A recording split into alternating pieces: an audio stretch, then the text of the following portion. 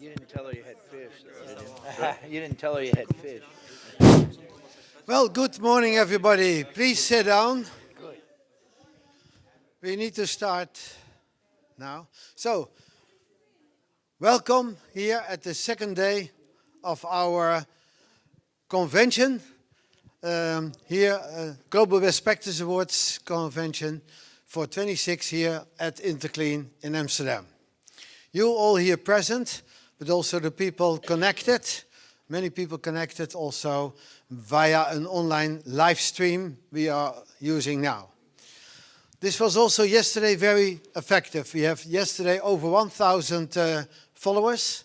So that's a very good start of the whole event. And we hope today to surpass that, of course. So for this morning, we have the study session where we start with for India. Luckily, we see a number of people from India also here. And I know a lot of them are connected because not everybody could come over, but we do our session in the way we have done yesterday and also announced it. Before we do, a little bit about the language. For India, probably not that much of a problem. For the other people from other countries, helpful. The kudo system, we explained it yesterday. It is also common. So you have 4 steps of going there. If you use your connection, the link for the website as we have announced it and you are using, you can see this option for kudo translations. You go in 4 steps to click the language change, the select of language, press the button join, and you are connected. If anybody here has a problem with that, you can ask our technicians to help you, and this would be the way to do this. And the second point I'd like to mention is the website, where we have published all the data in advance for this session, as we share with you today, but also for the rest of the program.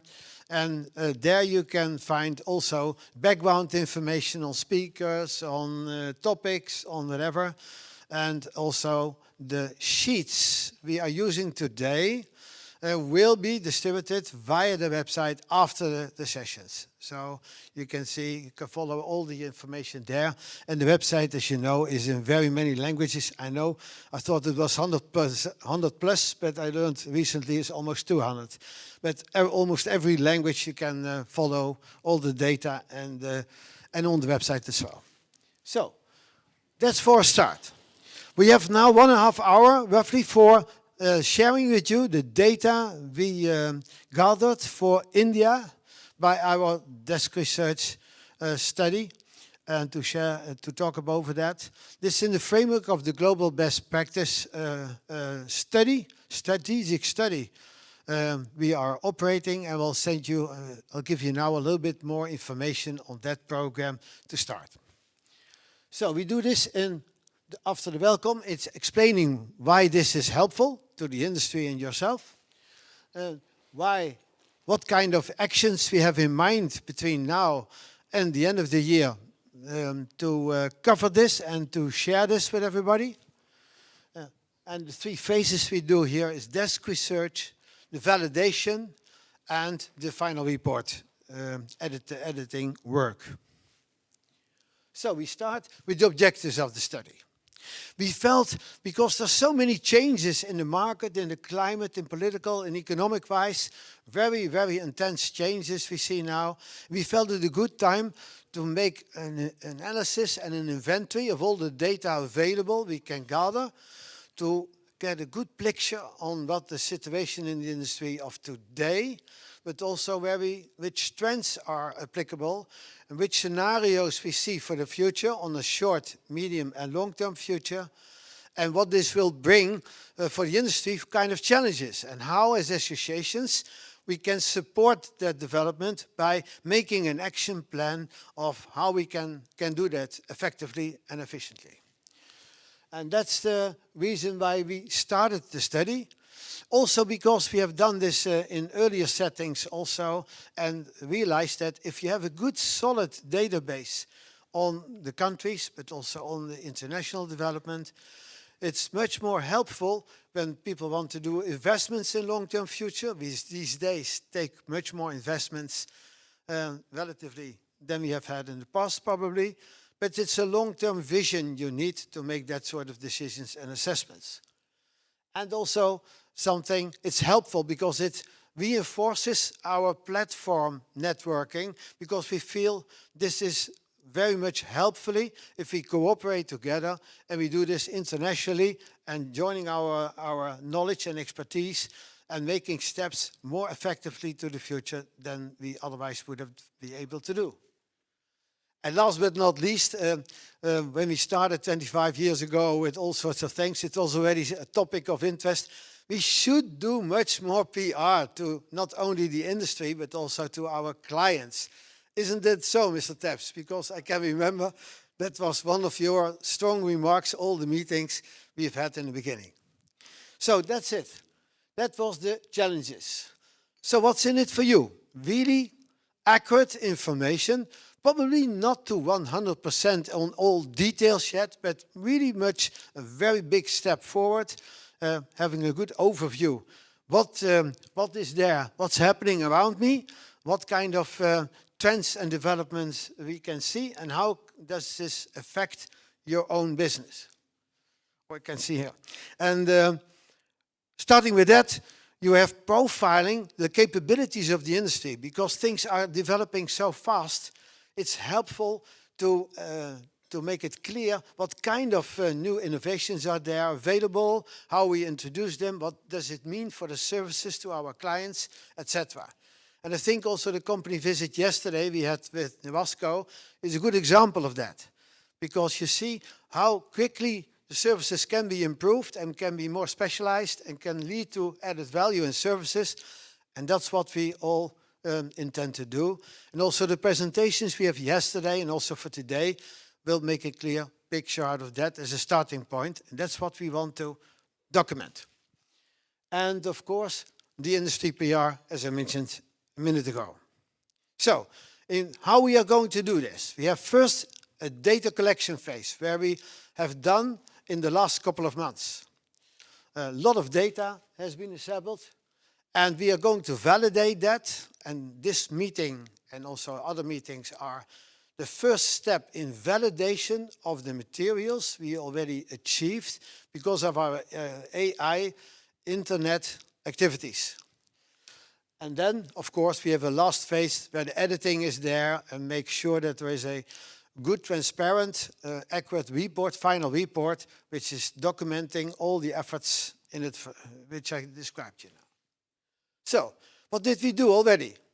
We put out a questionnaire, and a lot of people have filled out the questionnaire. You can find it on the website, and this is a good starting point for addressing to 50,000 professionals which are in our database, and we invited them to give their opinions in this questionnaire. And the second thing we've done is the interview formats.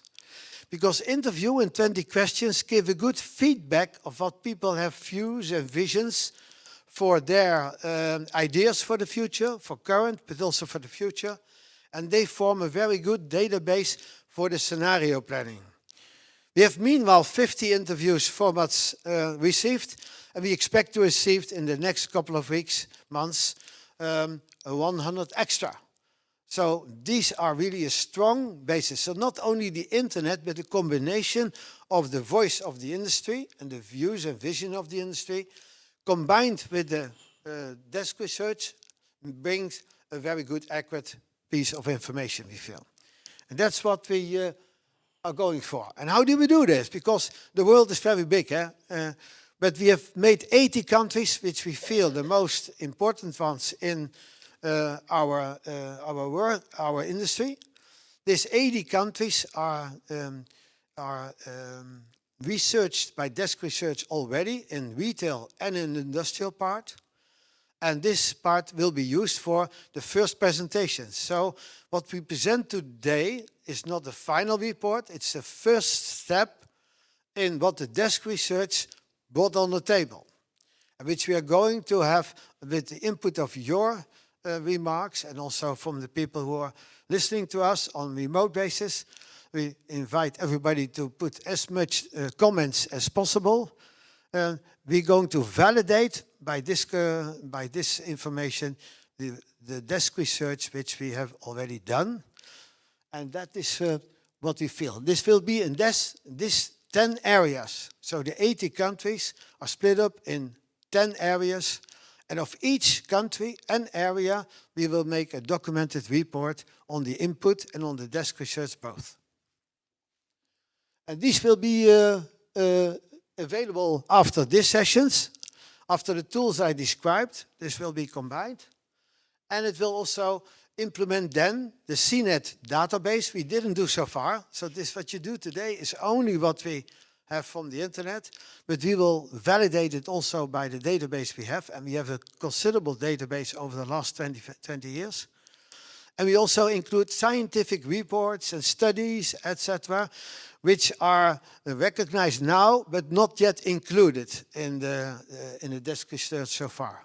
So we will bring up by combining all those resources and make them in a second report after this process, and that we will send to everybody who is either here or intending or participating in the program, or who can ask for this by email or by other means. So we try to have, by doing so, a very good, accurate input from all those resources. Apart from the countries, we do something extra. We have defined 6 key topics which we feel important on an international level, almost for all countries.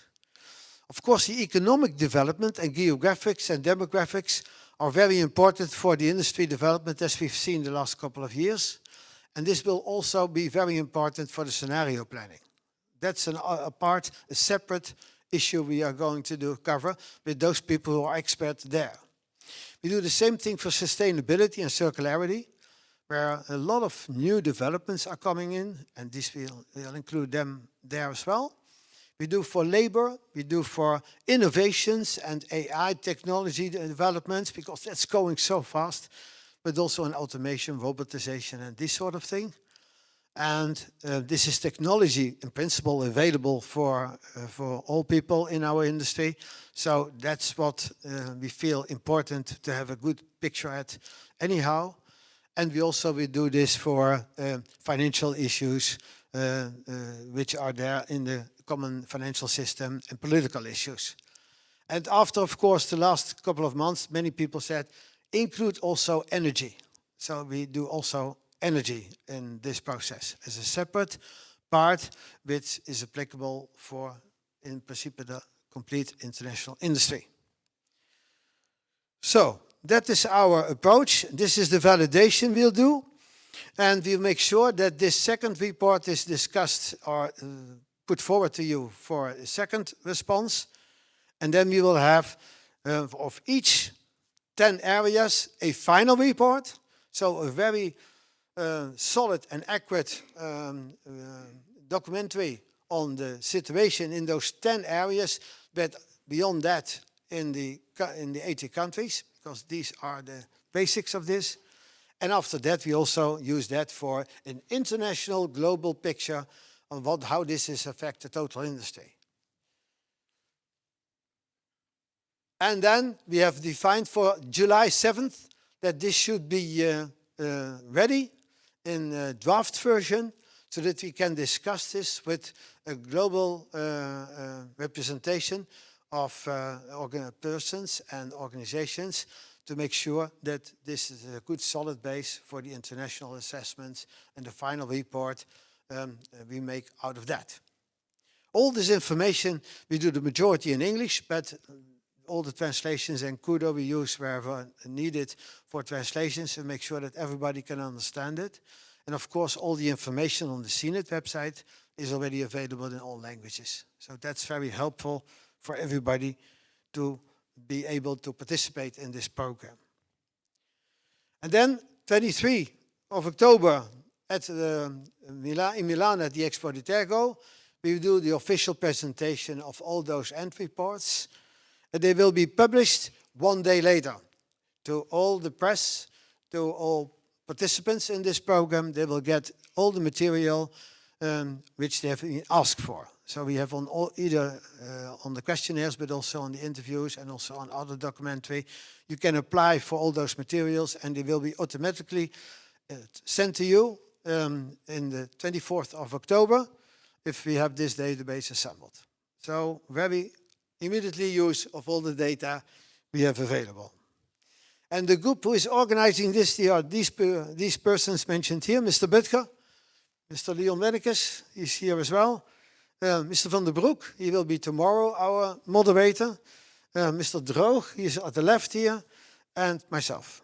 And we, of course, ask the assistance of the advisory board of CINET, which is meanwhile 15 people, and they will include them as well in this process, because then you have a good, firm assessment of all those end reports and make sure that we make a good next step forward. So that's it. This is what we have in mind. And for today, we do the first step in this validation for India here. And this is what I said, and this is what we do. Okay, so I hope you enjoy, because it's very useful, I think, but it also should be a little fun to see what kind of developments are there, because things are going so rapidly, and especially for India. There's really a very rapid growth we have seen over the last couple of years, and we're hopeful to see how this will develop. And we have now the good thing for us, for Mr. Michael Droog. He will explain what the desk research so far came up with. Please comment and ask questions and remarks as much as possible. You've got also a paper, write this down for the people here, and we hope people at home will use their email, etc., to get this response here. And I wish you a very, very good, informative and pleasant meeting. Thank you. Thank you, Peter. I got the microphone. Yes. Yes. Hi, good morning, everyone. Welcome to the India study, the India section of the CINET Global PTC strategy study. The retail PTC segment. Yeah, this is the content of today, but India is unique in this study because it's the only market where the traditional pre-industrial washing sector, the Adobe coexists with modern franchise chains and digital app platforms in the same cities. In this research, we cover 4 sub-segments: formal dry cleaning, self-service laundromats, on-demand pickup and delivery, and the Adobe sector. And everything in this presentation and showed in the phase 1 desk research is descriptive, fact-based, and based on verifiable sources. So there are no forecasts in this phase and no recommendations. Let me go to the market. This slide presents the scale of the Indian retail PTC market and immediately confronts us with a central challenge, and that's the data quality. The USD 2.2 billion estimates covers only the formal sector, given that the DLI estimates just 7.2 of this sector is 7.2% is formalized. That's including the informal, the total including informal activity is a multiply of this sector. Sorry, I was checking if I had the same slide here. India is the world's most populous nation and its fastest growing major economy at 7.2 GDP growth, and those are powerful structural tailwinds for the PTC sector. The 3 sub-segments tell 3 very different stories. Dry cleaning is the established base, laundromats are nascent but accelerating, and on-demand platforms are growing the fastest. This is where the energy and the investment is going to right now. Please keep in mind that throughout this presentation, all revenue figures carry a 30 to 50% uncertainty range in it. We will be asking you to help us to validate all these numbers. The market structure, India's three-tier reality. The single most important structural insight for understanding India's PTC market is this three-tier reality. These are not just different sized versions of the same market. They're just fundamentally different in terms of technology, customer base, pricing, and formalization. And the strategy that works in Bangalore's IT corridors will not work in a Tier 3 city, and neither will work in a Adobe GAT community. The franchise model is the primary vehicle for the formalization of the Tier 1 level. Tumble Dry with over 500 outlets and Uclean with over 400 are the two dominant chains, both Indian founded and not international. QDC software is the invisible infrastructure layer. Almost 2,500 PTC businesses uses a single SaaS platform, and means QDC has better visibility into India's formal PTC sector than any government agency. The formalization rates remain very low.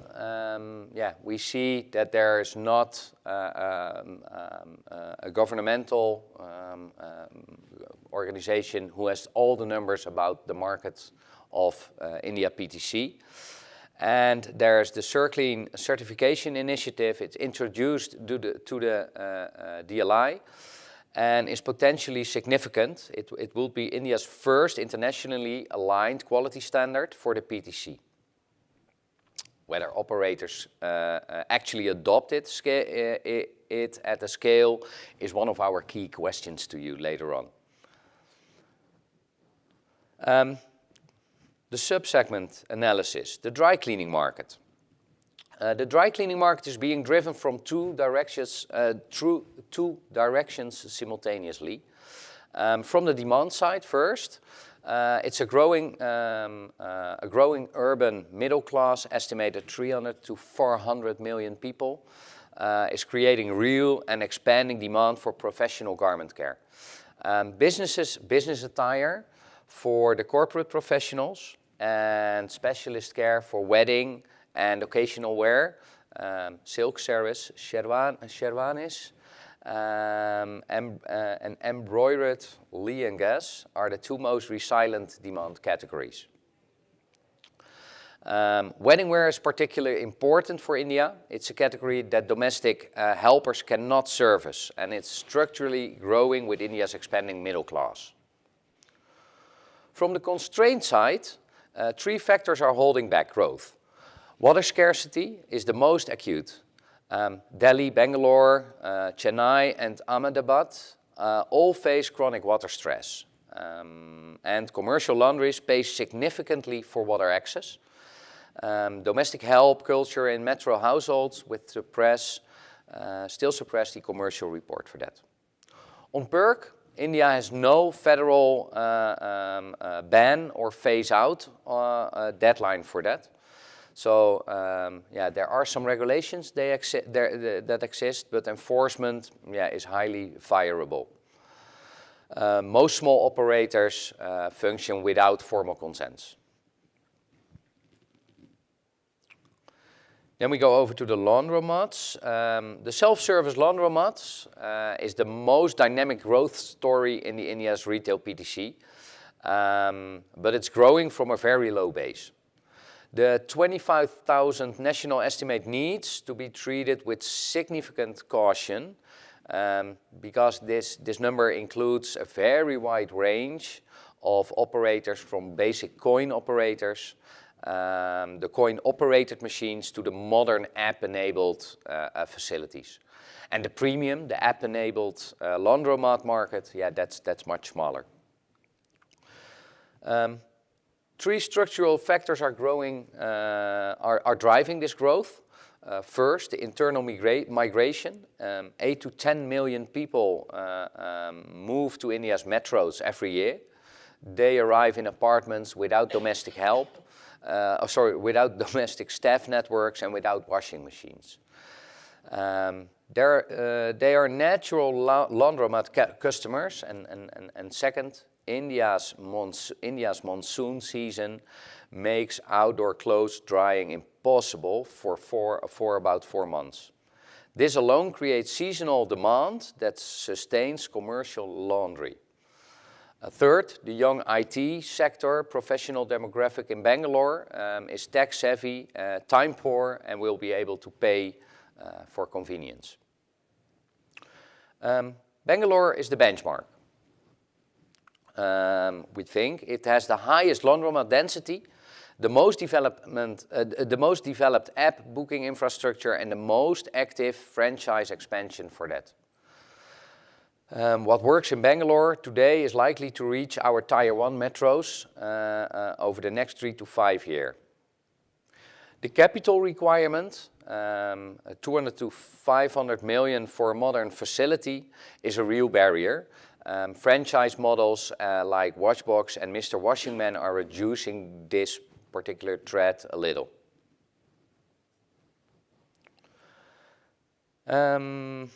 India's fastest growing segment, the on-demand and digital platforms. On-demand is where the growth, capital and the entrepreneurial energy is going in India's retail PDC sector right now. The key player to understand here is QDC. It's not a consumer platform, but the B2B infrastructure layer that enables thousands of Indian PTC operators to digitalize. 2,500 businesses and 40% of the annual growth. QDC has a clearer picture of the formal PDC market than any other single organization. Two models are coexisting in India, and first is the dedicated app platforms, Pick My Laundry and WhatsApp, that aggregate dry cleaners and laundromats, and second, WhatsApp-based ordering, which turns out to be more accessible for small and medium operators in Tier 2 cities. Subscription plans are emerging as the retention model of choice among organized chains, and Clionovo, 40 stores we heard yesterday. I don't know if this is the exact number we heard yesterday. 2.5 million garments per year is the leading example. Monthly subscriptions create predictable revenue and customer loyalty, which is particularly valuable in a market where customers are still deciding between domestic help and commercial services. The main barrier to the digital adoption is the low digital literacy among staff and sometimes the owners as well. Outside the Tier 1 metro, this is the AI readiness gap between the QDCs identifies. You need to have clean data and standardized processes before digital tools can add really value to that process. We are focusing also on in the research. We're focusing on the trade organizations, like the DLI, because DLI is the closest thing to a national retail PDC association. It operates with limited resources and publishes no systematic sector data. So the 7.2 formalization estimate presented in the Mula CINET meeting in Kuala Lumpur, one of the figures we used in the research, is the single most important quantified figure in this entire report we are having. TRSA India is focused primarily on the B2B commercial linen segment and industrial laundries serving hotels and hospitals. Its scope does not really extend to retail dry cleaning and laundromats. The bottom line here is that India has no annual PTC survey or national establishment census and no sector statistics comparable to some other countries, but there is a lot of information available. Oh, I thought you wanted to say. Oh, you want to? I was just to ask about this general picture of information regarding DLAI. Is that correct, Mr. Podar? Do you see things extra, or you're missing things, or you feel things differently? So it's basically a national body, as we have rightly put it. But DLAI has also got a lot of state associations now also becoming a member, and so that is creating a lot of traction. And within the DLAI currently, the membership and the membership drive is going on, and the interaction has gone up tremendously. Apart from the traditional way that we were doing for last 6-7 years via WhatsApp, we have moved to a new platform called Jambo, which is also an online platform where you could have a both-way interaction. And it's a community thing. And I think Rachit is here with me, and he can also speak 1-2 words about this because he's been a founder member with me. Yeah, please give a few comments on what your actions here extra are, so that we can make an action point on our part to include this in the study. Please do. Right, so is this more about DLAI? Right, lovely. So DLAI is expanding since we're traditionally been a fragmented market.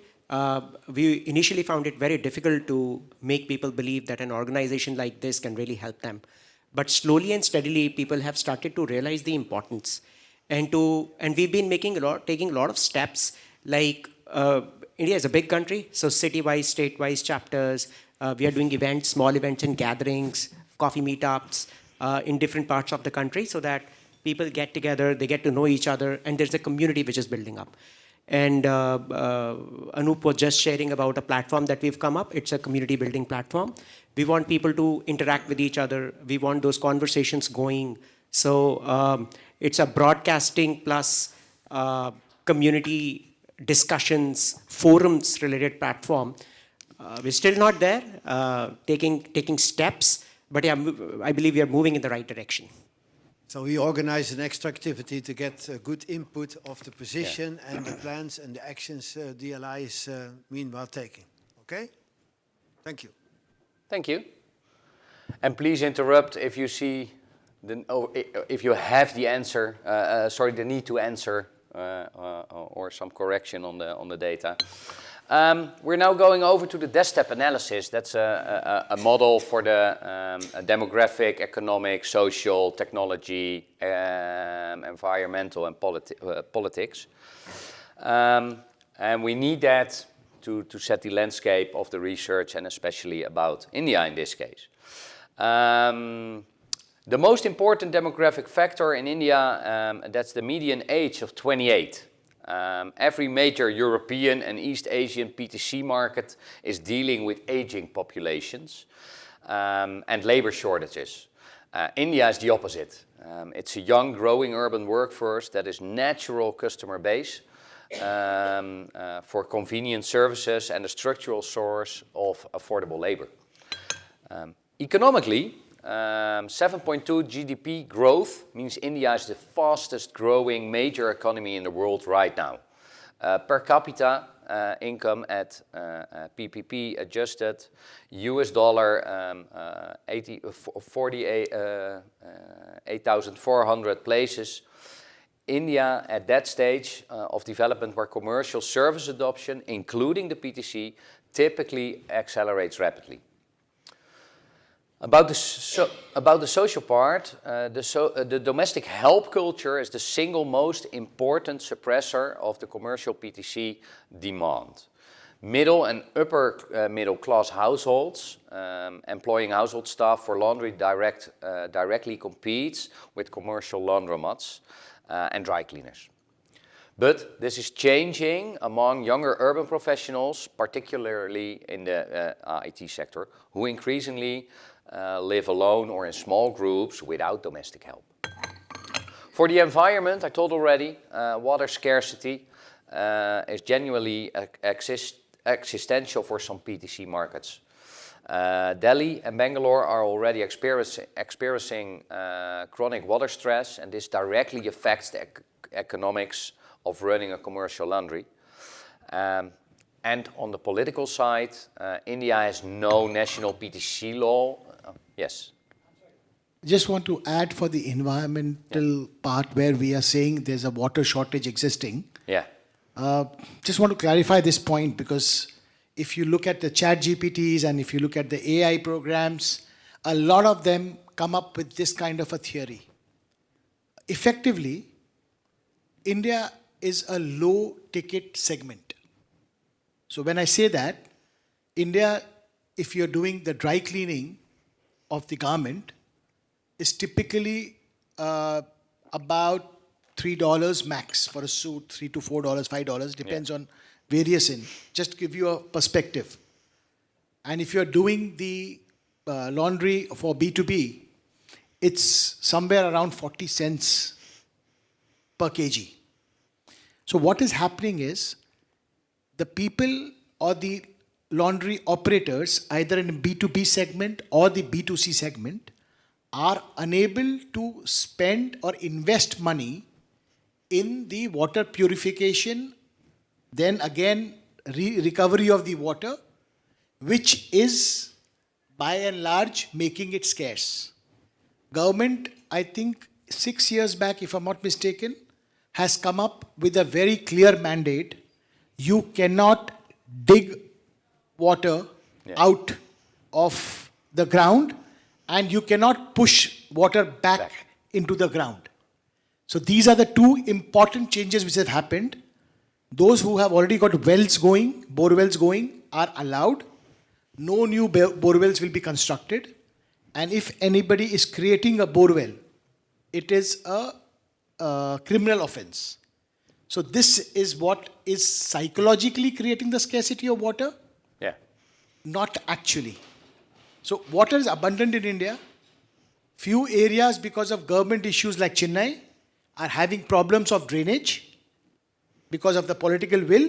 But by and large, that is the next step which we want to promote as an association.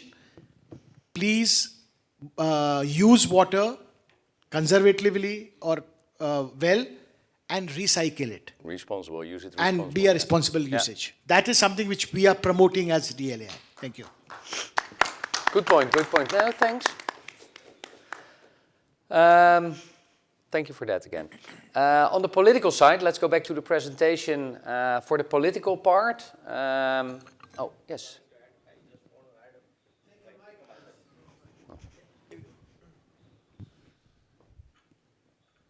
Hello.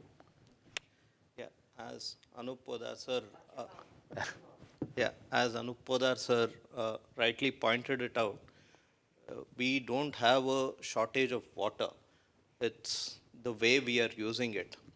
And through these platforms and through these studies, what we really want to achieve is, I feel we should promote laundries as community laundries. And when we set up these kind of community laundries, be it in metros or Tier 1, Tier 2 cities, we can have proper water recycling systems, which cannot be done for domestic machine usages. So I think the way we present as a laundry, we should say that it's a clean, green way of doing laundry. I think this is what we should promote than just telling that we are giving services for people. By using community laundries, we'll be helping the environment. This should be the point that we stress in these studies, so that there is awareness among people and people start using laundries in a bigger scale. Okay, thanks for that addition as well. Anybody else here? Okay. India has no national PTC law equivalent to Japan's Cleaning Business Act.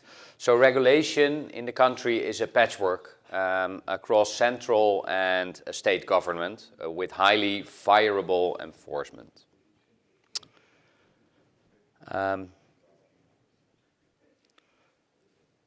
The formalization, that's one of the most important thing in the entire India presentation. We think there's we found out that the 7.2 formalization figure, or we found out from the DLI, means that almost 93% of India's PTC activity happens outside the formal, documented, regulated sector. Is this still correct, this number? No? Okay. Okay. There will be a lot of changes here in terms of data. Oh, okay, okay. We will. We need to update this. Yeah, sure. Okay, let's do that after that. To put this in context, this kind of numbers in Germany, the UK or France, we think that 100% of the PTC activity is formal and registered. In Poland, the most developed Eastern European market, informality exists, but is not the dominant structure in it. And in India, the inverse is true. The Dobie sector is the foundation. Hereditary washermen and washerwomen serving hundreds of millions of working class households. And this is not disappearing quickly. It's deeply embedded in the social and economic fabric. Some Dobies are mechanizing and transitioning into small commercial laundries, but the overall sector is declining gradually rather than rapidly. Is this the accurate figure, the accurate situation? Please mention your name when you say something for the people at home as well. They understand who is talking. This is Anup Podar again. Yes, but the small shift changes. The traditional Dobies who have been working for generations have been growing organically.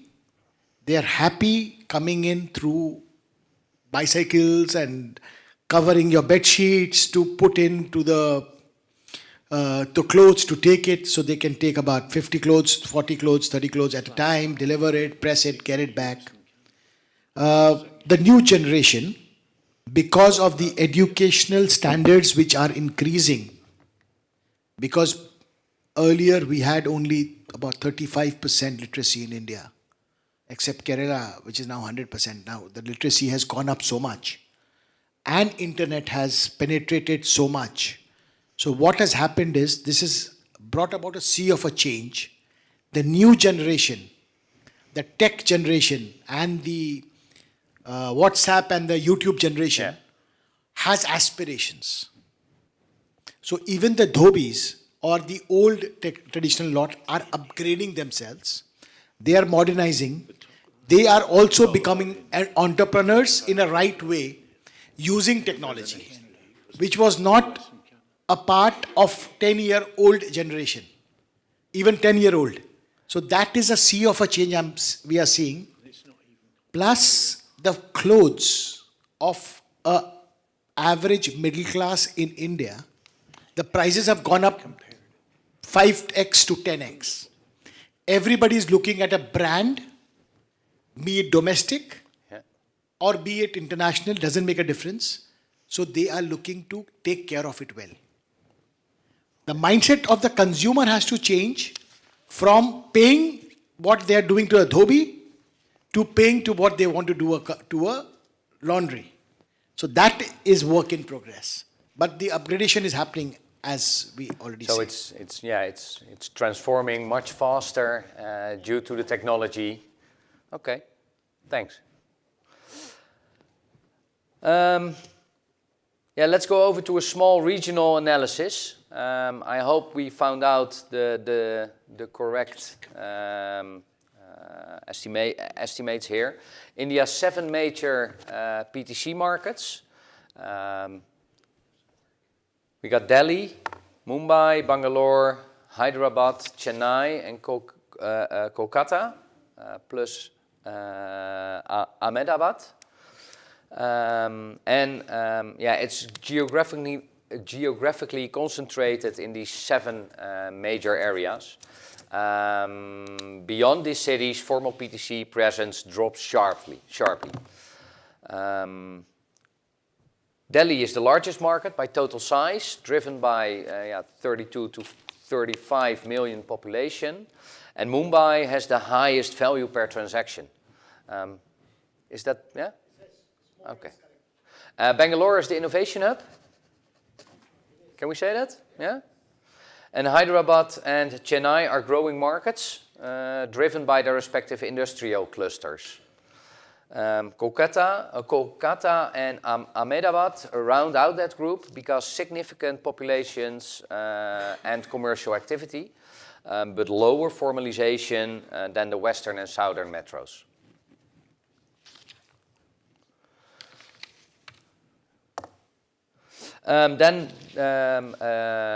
What distinguishes Delhi and Mumbai, why Bangalore is India's most innovative hub. Delhi is the largest. Delhi is the largest market by volume, but it's also the most constrained operationally. The water crisis is not a minor inconvenience. The Yamuna River is so polluted it cannot be used. And as you mentioned, groundwater is critically depleted, and commercial laundries must either invest heavily in recycling systems or pay for extensive tanker deliveries. Winter air pollution regularly exceeding 500 micrograms per cubic meter is also a growing operational challenge in that. Is that correct? Yeah, more or less. Please add. We will make some changes as we go on. It's some numbers here and there, and I don't think for the numbers let's just discuss later on. It's about the trends and it's more or less in the line. Delhi's most resilient PTC segment is the bridal and wedding wear, sherwanis, silk saris, heavenly embroidered lehengas. These garments require specialist care and cannot be replicated by domestic staff. They are used repeatedly across a wedding season, and the value per item is very high. This segment is growing with India's expanding affluent class.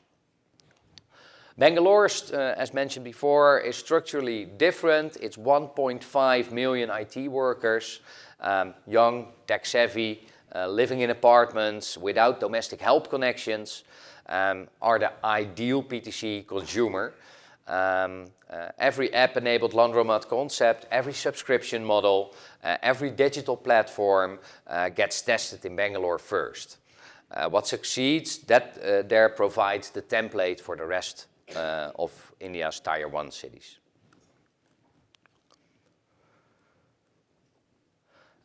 Here we do have a lot of information on one slide.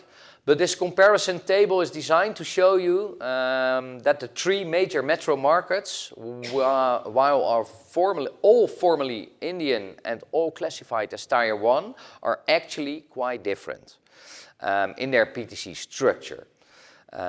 Delhi's primary PTC driver is the combination of government, diplomatic and corporate demand, plus the largest 5-star hotel stock in India.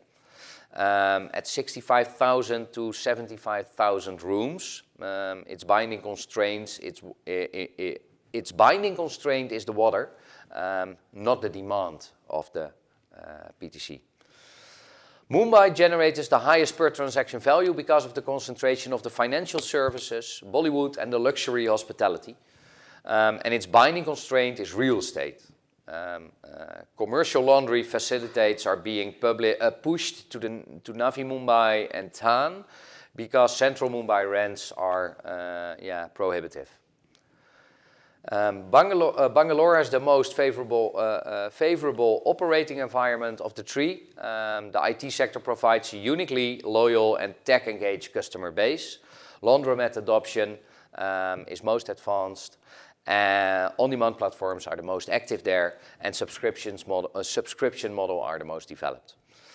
For operators considering where to launch a new PDC concept in India, these profiles suggest launch in Bangalore, test the model, then take it to Delhi and Mumbai, where the market size justifies the higher operational complexity.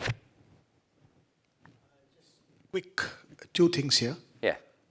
Just again, Anup Podar here.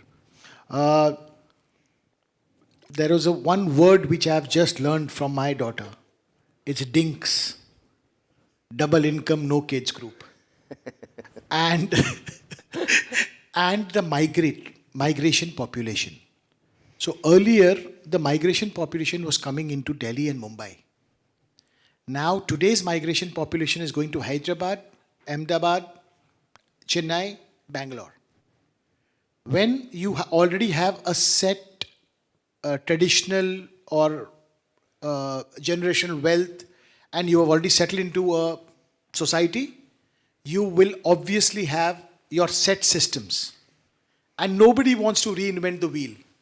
So this is one of the areas where if you are happy with a particular service provider, be it dhobi, be it laundry, be it your round the corner mom and pop shop, for 90% or 95% of your wear, you will go to them. You will only look out for 5% for the clothes which are your wedding or something very, very exceptionally high. Or this is the problem of Mumbai and Delhi today, where the Bangalore is having the new crowd coming in, the new people who are studying abroad, studying in India, Bangalore, Hyderabad, Ahmedabad, these are the tier 2 or so-called big cities, upcoming cities. So that is where the income is coming as per your slide also.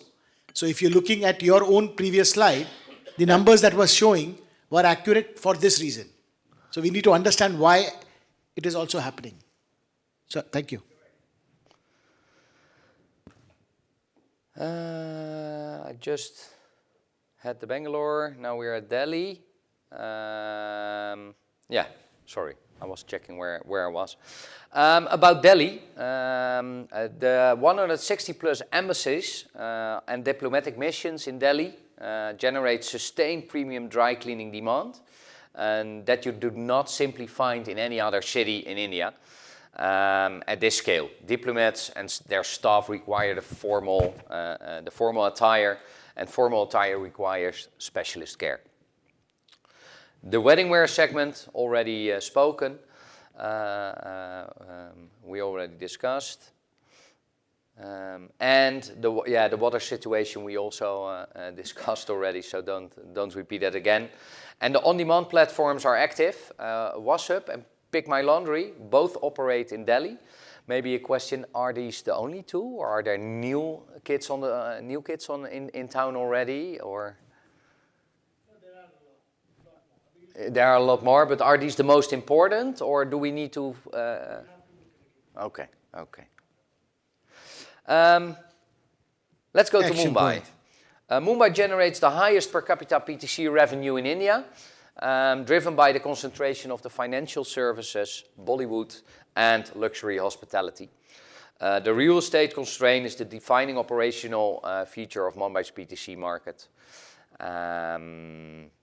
A commercial laundry cannot economically operate in these areas. Instead, processing facilities are located in the Navi Mumbai and Thane, with pickup and delivery logistics connecting them to the central Mumbai customer. We have a specific question for the Mumbai practitioners. How do those pickup delivery logistics actually work? What are the transit times? Are customers in South Mumbai accepting a 48 or 72-hour turnaround because of the peripheral processing? This is exactly the kind of operational reality that desk research cannot capture in that. So that's good questions to talk about later. The monsoon, we think, deserves specific mention because June to September in Mumbai is not just bad weather. It is operationally disruptive at a structural level. Ground floor facilities flood, roads are impassable, and outdoor drying is impossible. But, and this is important, monsoon also creates a demand spike because consumers cannot dry their clothes at home.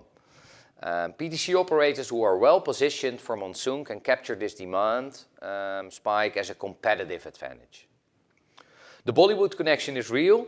Mumbai's film industry generates genuine specialist garment care, costume management for productions, and high-value personal wardrobe care for consumers and executives.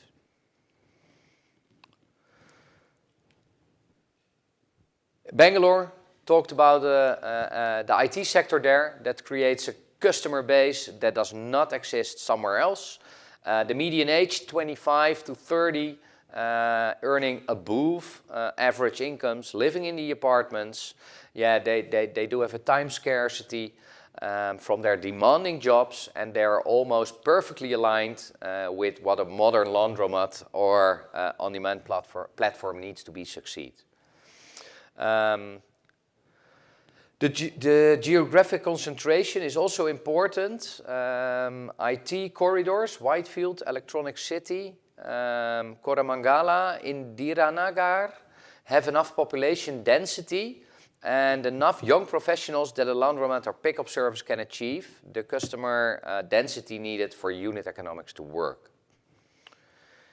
Internal migration is a specific Bangalore dynamic worth noting. People arriving in Bangalore from other states, often for their IT jobs. They arrive without domestic staff networks, and in Delhi, a middle-class family has often maintained a domestic helper relationship for decades. In Bangalore's IT sector, a young professional from another state is far more likely to use the laundromats. This makes Bangalore's customer qualitatively different from Delhi's. Let's talk about the market transformation. This final content slides summarizes the transformation trajectory of the retail PTC sector. The key message in this, the formalization is real, but it's gradual and it's concentrated. The franchise model, led by Tumbledry and Uclean, is the primary vehicle. These chains are growing at 30 to 50% annually, but they are growing from a base of 7.2 formalization, and they are concentrated in the Tier 1 metros. The solvent transition is being driven by premium client requirements, not by regulation. Unlike Europe, where the EU Industrial Emissions Directive is pushing all operators toward PERC alternatives, India has no comparable regulatory driver. Operators who serve international hotels, multinational corporations and premium consumers are transitioning because their clients demand. I'm sorry, I just like to put it here. We as CINET or any of the studies for DLAI or through CINET has not resulted in PERC being carcinogenic. We have never said as an association, even if governments, we had made a visit with the NGT Council in Delhi, where we had an informal talk, and they did ask us about PERC. And I said there is no study to prove that PERC is carcinogenic. So why should you ban because X is banning or Y is banning? Okay. Like in today's world, if X is bombing, Y should also bomb is not the reason. Correct me if I'm wrong, Peter. So we are not advocating a ban on PERC as an association also. Yeah. Okay. Though PERC is a categorized material. That's a little different. That means that you need to work very carefully. Accepting the risk and safety measures need to be taken. We have done a lot of research in the past to prove that. And because of the categorization, in many countries, government bodies would like to get other cleaning methods to be introduced. That's the situation. But it's you can work safely with PERC if you make sure you do all the needed requirements for that. Thanks.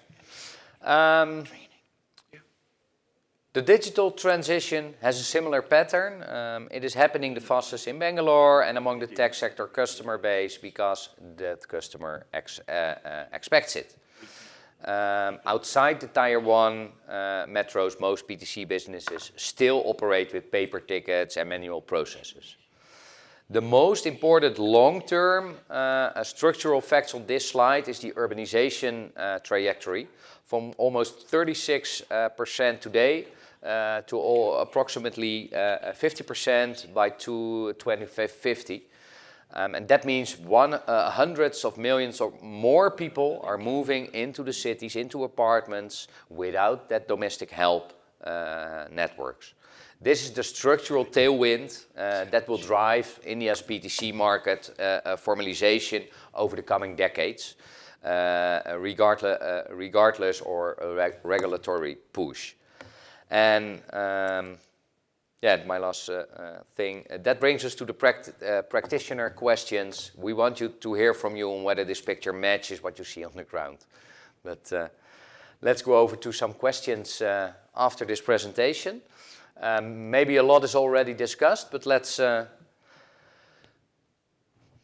think this one we already discussed. Maybe someone else want to explain about the questions, where they come from, so that's clear. The questions they came from the research. We tried to figure out some questions to discuss here with you, with maybe others who want to say something about, and they're based on the research, and we need to validate the figures and information with you. Rashid, you want to say something? Yeah. So two things here. One. Congratulations for the research. I think India is a big and diverse country, and a lot of data is not available. So pulling out something like this is really incredible. So congratulations to the team who've done this. Of course, since the formal data is not available, people like us who work on the ground level, we have much more data, and we would be happy to contribute and make this report more credible. But that's how things evolve, so I think that's perfectly fine. If I may, I would like to take 2 minutes to reflect on India retail market a little bit beyond what we've discussed, if the time permits, Peter? Yes, please. Yeah, all right. So I would describe, Amikam. Thank you. Did I use the podium as well? Yeah. I just made some notes because I didn't want to repeat what you've already mentioned. So, good morning, good afternoon, everyone. My name is Rachit, founder of Quick Dry Cleaning Software. It's a privilege to be here. And I just wanted to take this moment to dig deep into what India retail sector looks like and how it is evolving. So I would describe India as a young and restless country. Young because, as it was mentioned, that we have about 1 billion people in the working age. So, and people are hardworking, they're smart. And restless because they're very eager for success. They work really hard. They don't care about the timings. There are a lot of entrepreneurship which is happening in India, in the PTC sector as well. Young people are coming in and experienced people as well. So I get to meet ex-doctors, lawyers. There are people who want to have a business, sometimes side business, sometimes their main professional business. They are entering into this industry. So the industry is growing. India is a very big country, size-wise and population-wise, and we have a lot of people in every segment. So whether we talk about informal service providers like we call dhobi, or we call the dry cleaning companies, professional companies who are catering only to high network individuals, we will find everything in India. Because for every segment, we have a lot of population.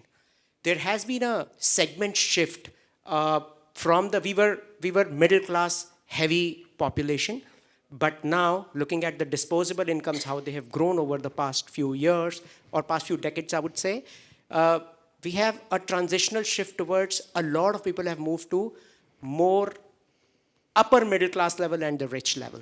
Now what it leads to more consumerism, more consumption. India has advantage of people, hence the salaries are not so high as it's in Europe and in Americas, and hence a lot of things are done manually by people to make the costs within the limits, and return on investment still continues to grow for us.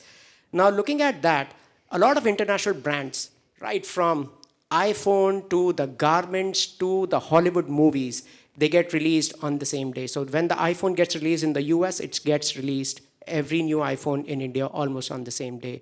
Likewise for movies. Now there's a transitional shift wherein India was, back in the day, was considered more towards the most economical product or the cheap product market. It is not that anymore. So expensive designer garments are being sold, and that has benefited to the PTC industry as well, because these are the garments that you do not want to wish to wash at your home using the domestic washing machines. They need professional care. So the market is growing. We have a lot of small operators and we have a lot of professional operators. Urbanization is happening, rural urbanization is happening at a very fast speed, which basically means people are now more dependent on these services and consumptions. There are a lot of tech-driven companies which are coming up because India likes luxury. We aspire luxury, and hence a lot of people don't want to do the dirty job. They just want to get things done. So you would see a lot of tech-based companies coming in. Our payment system is one of the best in the world. So that makes the transaction with cash very less. And UPIs have actually beaten credit cards in India. And mom and pop stores, we were traditionally mom and pop store heavy market, but now we have maybe world's third or fourth largest dry cleaning chain in India. Tumble Dry, Uclean, Dhobilite, Laundry Legend, Fabo Clean, like there are endless names with chains which have more than 50 stores. So it's changing fast. Maybe the concentration is less, but it's changing fast. Sorry, thank you. That was may I all right. interrupt a little bit, because I fully accept and really very pleased with your extra comments, and we need to go on with this, of course. But we also have some other questions. So if you allow us, we do also the other questions. Perfect. And Thank we you come so back much. on all those things after this, because that's the valuable information we're looking for. So in that principle, okay. But we also would like to cover the other questions. Is that okay? That's perfectly Thank fine. you very much. Thanks, Rashid. Yeah, take the mic with you, because maybe, yeah, let's walk through some other questions.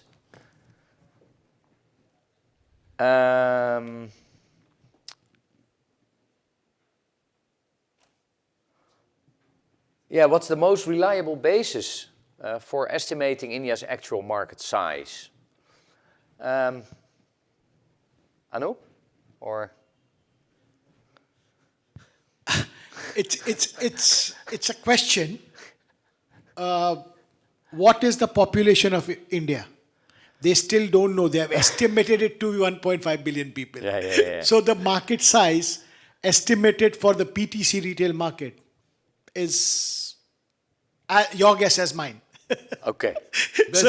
But do what you feel. If we take an extra session on that and we compare the data on demographics, Yes, we would do that. on basis statistics we have, on all those things, we know already from past research. I think if we do a session like that, we can have some guess estimates, some really good No, I think they're very directions. close, because if you look at the study done by the Big Four, and one of them has also come up with a similar figure, Yeah. and they are showing a growth. When we are looking at Vision 2050, they are showing this going to $25 billion from 2.2. So that's a 10x plus growth that we are seeing in India, which is also a fact. Because our competition is with washing machines, home washing machines, and not fellow dry cleaners. Yeah. That's the problem in India. Yep. Please go on. This. So, the PTC census or regular sectoral survey has been identified for India. Are there any data sources, other insurance statistics that could provide better sector statistics? Do you think? We have already written to GST. We have got a reply back because there is a, I don't know how, if you guys want to get into detail, I'll take a minute more. There is a specific code in the, when you're filing the return for GST, when you charge. So there is a specific code. We have asked the GST for the code for state-wise sale as an association and the central sale. They say we have not yet computed. But we are following up for the same. But again, 98% of the sale is not recorded. Yeah. Because they show it is below 20 lakhs, which is exempt, or they don't want to generate a bill. We have to take care of that. Yeah. So quality information about discussions on real practice makes worthwhile doing so and makes an extra effort to get this right. That's Okay? right. Yeah, I think this next question is franchise growth actually translating into measurable higher service quality or customer satisfaction is already answered by the speech of Rashid a few minutes ago.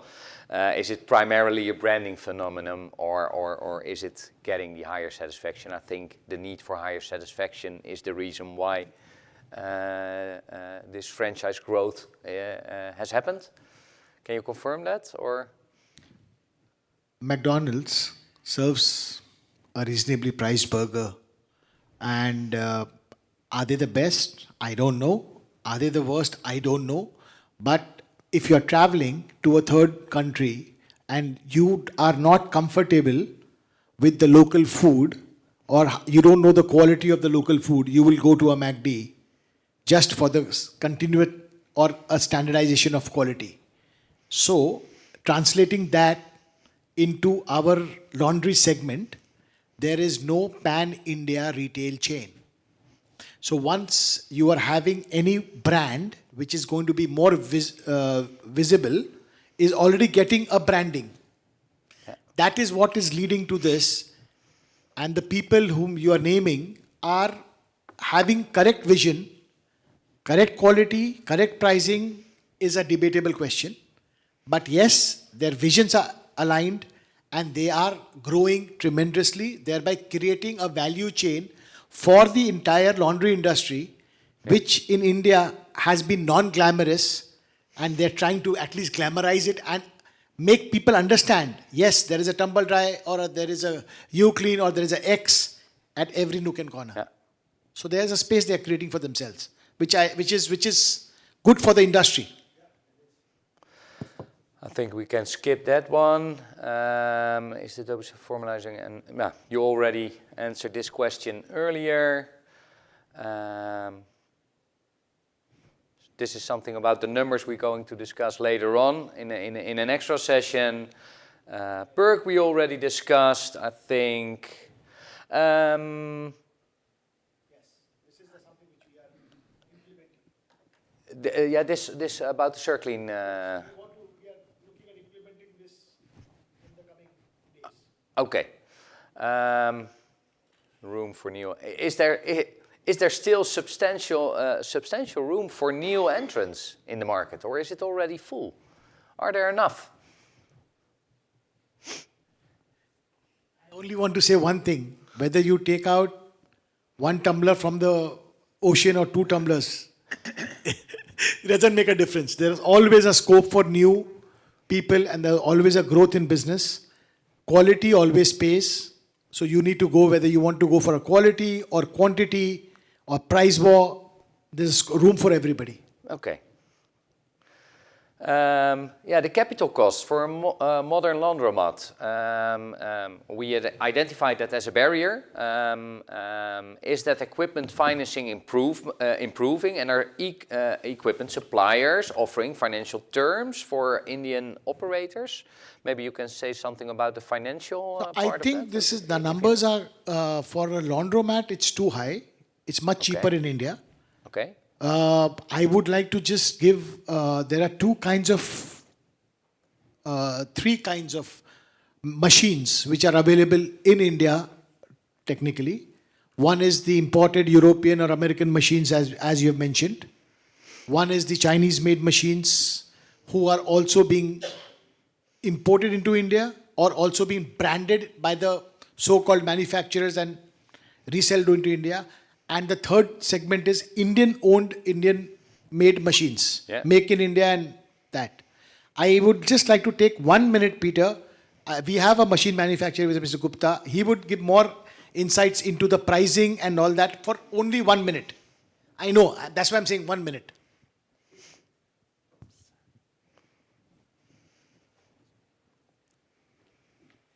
Good morning. This is Girijesh from Gupta Electrical Industries, Bangalore.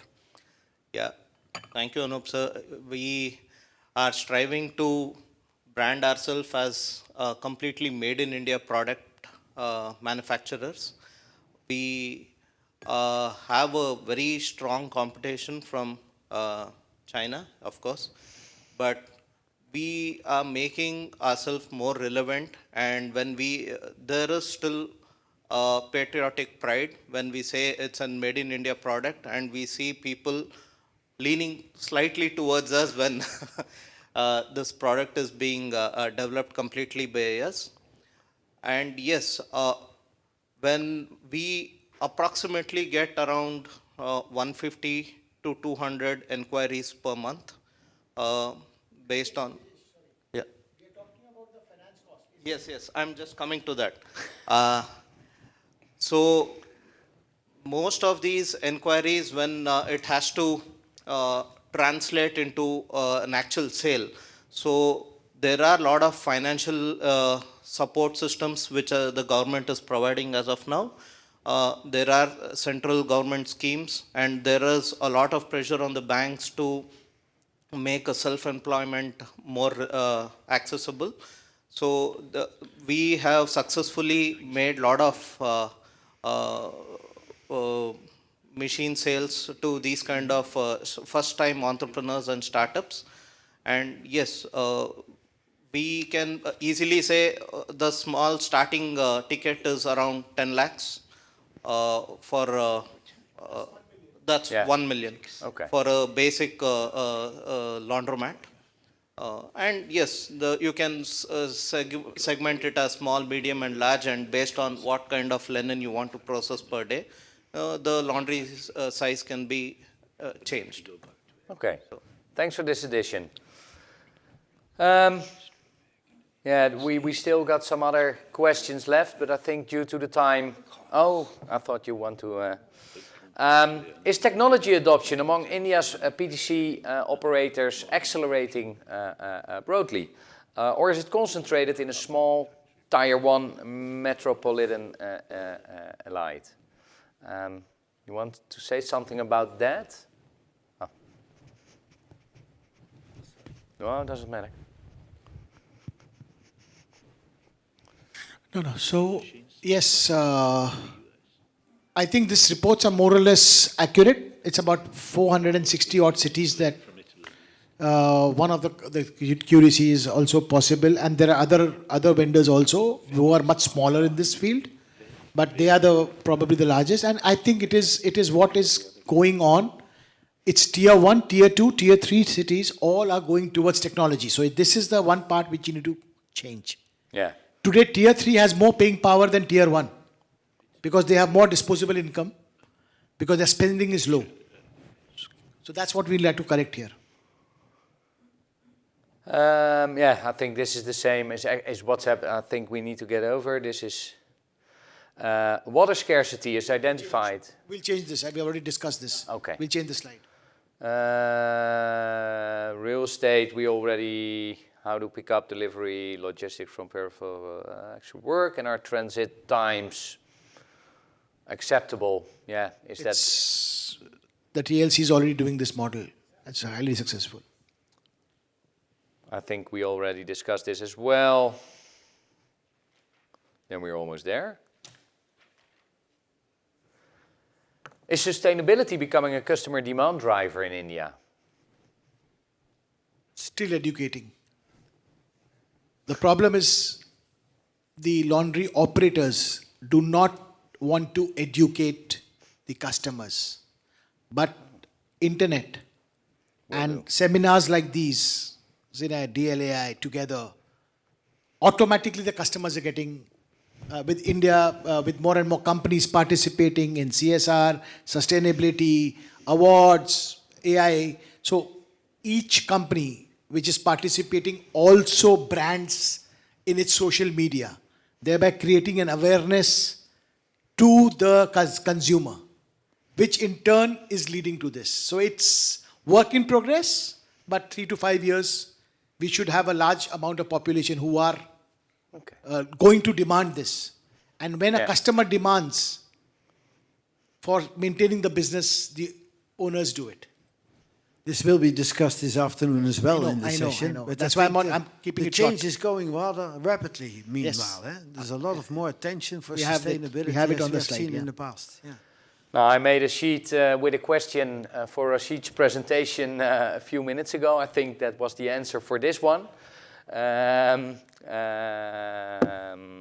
Then are IT companies actively creating PTC demand through employee benefits programs, campus laundry services, or corporate dry cleaning partnership? Are there any initiatives? This is all, everybody's doing this. This is the new age technology. You're just missing one more thing, railways. Sorry? Railways. The railways are the biggest consumers in India. Over 350 tons of laundry a day spread across India.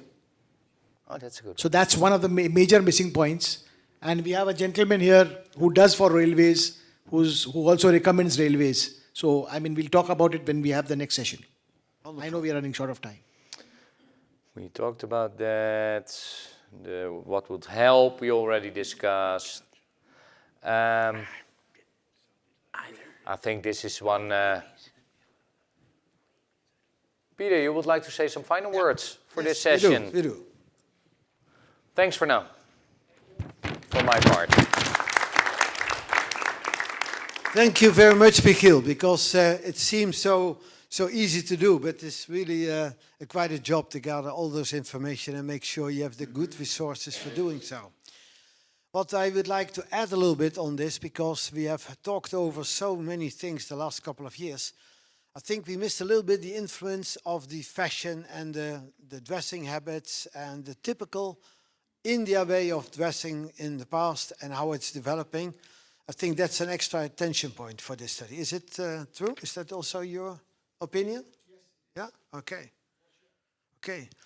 And the other thing is logistics. We knew about the logistics in the past, how difficult it is. Is this still affecting the industry very heavily? Is this making a lot of difference? Do we need to pay more attention in the study to have a clear picture on that? Okay, so that's not a problem. The issues at some. Okay, thank you. So I think we made an overview of the main points. Really invite you to come up with responses and further details, etc. And we will take the initiative of taking the next steps in discussion, in dialogue, in Teams meetings, etc. And certainly also on your part, Rashid, because the things you mentioned are really the practical and the effective things we like to incorporate, and we need to have them in. So please do this as you were doing very actively earlier. That's what we need. And we will do this the next couple of months to make sure after 2-3 months we have a very accurate situation and the whole picture available. That's the purpose. Okay? So, to finalize a little bit, that's here. We intend to have the materials available in next draft version by June, end of June roughly, and be able then to make the transformation by doing this in all those other countries as well, because we have had already USA, we have had a discussion on Canada, yesterday we had Eastern Europe, we do today India, we do tomorrow Western Europe, and Friday we do Southeast Asia, where the countries there and the facts there. Then we have 4 other ones to go, which are scheduled for the period in April, beginning of May, after here. So we will finalize the first rounds in the 2nd week of May. And being able then to make the second study, and that will be more or less, as I said, end of June. Be able to have a good discussion on July 7th on the next step afterwards. That's the intent we have. Are there any questions on this process? Or on the content you want to add additionally? Is it okay? Okay, then I would like to make one final remark by doing so, and that's the following. The input from all the people from the industry is really very important, as we said, and really would like you to fill in an interview format as much as possible. Please express this, because this is really asking you for all your views and visions, and these are a very good, solid base for the validation of these materials, and to make sure we add all the bits and pieces we also covered today. And I think we had a very productive meeting, because we have at least 6 or 7 major points to be included, and these will be topic for further discussions. And that was the intent of today's meeting as well. So, we'd like to thank you very much for all your input and your feedback. Thank Michiel for all the work he has done so far. Very, very good. And we keep him going on track, and be ready for also the final picture. So thank you very much. We have 15 minutes break now, and then we'll start with the program of the India innovations coming up. There will be an introduction of Anoop Padar on behalf of DLAI, and we have then an India manufacturer here, Guy Laundry, who will tell about their latest developments and picture this also for the India situation. So thank you. See you in 15 minutes. Okay?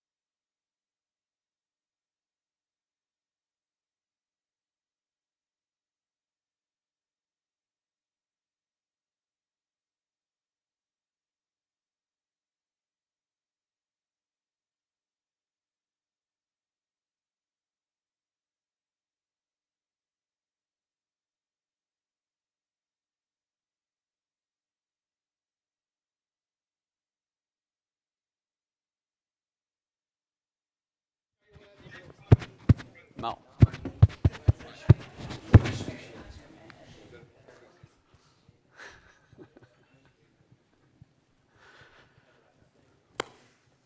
Welcome, ladies and gentlemen. Please come in, come back from coffee and tea. Welcome to all the visitors here at RAI and also in the world, because we are broadcasting the following sessions via internet and have a lot of guests. Yesterday we had more than 1,000 guests in our program, and we hope with the interesting program which we have that we will have even more today. So come in. We had, as I just said, one first session in a more specialized group, but now we are open to the world. The program of today starts with India, with the Indian Innovation Program, to learn what are the targets and what are the perspectives of the Indian professional textile cleaning industry. Then we will have a main conference part about hospitality and textile services.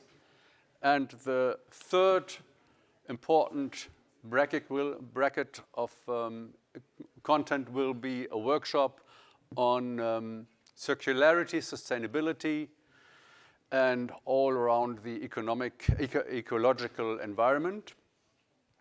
And after that, we will have a tour to one of the most innovative laundries in the Netherlands, Van der Klei, which is specialized on hotels and the whole hospitality sector.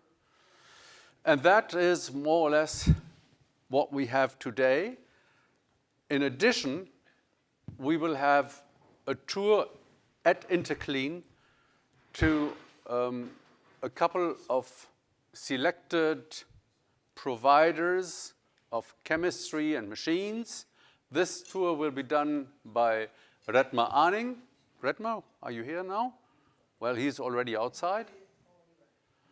He's doing that tour, and he said that he's also flexible for kind of individual tours. So because it's officially starting at 10:30, if somebody wants to follow here and wants to make the tour later, that can be also arranged. So these are the things which I would like to mention right now. As we are worldwide and working in a lot of languages, 11 languages, I need to tell you here the Kudo system. Who is not familiar with that? Kudo is something which you can do on your phone, and it provides translation with a very, very small time lag of 1 to 3 seconds of all the things which are here presented and also recorded. But to stay with Kudo, on your mobile phone, you need to go to the Kudo, and then you need to select your language. Press the join button, and then you are in. So it's very simple. We invite all who are not pleased to talk all the time in English and to understand all the time English to use the Kudo system. It's very convenient, and we have very good experiences with that also in past events. The whole program of not only this day, but also the coming days, you find on the CINET website.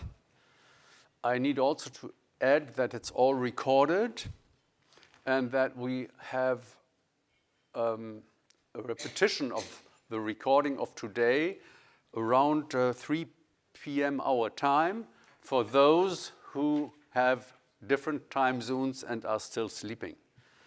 So they deserve to have then the chance to follow what we have here as content in the coming hours. The program of today, I told you already, and you find the bios of the speakers and presenters also on the CINET website, so we will have short introductions to that, but we don't need to talk about that too long because, as I said, it's all also on the website. Yeah, please.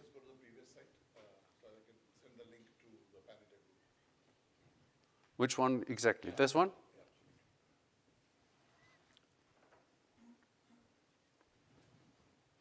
Yeah. Then your people have easy access. On the website, you have also a lot of visions and views relative to the contents which we are presenting today, yesterday and tomorrow, and also relative to a worldwide study which CINET is undertaking about the world, I would label it like that now, the world of professional textile care. So we have done already a lot of work in this perspective, and it is one of the most interesting projects which CINET has, in my view, undertaken up to now, and we are very curious about the results. I don't want to dive deeper in this. Go to the website, then you can see what that is all about. And now I would like to welcome the President and CEO, Mr. Peter Wennekes from CINET. Please, Peter, take the floor. Thank you, Mr. Butker. Very happy to have you all here. So welcome very much here in Amsterdam. And for all of you at home as well, because we feel these sort of gatherings is really what brings the message and demonstrates where we stand today and where we are going to. And we see a lot of opportunity, and that's why it makes it so interesting and worthwhile. So, I would like to say a few words of special welcome to also the DLEI board in this case, but also other associations who are here. The list of all the associations who are involved is here at the right on the view of you. And we also, of course, thank our sponsor partners because we cannot do without them to make sure that we have a good organization and presentation of all the data we have in our program. So, what we have discussed the last couple of years intensively was, of course, that we see a lot of opportunities. But on the short term, we see the last couple of years and also currently, because of all sorts of reasons, we all have discussed very much, that of course, for everybody in the markets, and certainly in the markets which are affected for the most, it's also not very easy on the short term. That's why we feel it's very important to think about what can be done.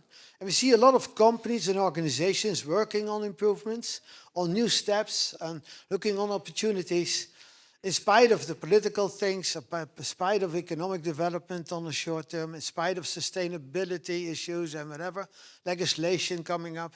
And we like to combine all those things, and that's why we had this morning this discussion on study, making sure what we understand what's happening and that we can make our plans accordingly, individually for each company, but also on an association or country level for our industry. And to focus on opportunities, that's the starting point, and this can only be done if you look upon a good cooperation in the supply chain with our suppliers, but also with our end users, and also looking on the cooperation between the different countries and the expertise which is there, and that brings us further. And that's what we would like to achieve in this program. And we see a lot of new changes coming up, digitally wise, IT wise, AI wise, and this transformation which is really needed to start from a customer perspective, be it consumers or business to business, that's equal. But this transition is really not only helpful, it's necessary, and the new technologies brings a lot of new opportunities.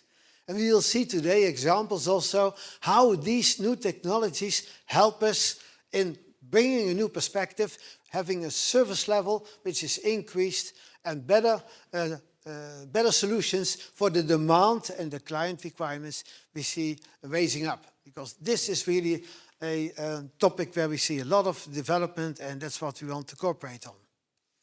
This year we have this session. We have, of course, later in the year, we have Expo de Tergo with our Global Best Practice Awards program, as you noted. We look forward to that because we have, in this pattern of a lot of change, we see that the results of this change on the latest developments, and that's very well helpful and worthwhile. And also we have intermediate activities in a number of countries, including activity in May in Ivory Coast. We will see in August in Indonesia, 25th of August, I think, it's on our website, where you see a very interesting program on what Indonesia is doing. And we see the 5th and 6th of September in India, a very interesting program. And we are happy to cooperate with all those organizations to get here the good implementation and the good relationship on international level, to have here a good program and make the next step and support the next steps.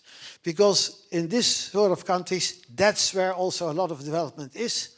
And we see also in Europe with CleanX in 2 weeks from now, I think, it's the 20th or so, where we have a very good program as well. We see there. And this is what we support. Ending up this year, 4 weeks before we have our October show in China with the Textile Asia show, where also a wide program will be established. And by including all this data and all this initiative and all those documented information, that makes us strong in understanding what we're up to today and what we will up to for the next period to come. And the views and visions of all of you in our study materials, but also in the dialogue we see here, that's what we're aiming for, and we hope we can have a good event here in Amsterdam as well, where this input is helpful for you to understand all things and will bring you home with new ideas and good mindsets on new opportunities, and also on our part to make sure that you make all the time steps forward, because the market is going very fast and we need to follow this adequately, and that is what we try to facilitate on our part. So have a very nice inspirational event and a very good session now. So please, Mr. Butker, take over and make a good introduction here. Thank you. Thank you for that, but I don't need it. But this is what I need. Well, I'll do a very nice introduction now. And I introduce Mr. Anu Podar, who is the head of the BP Group and also the vice president of DLAI and of CINET, because he wants to lead us through the innovation program of the Indian PTC industry. And I think that is something very important, because India is the largest country, has probably the best opportunities, and that's what we want to learn. Mr. Anu Podar, please.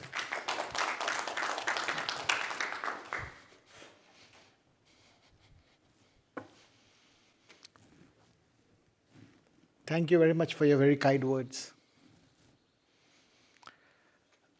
Good afternoon, good morning, everybody. I mean, we've just had a coffee, so I think everybody's awake.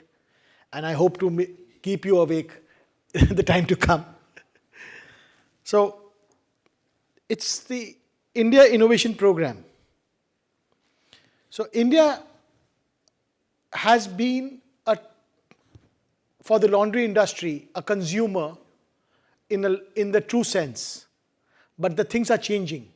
With the government coming up, they are making a new thing, make in India, we hear everywhere, make in India, use in India, and export. Even the arms, firearms, everything is being now made in India.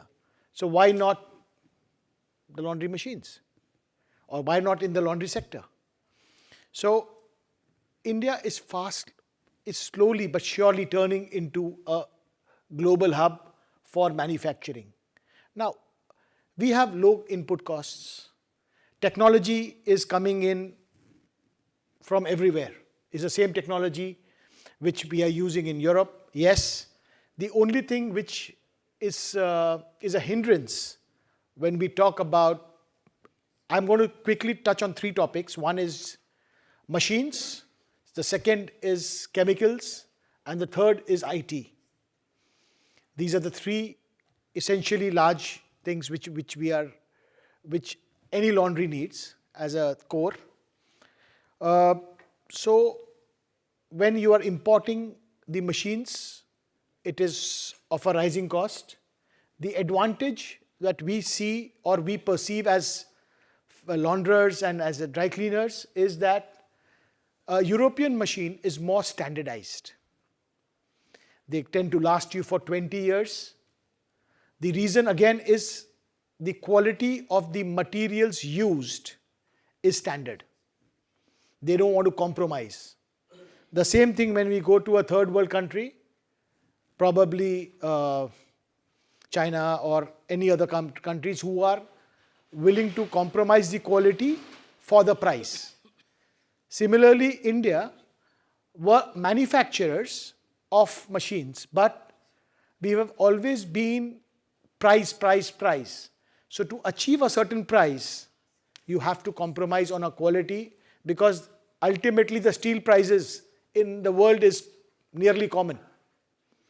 So most of the prices is common. What is variable is your manpower cost, your input cost, your overhead costs, essentially, whether it's chemicals, whether it's steel, whether it's anything. So that's where India is becoming more.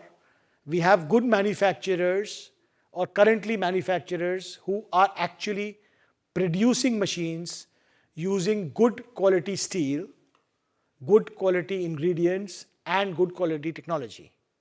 So that is something which is coming up. So now it is when we want to put up a new plant, so are we willing to go for a mix of Indian machines and imported machines, or are we willing to go for 100% Indian owned machines, or how? So that is something which is going on. And India is also becoming a huge export oriented company for the laundry machines. The reasons, as we just said, is the rising cost, the supply chain risks, and the diversification imperative. Because of wars or because of the logistic issues is also one of the reasons. So we have discussed India in the morning, so I would not like to take too much of your time in going through this slide, but essentially it is the #1 fastest growing market in the world. It's a 7% odd growth, which Mikhail has just told us, confirmed. 1.5 billion now the population, 500 plus industrial clusters. The total exports, as in for all the products, is $776 billion, which is growing year on year. And there are 90 plus countries currently importing Indian chemicals. A lot of people are actually coming in with technology. Even Tesla has come in with 100%, iPhone has come in with 100% made in India products. So they are actually coming with the technology, using the local ingredients, and they are branding it and selling it, thereby lowering their cost and continuously maintaining the quality. The same thing is happening across even the laundry industry. So essentially, we have manufacturers in India who are doing commercial washing machines from 5 kgs to 500 kgs. Tunnel washers is something which is under development right now, so that we shortly will have some Indian-owned tunnel washers coming in. Energy efficient motor and drive systems, it's a one world right now. So everything which you can think is happening in America is also happening simultaneously in India, as Rachit has already said, that the day the iPhone is launched there, it's launched in India. So it's a one world, one global economy. So there is nothing which is hidden today. So that is one of the things. Covered that. So what are the advantages that we said? Cost advantage is 35%. Certified manufacturers. So what exactly you're looking for? You're looking for continuity. What makes a brand? Consistency makes a brand. Every day, every time, same. It's the perception of a consumer that when I'm going and picking up, I know I will get a flawless product. And a B2B or a machine is a key ingredient of any laundry operations. If your machine goes down, your laundry operations stop. So you need to have a comfort, you need to have consistency. You don't want chemicals which are going to make the fabric leak or bleed or tear. So you want consistency. The same thing. So what Indian manufacturers or India as a hub is doing is maintaining the stabilizing the quality. So you will have consistent quality time and again. I mean, Mr. Seitz can also say that the only reason for, one of the most reason for success is obviously consistency in quality around the world. So we all know that. So that is what I think Indian manufacturers are also getting into this. Technology and automation, robotics, worldwide presence, green manufacturing, controls made. I just came to know that we have one of the things from one of the machine manufacturers, and I was talking to him how you're using the imported chips in their program. He said, no, we are using all Indian made programs. So I'm going to introduce them very shortly. It's a machine made in India. It's a machine from the Indian technology. I was also talking to one of the innovation guys, the guys who are doing the technology, which in India is already by and large a leader in technology. And he was also saying we are exporting to some 10, 15 odd countries, including a few of our very dear friends like Pakistan and all also. So I said, fantastic. So the countries are, the boundaries are being breached pan-India or worldwide. So it is a cost without compromise. Low quality is equal to low quantity, and low cost is equal to low quality, as we've already discussed. We need consistent quality with a consistent price. So that is the reality, is value engineering. Just quickly shown a little bit of a cost comparison between European, China and India. So we are having a reasonably chart here. So this is one of the export strength of the global trust. You can see what kind of chemicals and engineering growth, it's clearly mentioned here. And the growth you can see is Asian countries is more than 20% year on year. So that's the kind of growth in Americans and India that we're looking at. I think we've covered most of them. The sustainability is one of the areas which the manufacturers were losing out in India, because of which they were not being able to get certifications, and because of which consistency was also a problem, which is also being overcome now, as a lot of government bodies and NGT, there's a National Green Tribunal in India, is also doing a lot with all the certifications, with all the sustainability initiatives, and a lot of manufacturers are going ahead with this also. And we just heard a news, Reliance has opened is planning to open a world's largest refinery in US, worth some $300 billion or something like that. So I mean, so that's the way India is going as a manufacturing hub. Not taking any much of your time, I would like to call on Mr. Gupta to come and present his innovation on the manufacturing of the laundry equipments. Thank you.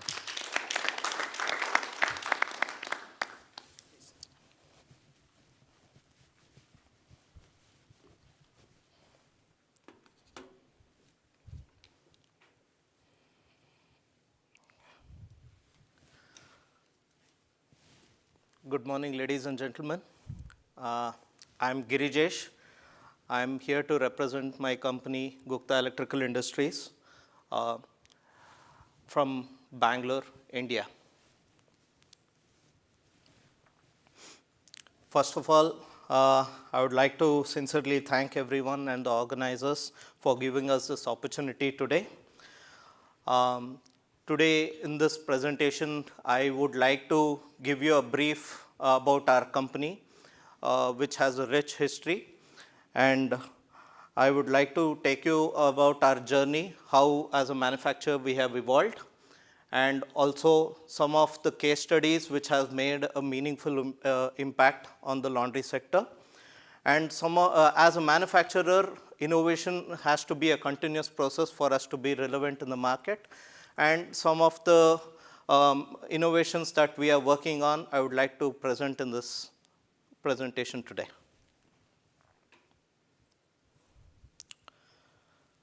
First, our inspiration. GEI takes its inspiration from a great monk from India, Swami Vivekananda. His inspirational words, "Arise, awake, and stop not till the goal is reached." This is the driving force of GEI. It has been our fundamental point where we try to inculcate this kind of a thinking process to all our employees. And I would like to introduce my grandfather, the founder of GEI. It is his vision and hard work that GEI is where it is today on this global platform. This shows the lot of commitment that GEI has. It's 4 generations in one picture, having one passion, that is laundry excellence. Our core team, Mr. Gadadhar, who has envisioned this project of commercial laundry machines, and he wanted to develop the world-class product to be completely manufactured in-house and making the Make in India vision. And my brother Gautam, who's taking care of the sales, and myself, who's looking into the complete production and manufacturing activities. Our journey, I would like to say, as any good company, we had our humble beginnings way back in 1951. As you can see in the first image, my grandfather started this company as a small electrical trading unit. And in 1961, we transformed, or we transitioned from just an electrical trading unit to manufacturing electrical stoves. And in 1981, we went to our own facility in Bangalore, in Pune. An interesting fact, Bangalore today is known as the Silicon Valley of India, but even before that, Bangalore was known as Asia's largest industrial hub. And in 1996, we developed our first washing machine, or the semi-automatic machine. And in 2006, we upgraded our entire shop floor to the latest state-of-the-art machines. We have complete CNC laser cutting systems, CNC turret punching, CNC bending. We have the latest CNC welding systems. We have upgraded it in a complete stage-wise. In 2016, we had a vision. We wanted to develop the best washer extractor in India, and I can proudly say that we have achieved that. This machine, what you're seeing, is completely designed, developed, and manufactured by GEI in-house. And as Anup sir rightly said, even the control systems has been designed and manufactured by us. And in 2019, we also have developed ozone wash systems which can be integrated with our machines. And in 2025, based on the market situations, we have developed a gas-fired flat work ironer as well. This is GI today. This is our facility in Bangalore with our strong and committed team for laundry excellence. A few statistics about GEI. We have more than 550 plus installations across India, and also we have got some opportunities to export our machines to Middle East and as well as Maldives. And we have 25 plus rich experience in manufacturing commercial laundry machines. And also we have our machines working in more than 15 plus cities across India. In short, about our company, we have a rich history. Also, we have the most advanced manufacturing facilities, and we have an ISO certified quality structure in place. And also, we offer the complete laundry solutions to our customers. Some of the industries that we are serving, it can be anywhere where bulk washing is required. So we have the hotels, hospitals, residential schools, old age homes, B2B, B2C laundries.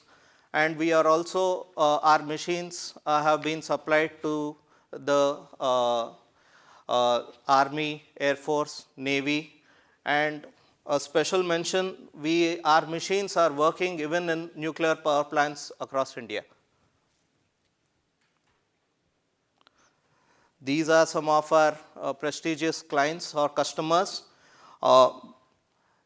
These clients have been with us for more than 25 plus years, and most of our customers, I can say, are repeat customers. This shows their commitment and their belief in our machines. As I was telling, we have a complete range or complete solution of laundry machines with us. We have washer extractors, dryers, flat work ironers, all kinds of finishing equipment, even laundry accessories. We can, since we have a complete manufacturing facility with us, we can completely customize even the accessories as per customer requirements.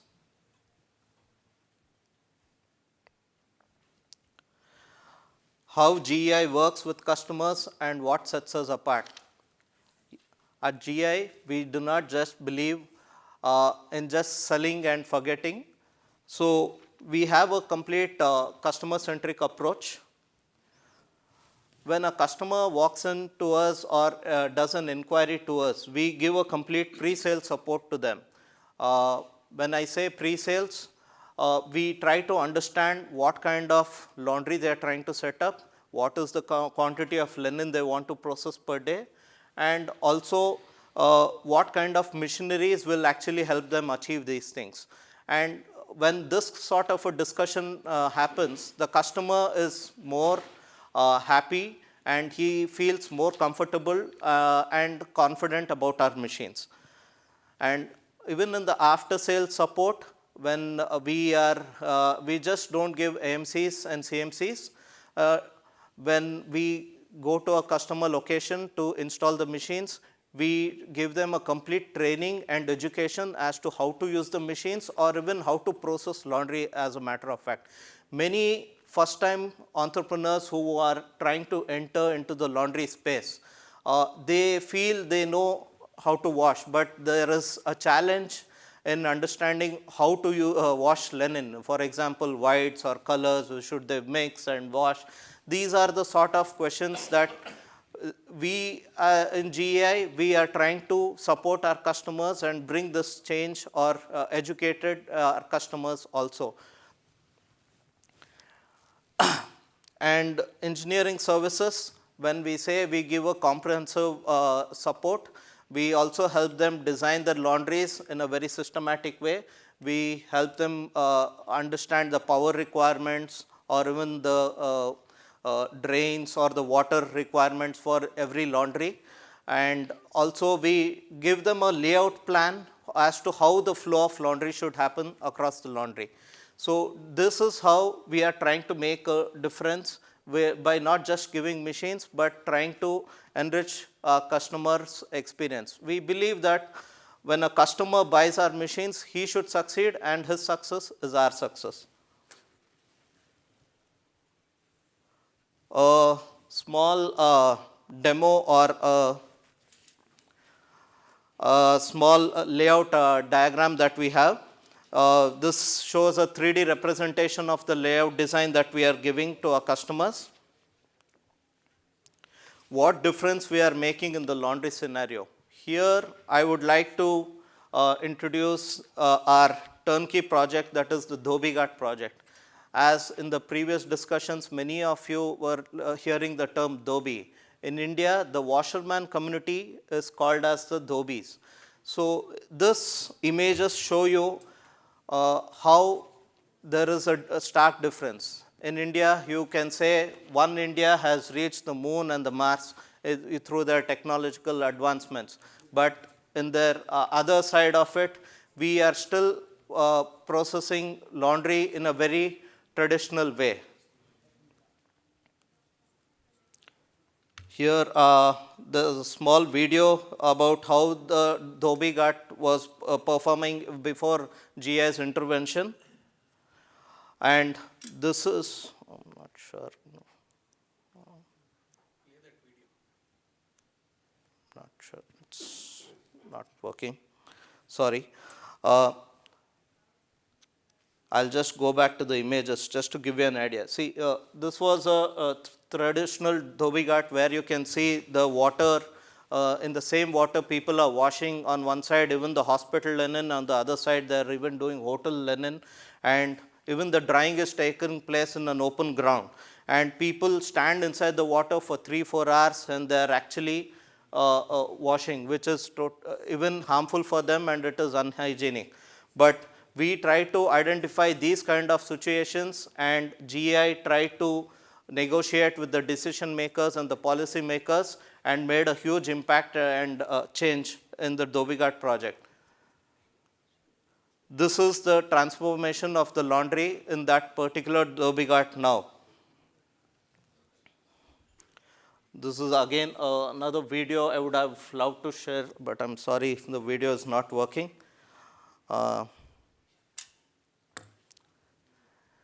And this is an experienced Dhobi meeting our new age GI washer extractor. Again, in laundry excellence and training and education, as I was telling you, India is very diverse and we have a lot of regional languages as well.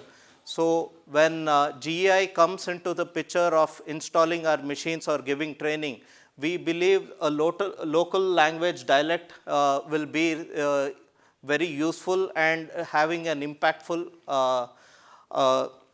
training and education system to them. So here again there was a video showcasing our video, how our training is being carried out. This was a hospital in Kerala. We have covered the complete all districts in Kerala, and we have the highest number of machines in the hospital sector in Kerala, and we have also supplied to almost 13 to 15 district hospitals across Karnataka, that's another state in India, and we have a strong presence in the hospital laundry segment.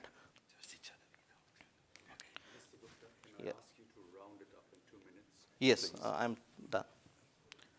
And talking about the innovation, yes, we have developed an ozone wash system which can easily be integrated with our machines, giving a 100% hygienic wash to all the linen. And when we say 100% hygienic wash, I'm not just doing as a marketing speech.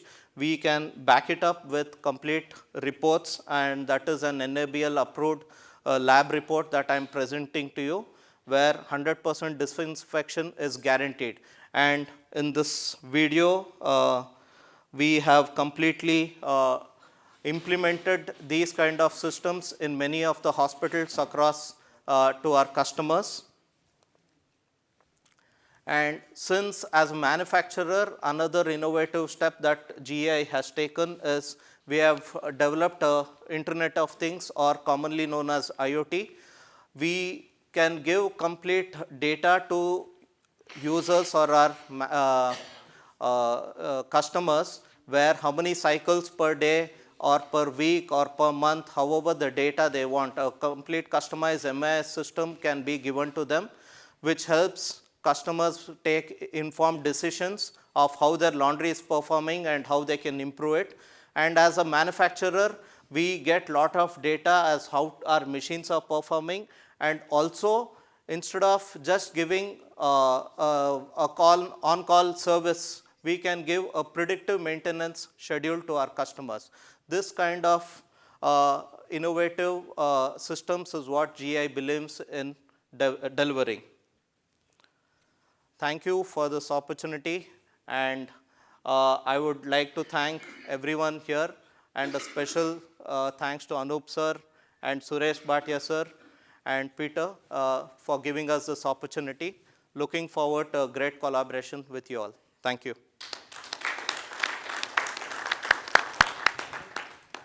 Thank you very much. Thank you very much for your presentation. It's a very, very insightful of what we are doing in India. I would just like to add one more point to what Sir was saying. Service is the key component. After sales service is a key component in the laundry industry. So that is something, as in India, you are able to provide to the Indian laundry users. If you're looking at international exposure, how would you be able to do that is something which we want to understand from you, and quickly, so that we can talk on that, so you understand that we are on the same page. Yeah. On this point, I would like to add, since we did get an opportunity to export our machines, so at that point of time, we, through a simple video calls and through WhatsApp chats, we were able to install our machines through their service technicians. Any normal electrician can install our machines, and it is very user-friendly to use. And our systems, how we have built it, it's very, we give a complete circuit diagram, and where a normal electrician can understand how to service our machines. So this is how, and mechanically our machines are very strong and rugged, and we have faced very less service calls for mechanical failures. Most of the time the electrical failures are due to external factors because of unreliable power conditions. Thank you. Thank you very much. Thank you. Thank you. Thank you, Anup. Thank you, Mr. Gupta, for giving us an overview what kind of innovations are coming forward in India. And we conclude this session now. Have no break, but continue with the conference about hospitality. Modern professional textile care, smarter services pay off also in the hospitality sector. And just as a short introduction, we see that this sector, the hospitality sector, is shaken a lot in the last years. COVID was really a break there, which costed a lot of enterprises and hotels which needed to close or to diminish more or less. And afterwards there was a rise, yes, but we have in many, many areas not reached the level of before. And now we are shaken again by other troubles in the world. So it is a sector where we have a lot of external pressure, but also the competition, the internal competition is so strong. We have permanently new projects, new hotels, new concepts of hotels.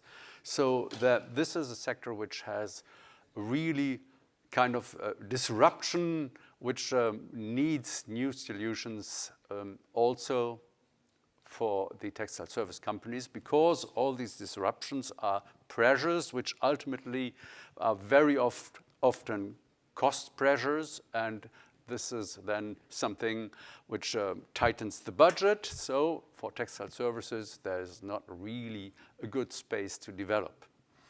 And this session has as one target also that we find out where are the areas of improvement for textile services. And we believe that one area is in finding kind of partnerships and more transparency and more talking together and working together. And that is something which we would like to explore. And the first speaker which we have is, like yesterday, Mr. Charles Betteridge, a veteran in the industry, and not only a veteran with a lot of experience. He has been also in the ETSA board and has been president of TSA and is vice president at Christains, one of the large companies which are exhibiting here at the show. So, Mr. Betteridge, please give us your words. Thank you, Get. So, a veteran. Yes, yesterday was obviously healthcare. Today is hospitality. In many ways similar. I mean, if you think what's happening as a sheet, a towel going into the washing machine, but the markets are very different. The expectations are different, and that's what we'll today look into a little thing of where the differences are. What I want to do today is just a quick introduction, and then talk a little bit about the UK industrial market, the size of the market, not to go too much detail there, but then more what are the demands of hospitality, where is it different from healthcare, and also ways to improve and move forward, because that is something that has changed quite a lot. But if we just start looking at hospitality, as Get said, I'm a veteran, I've been in this industry over 40 years, I've seen a lot of changes, mostly for the good, without doubt, but the pressures are on there, and I think we need to look and see how we can communicate more with the customers. There's a lot of expectations there. One of the differences in terms of hospitality against healthcare is you have seasonal markets.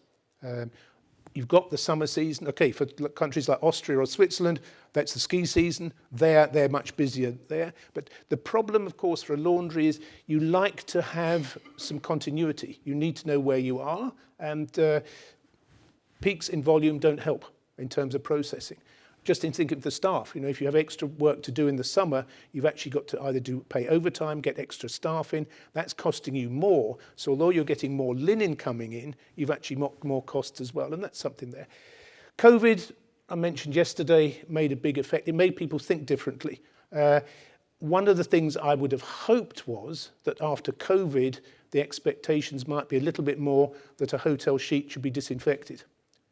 I think the average man in the street, if you told them that it wasn't disinfected, would be very upset. And when COVID was there, once we got back into hotels, there was the little thing on the door stopping people, saying that no one's going to go into your room while you're not there.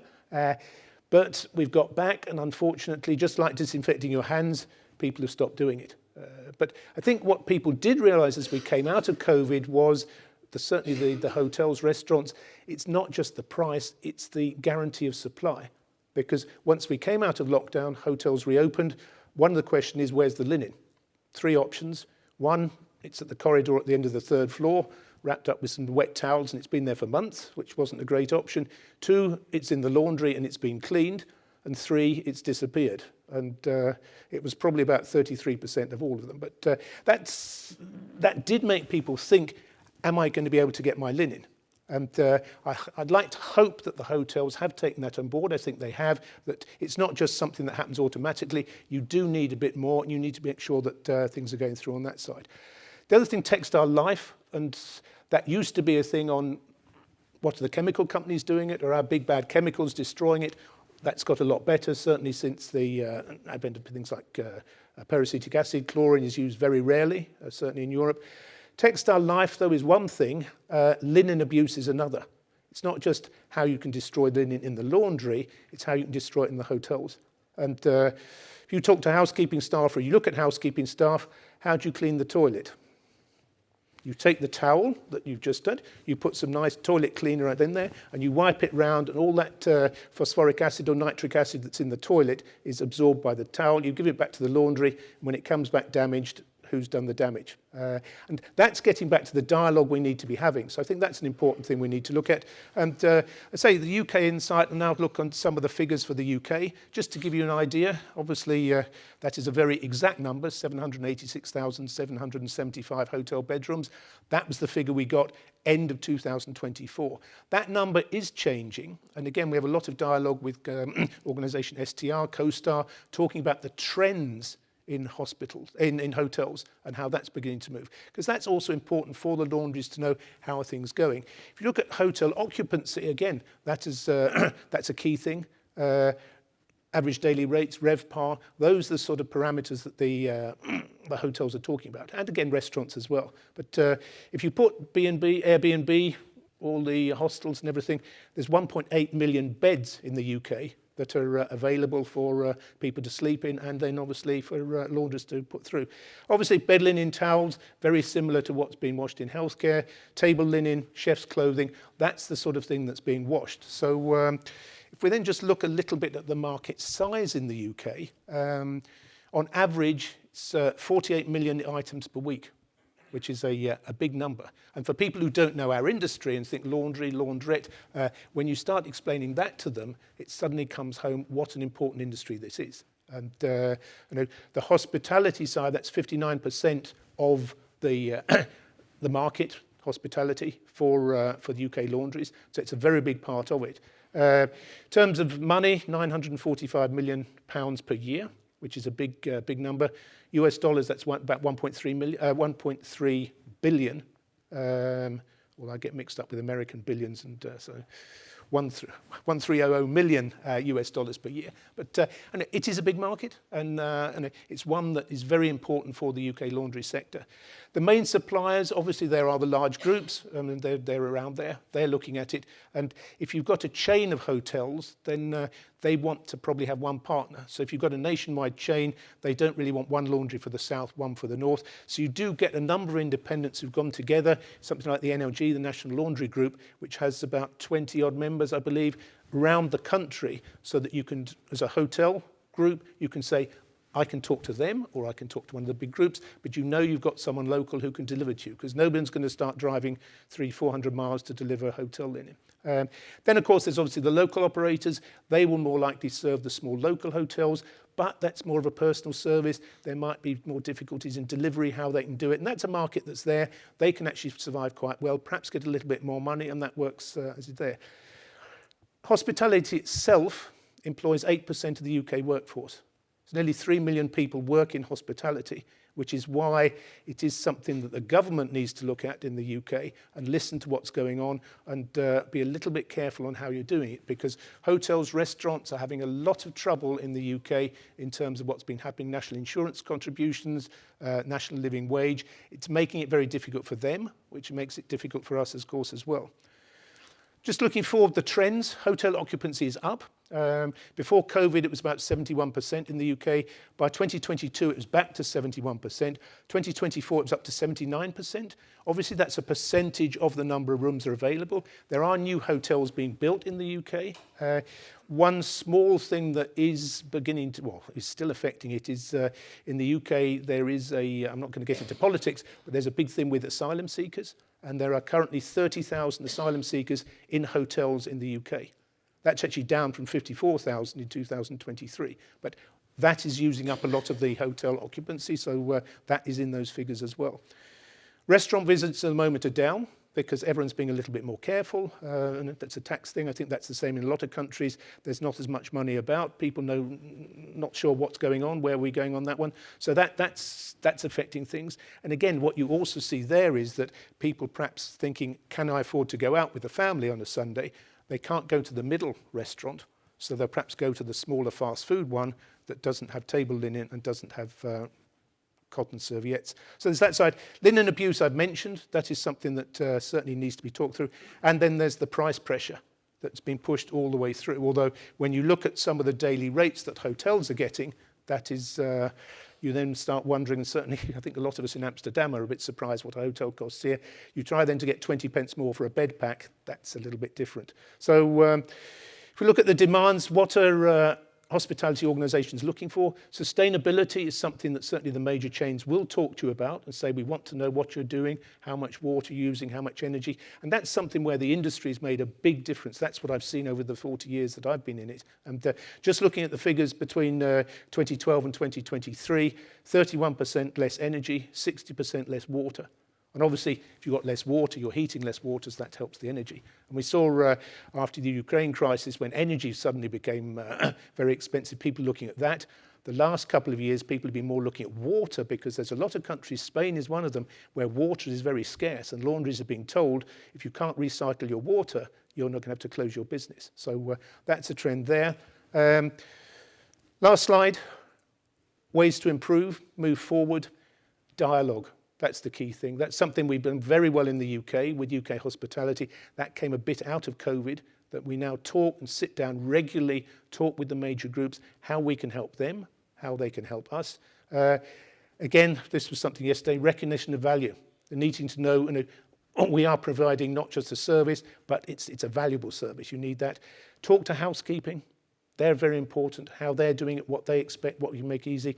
Get the linen abuse down and work together. And that's something that we've done a lot. Under the guides you can see there, we even had a video saying, have you met Pasha the pillowcase? So I have 4 seconds left. So I will say thank you, and I've finished on 0.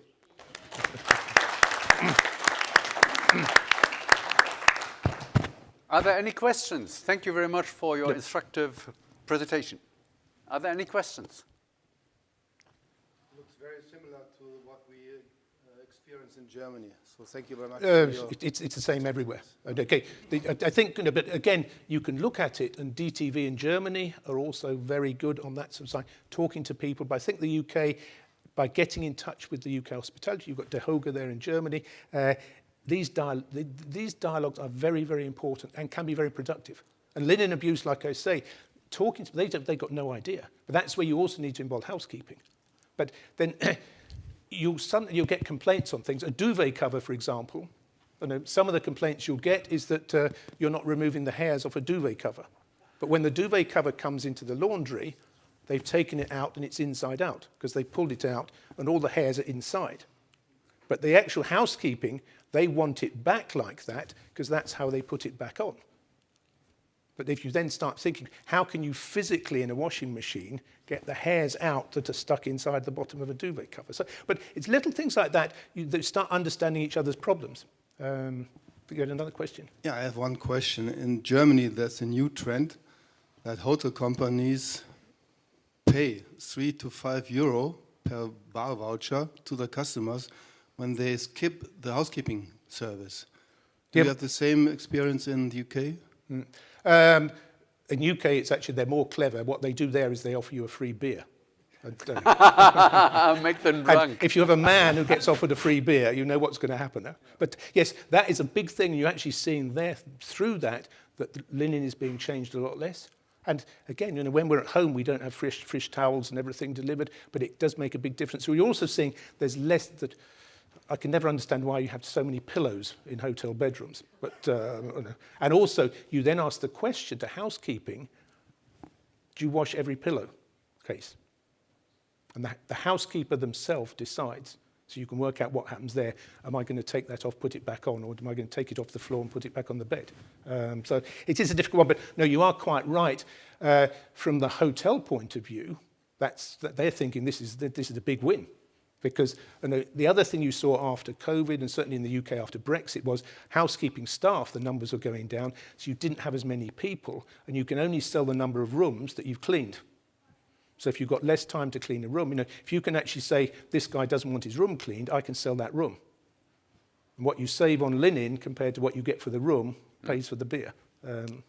And does your prices include leasing, as in Germany? So you have a combination of leasing and washing price? Yes, I mean, most of it is leased. So you have the same problem than we have, that you have the same average occupancy like before, but 5 to 7% less changes of the linen? It's more than 5 to 7%. We actually see that in healthcare as well, that the hospitals also are changing the bed linen less often. Obviously, if you've got people in A&E coming in quickly, but you'll find they're on the wards, they're changing it. So everybody's looking, that's the price pressure we have. So that is it's a very valid point. Well, you don't need to stop that interesting discussion, but Anoop has something which he wanted to.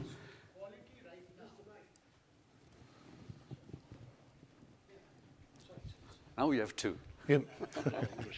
Just a small question. People are going for poly mixes a lot. Polyester mix, apart from being 100% cotton.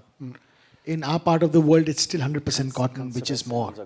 But in Europe, the trend is coming to 60-40 or 80-20, 70-30. It's been like that for years. No, it's the other way right now. Percent of the polyester has gone up. Earlier it was cotton rich. Now it's poly rich. In fact, one of the groups, Sheraton, has also gone for 100% polyester. Now, how does that, because it's a longer life, and how does that also, because you can wash polyester at a lower temperature, what is the shift happening, and what are you seeing that shift either in UK or Germany or anywhere else in Europe? Because we don't see that coming in the eastern part of the world, I mean Southeast Asia and others, Middle East, Southeast Asia. But in Europe, I see a lot of shift coming into polyester. Does that also impact on your numbers of the cost going down? Two questions. Well, there's a number of points. I think the shift happened a long time ago, to be honest. And you look again. You've got the bed linen. You've also got the towels. The textile life, as you say, can be there. But the more, if in the olden days you destroy the cotton with the chlorine, and then the polyester would look grey, because the poly mix had gone down, and you end up with just polyester, which will be grey and is very difficult. There's a lot more ways of come through to that. Optical brighteners are more effective on polyester now. In terms of the costs, I say I haven't really seen much of a trend the last 5 to 10 years. I think we've already got there much more than you have in Asia, in a lot of areas where the tourism's there. In terms of towels, people have tried that as well. And you say one large group actually tried to go over completely to polyester. That wasn't a great success because the end customer will use it. But yes, you want a nice white fluffy towel. Some of the hotels, well, I don't want to be rude about the USA, but certainly some of the linen you see over there is 50 Shades of Grey. Sorry about that. But no, coming back to your specific question, I think the trend happened a while ago. We got there, but the chemistry is now available to get the quality that it will require. Again, there are certain countries that have limits on optical brighteners. In Scandinavia, for example, a lot of it's optical brightener free. People accept that, and it's what you're used to. Okay, one last question. Oh, Ken. Then we have two last questions, but then you talk about abuse. As long as I've been in the industry from rental point of view, we've talked about abuse, we've educated housekeepers, but I wonder whether it actually gets cascaded down to the people who service the rooms. Should we perhaps accept abuse and have a new service that offers cleaning cloths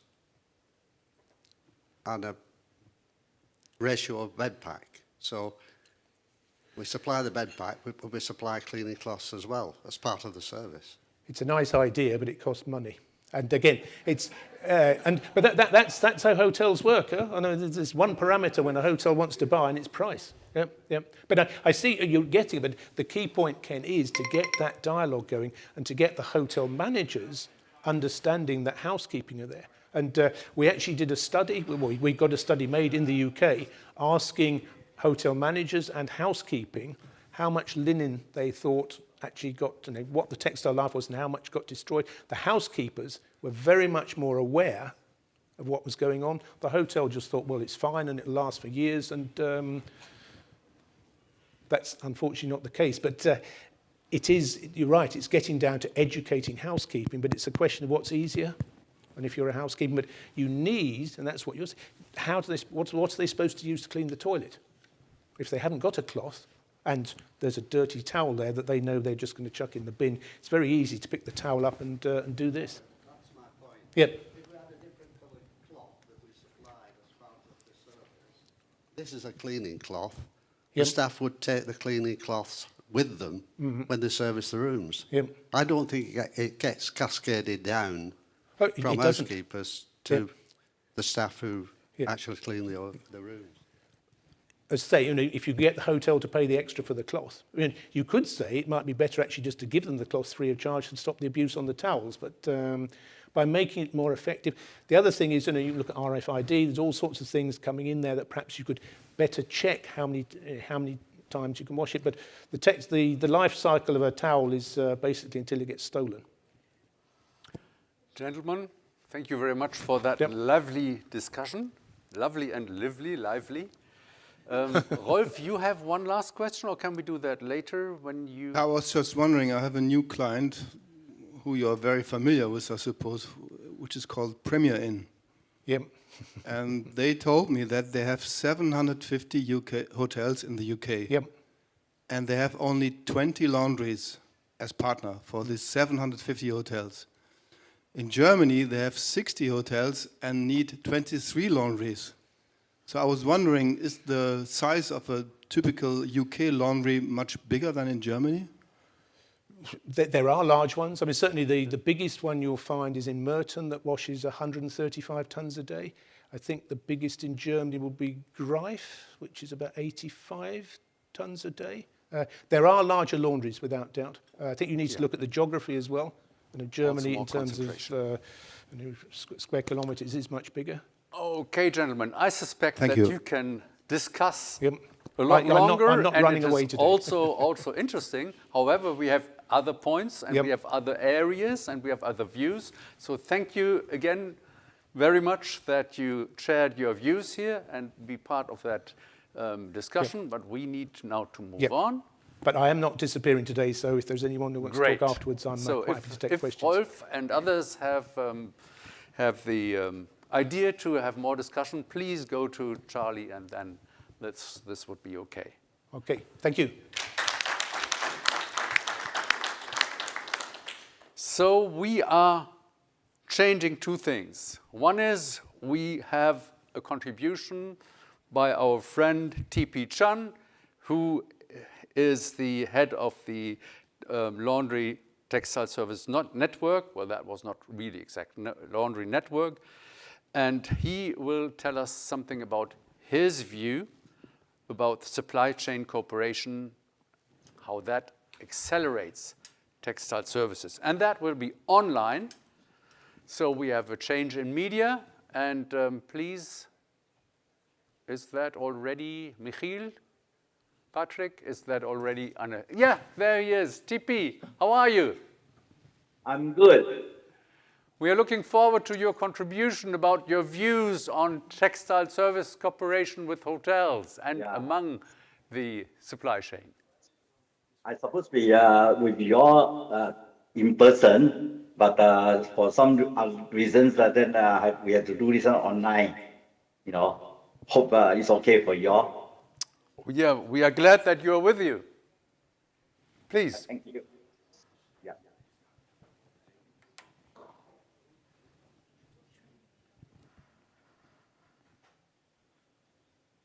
Yeah, that's all.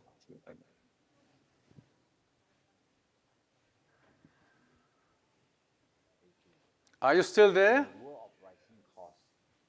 Labor shortage and higher expectation. Okay. Integration is no longer. Good morning, ladies and gentlemen. I'm TP Chan from Laundry Network Singapore. Today I will talk about supply chain cooperation for textile services in hospitality. In a world of rising costs, with labor shortage and higher expectation, integration is no longer optional. The industry is growing strongly across Asia and worldwide.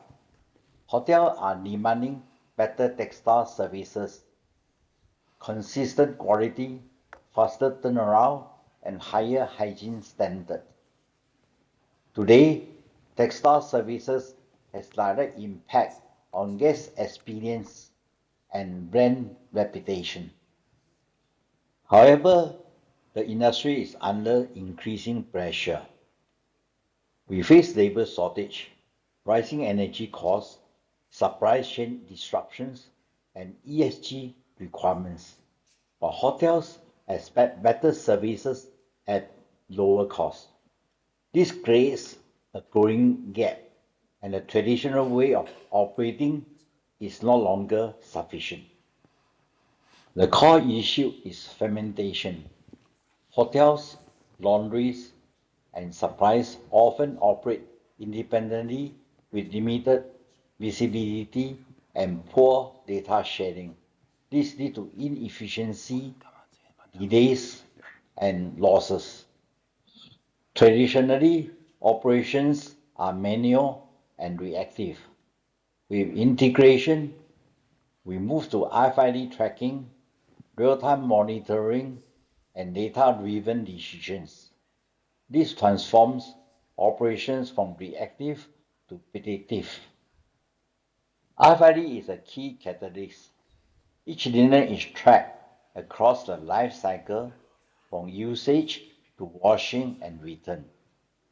This process provides a visibility, accuracy, and accountability while reducing manual errors.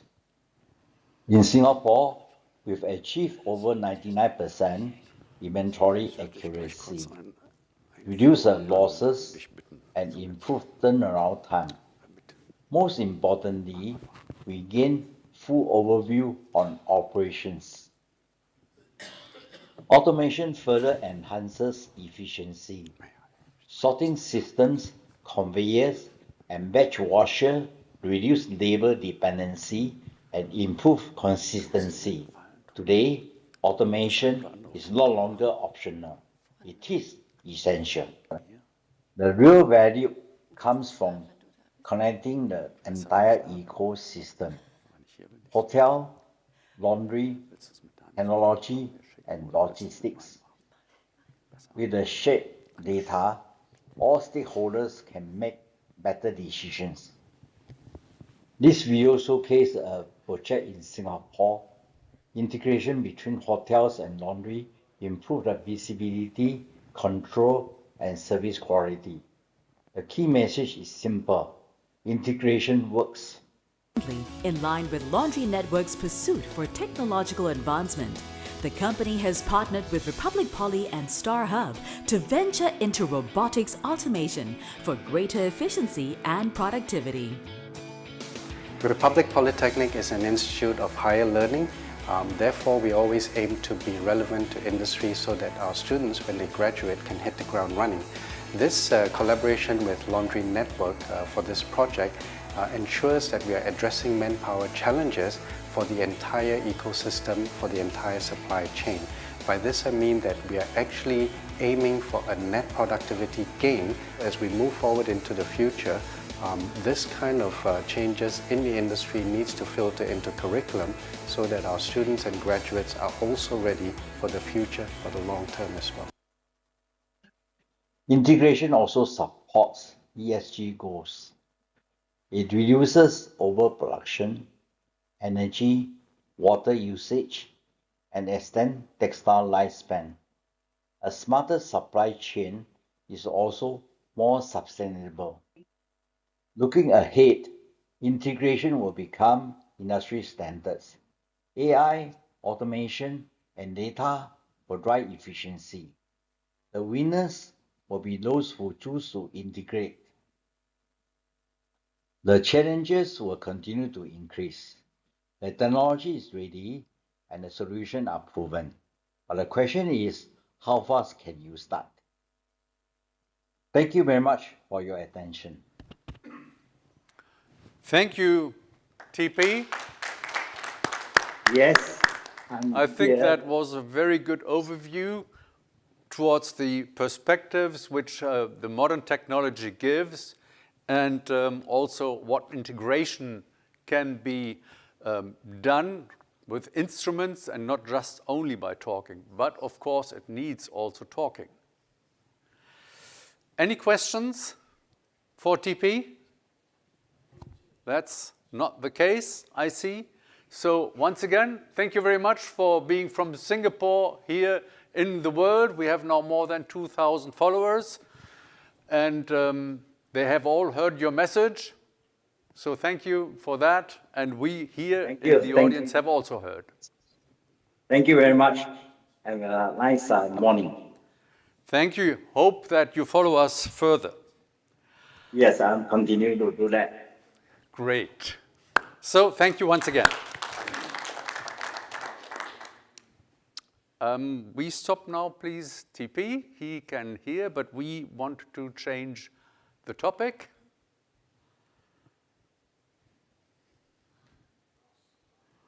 And we would like to move again to another country and to another medium, because now we are doing just a live interview.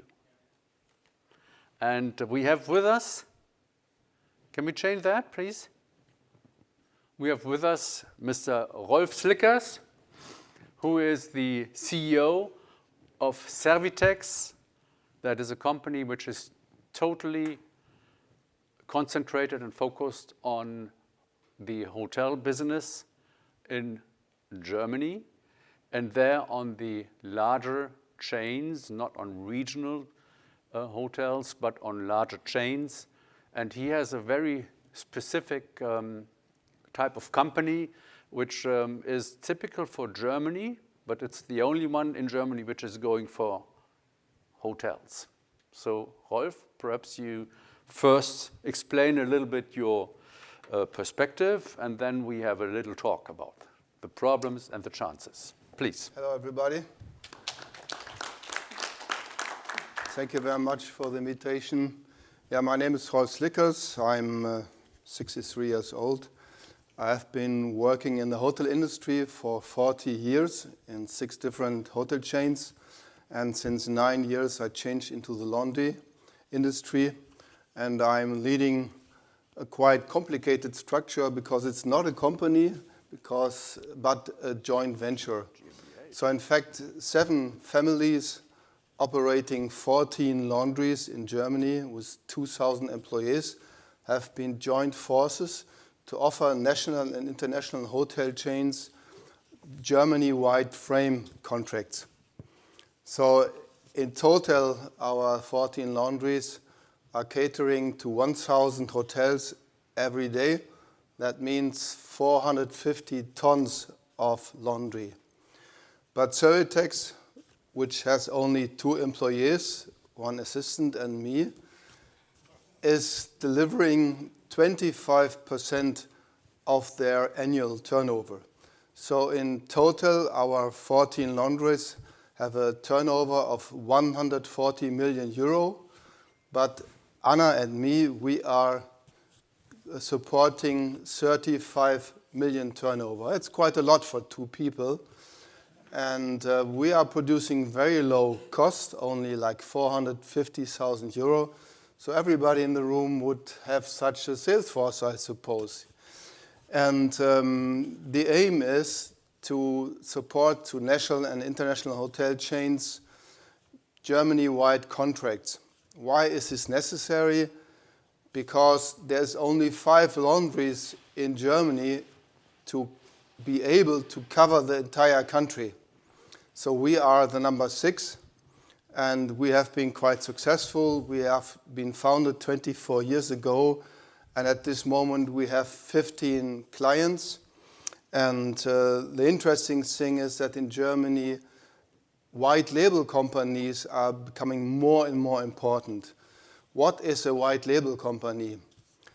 In our world, we separate between hotel companies that operate their own brands as Hilton, Intercontinental, Marriott, etc. And the other side, you have white label companies. Those are companies that only have franchise contracts. So they have no own brand that they operate, but they have leasing franchise contracts. And they are called 3-Star, Prime Star, Chocolate on the Pillow Group, George's Mining Hotels. You have never heard these names, but they are of more and more importance. Why? Because Marriott and Intercontinental, they only operate like 10 to 20% of their hotels by themselves. Accor, which is the biggest European company, they have started lately into the game. They still have like 40% of their hotels by themselves. But the big international chains, Marriott, Radisson, Intercontinental, they only operate like 10 to maximum 20% of their hotels by themselves. Interestingly enough, only 14% of all German hotels are branded hotels, 14. But 46% of the rooms are branded hotels. So it's almost even. But when you look to the rooms that are under construction at this moment, 66% of all hotel rooms under construction are branded hotel rooms. So we have the forecast that at one day we might have American sunsets in Germany. I suppose in America, 80% of all rooms are branded. Wolf, may I ask Sure. something? Sure. We try to make kind of an interview. Yeah. So I would like to have the mic. Thanks. You have told us now a little bit about the hotel structure. So how is your company with these diverse owners and with their diverse operations, how are they then giving an offer to a chain, or let's say to Accor, who has its hotels in all over Germany? How is that well, possible? That's an interesting question. Well, that's the most relevant in my view. My biggest challenge is that when Accor comes, at this point we operate 70 Accor hotels, going from 2 stars like Ibis. We stayed in the Ibis hotel last night, up to Mercure Novotel, up to Sofitel, which is 5-star. So they tell us the specifications that they need per brand, and they tell us in which locations they want to work with us. And then it's my task to achieve one nationwide price, which is a big challenge, because in Germany there is a north-south difference when it comes to salaries. So every state in Germany, we have quite a few of them, has a different salary level. In Berlin or in Hamburg, a truck driver earns 1,000 euro less than in Stuttgart or Munich. So for me, it's quite a heavy challenge to achieve that they are all agreeing on one price. And all of my clients, they want the same specifications and the same price, because they use that for controlling measurements. And you mean now the hotels, the chains are looking the for hotel the chains, right? They want the same price for toilet paper, the same price for housekeeping, and the same price for and then laundry. you can set the whole condition for Servitex, for all the other groups. No, I can't. I well, can't. That's interesting. I can't. I have to moderate and manage a difficult process that may take up a week. Many emails sent back and forth until all the 7 family owners, all alpha animals, of course, and until they agree on one price. And then I go to Hilton and tell them, this is our offer. And then you might have to go back and forth again until you win or you lose the tender. And cost pressure, how is that? How do you feel that? Cost pressure from your partners from the hotels, when they come and say, well, sorry, we need to lower the price, or we cannot give what you want. How do you do that then? Well, from 2012 to 2020, we had 8 to 10 years of growth in the hotel industry. But then COVID came and really was very, very critical for us because the German government decided to shut down all of hotels. And ever since, the business has not fully recovered. At this moment, the last figures is that German hotels are producing an occupancy of 68%, which is 3% less of the European average. But the challenge is that the room rate achieved per room is only 117 euro. And that is quite significantly lower than in England or France. And I suppose the reason is that in England you have London, which is the price driver. In France you have Paris. In Spain you have Madrid. But in Germany, due to our federalistic structure, we have a capital which is called Berlin.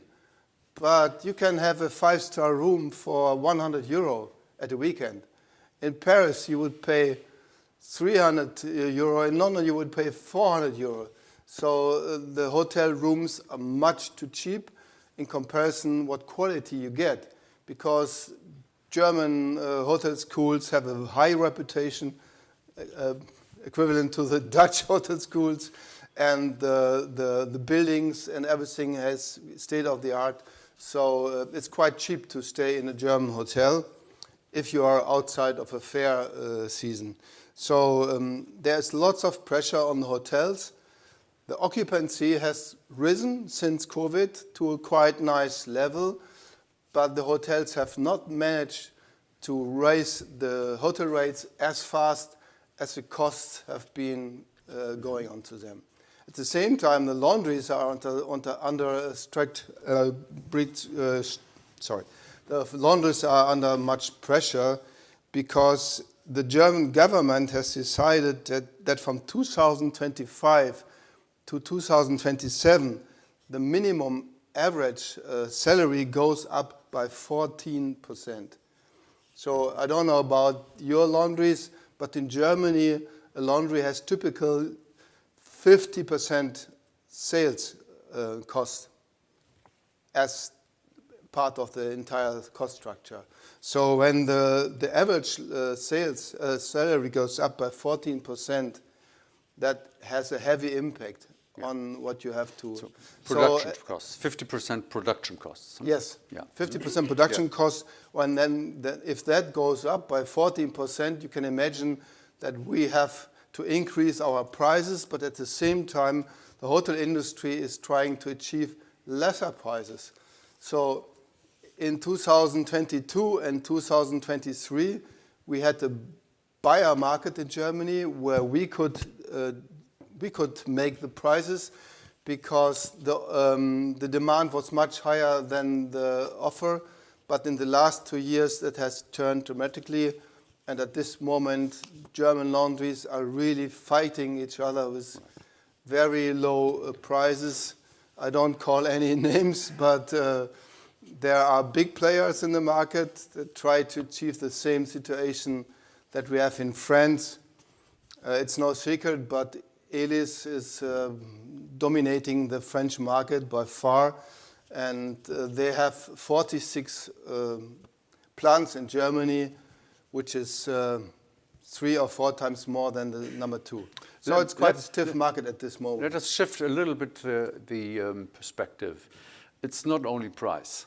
It's also other things in the whole process of providing the laundry and the textiles. How is that going? Are there conflicts which you can solve, for example, in the administrative processes?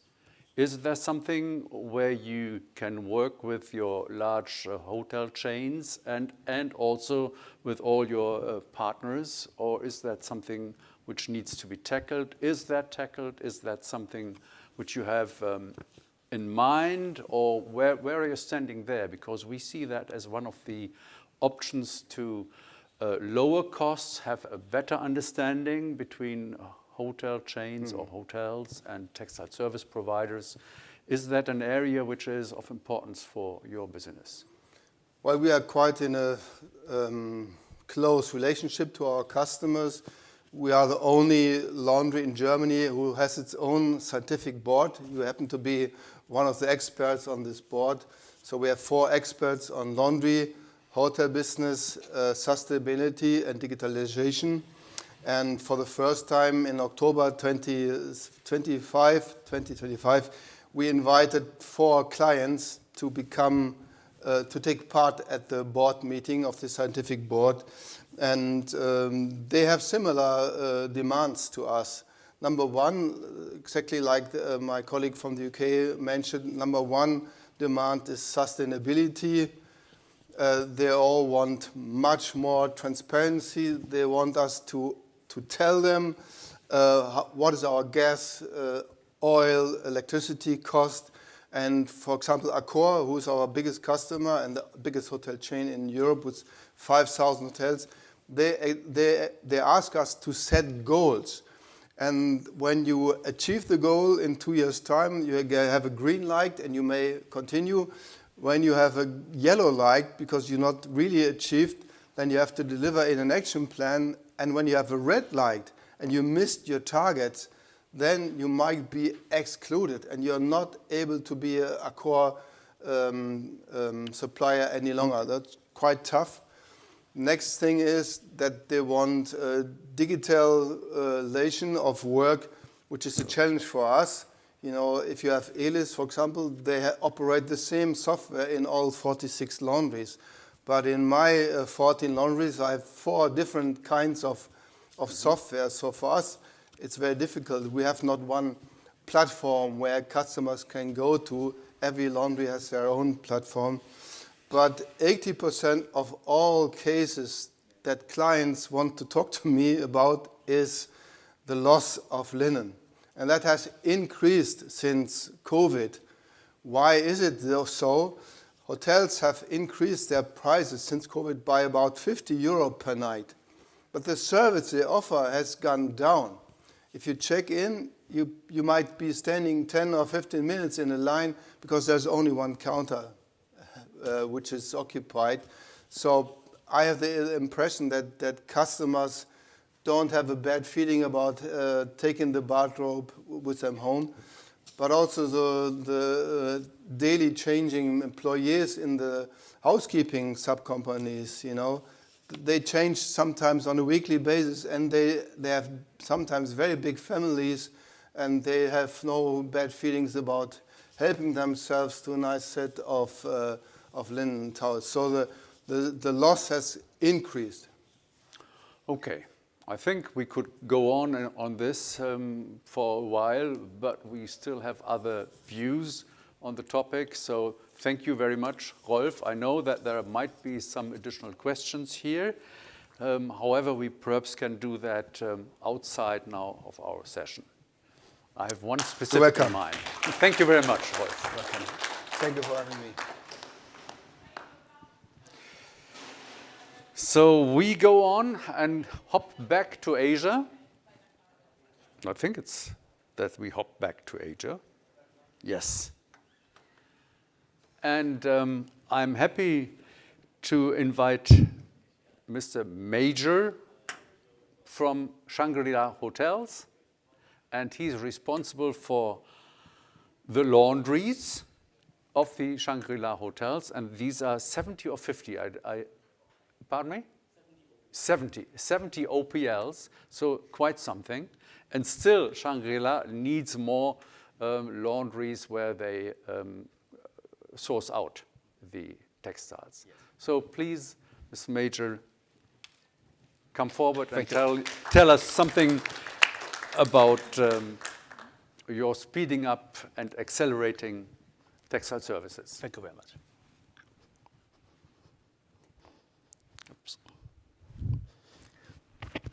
Okay. Thank you. And good days, ladies and gentlemen. I'm Major Nip. So first of all, I would like to thank you, CINET and the China Laundry Associations for having me in these sharing sessions.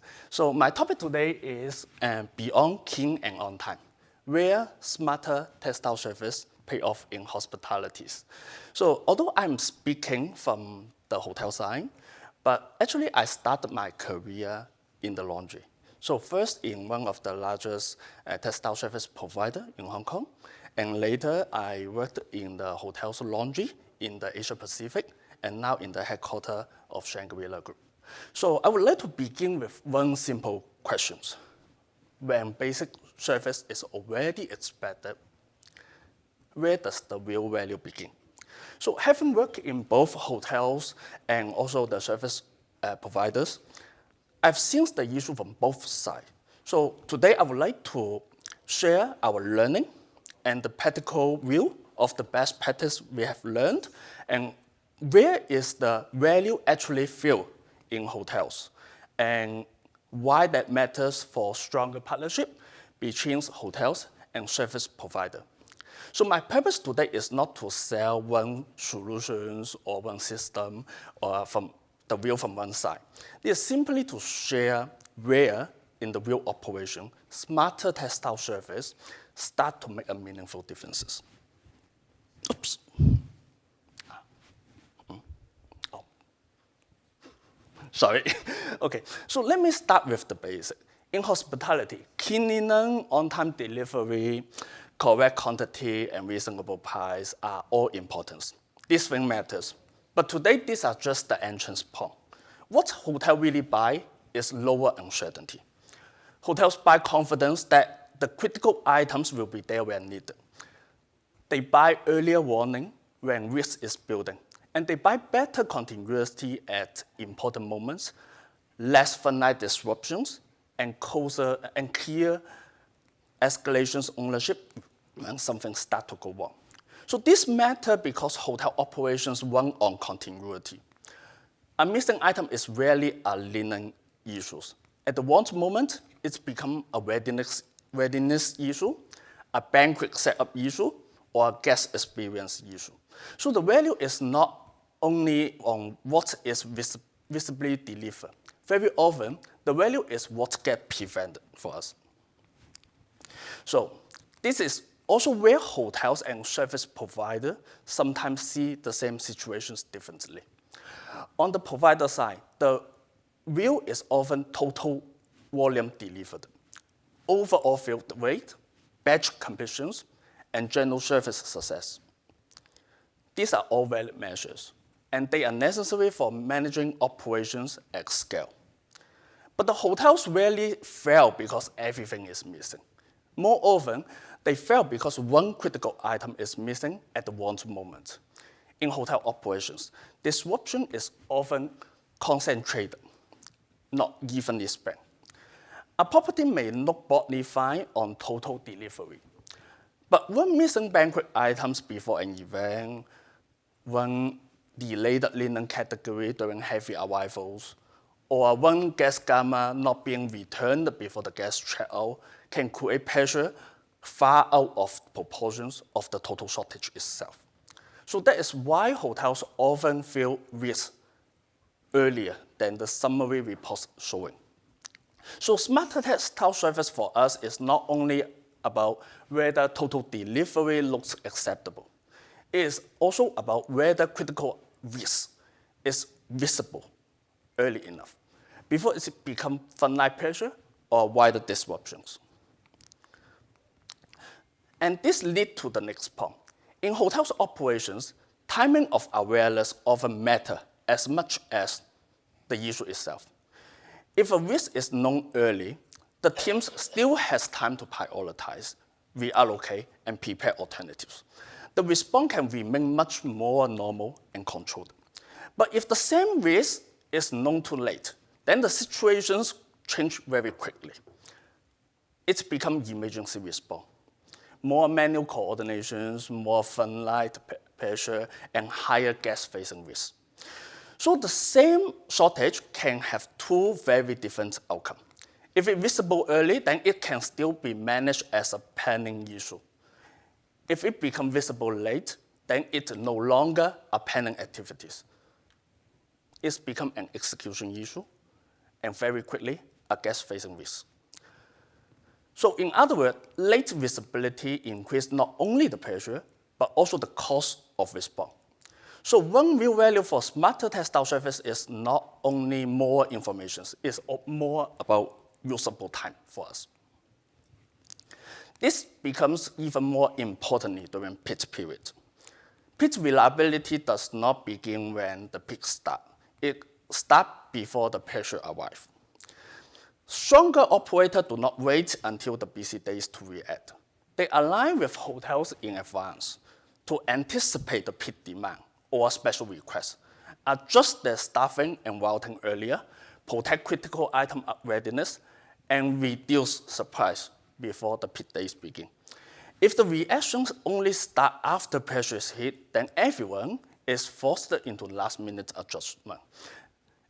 At that point, critical items risk is higher, frontline pressure is higher, and disruption is more likely. So for us, peak performance is not only a test of provider capacity. Very often it's also a test of communications and preparations before the peak. Peak reliability is built before the peak, not only tested during it. So this is also where some digital tools can create practical value. Let's just use RFID as one of the examples. Actually, we purchase our own RFID system by ourselves.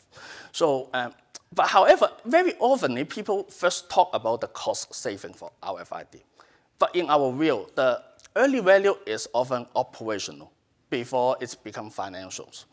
It reduces manual counting, yes. It reduces data processing effort. It creates clear handover records and fewer reconciliations dispute. Just as importantly, the accountability becomes clearer because both sides are working from a stronger factor. This sequence matters. In many projects, measurable wastage reductions take time because linen life cycle, purchasing cycle, replacement timing do not change overnight. But clear effects can improve the working relationship much earlier. When handover is clear and discrepancies are easier to close, then both sides spend less time arguing about what happened and spend more time on managing what should happen next. This often is the first operations payoff for us. And only after the long-term values become more visible.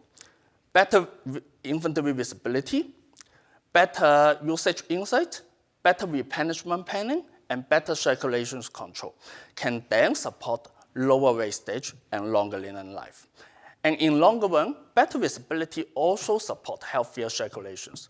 If part is too tight, linen runs too fast. When linen runs too fast, its usable life may shorten before normal washing life is reached. So in practical terms, shared fats often reduce disputes before they reduce wastage. Oops. Okay. Of course, even with better system and better visibilities, problems will still happen. Hotels do not expect zero problems. What they do expect is that when a problem happens, someone takes hold of it properly. Weak recovery usually happens when waiting without clarity, repeating the same explanations, and spending more time tracing update. In these situations, the pressure moves from the provider to the hotel team. Stronger recoveries feel very different. There is fast acknowledgement, clear ownership, and practical workaround. The issue may still exist, but the pressure is taken off from the hotel. This is why recovery matters so much. Recovery decides whether one issue stays isolated or it becomes a trust issue. If we step back from this example, a broader pattern appears. Smarter textile service is not just IT, it's a trust building and management approach. Hotels have their own pain points, providers have their operational constraints, and real partnership begins when both sides stop managing only their own pressures, but start managing shared priorities together. For us, that is where partnership becomes practical, not just conceptual. Partnership is not proven when everything is smooth. It is proven when both sides have already agreed what to focus, when to escalate, and how to respond before the pressure build. In practice, that means shared mutual agreed KPI, early warning trigger with clear escalation ownership, weekly exceptions review instead of sudden surprise, digital proof to close disputes faster, and AI or other digital tools used for risk predictions, not only for reporting. The value of AI for us is not that it replaces judgment. Its practical value is that it helps more people to use data earlier, faster, and with less technical barrier. So partnership became real when both sides manage what matter together. Okay, so if I put all these points into one simple business language, the real payoff is often very straightforward. Many service presentations focus on visible claims, a better system, more reporting, faster processing, or more features. These are all very useful. But for hotels operations, often feel more clearly is something else. Less efficient, less decisions low, less emergency handling, and less repeat coordinations. And also less, more importantly, less hidden operating costs.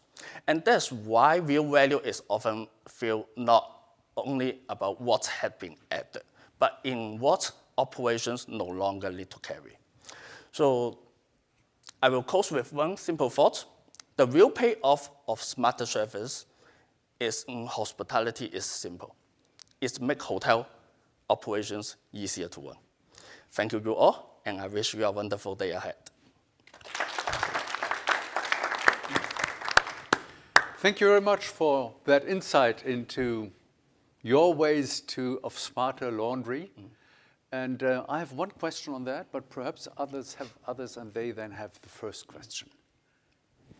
Anup. One quick question. Yes. Shangri-La is an OPL laundry. No. No. Okay, sorry, we should have explained that earlier. Shangri-La has its own laundry, most of the places, Yes. on premises. Yes. They are not into renting or they are not into outsourcing. Is it correct or is it changing? Okay, so let me put it this way. Okay, we have about 100 hotels around the world. Okay, 70 of them have their on-premise laundry. Okay, amongst about more than half of those OPL handle linen by themselves. But also at the same time, we have about 50 hotels are sending linen outsourced. And also we have some hotels using linen rental. Hope that answers your questions. Okay. And my question is something which connects to that. Yes. This sounds good. Is it better and more effectively to implement that in your own operated laundries, or is it easy also in your contracted laundries where you outsource? Okay, basically we do both. Okay, let me explain a little bit. We Please. do, while on our on-premise laundry, serving our own hotel, we also do external business, including the retail laundry and also serving other hotels.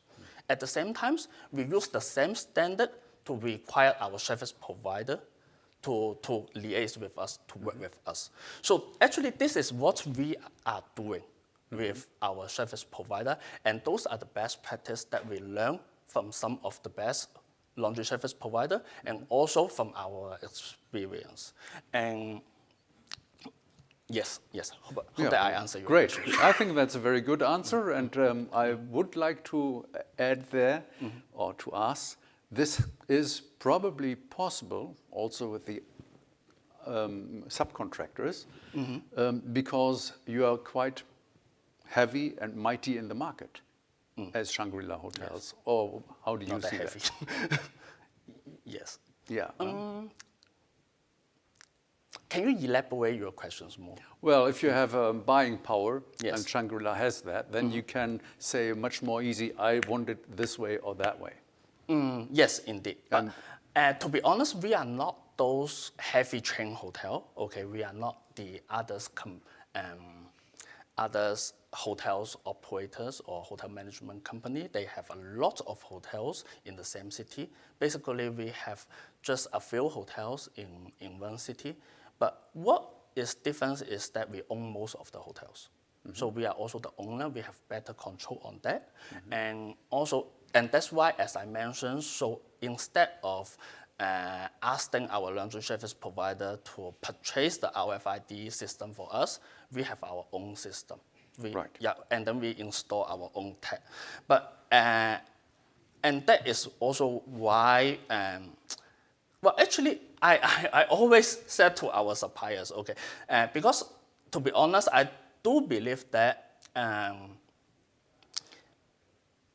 there is not a high margin for doing business, especially laundry business with us.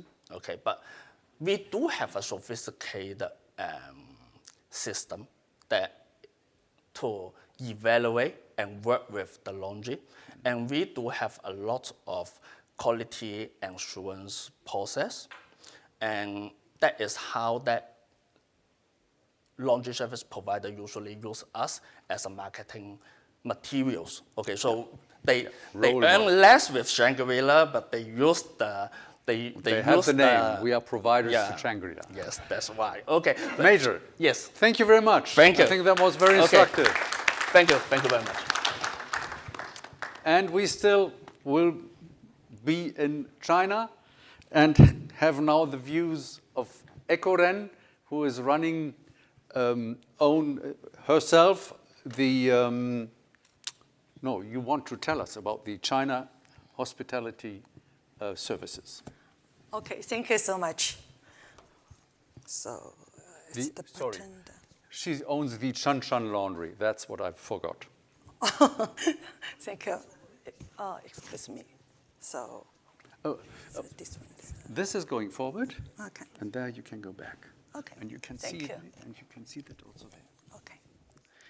So good morning, everyone. So I know it's almost no time, and everyone must be really tired. So I will promise very quickly through my PPT. And but this morning I feel really exciting because before this morning I feel my life is really difficult.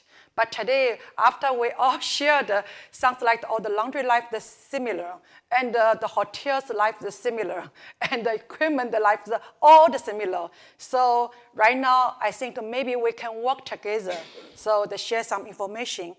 So today, I bring my idea is drop the broom, pick up the scanner. When smart leader, you find the supplement relationship.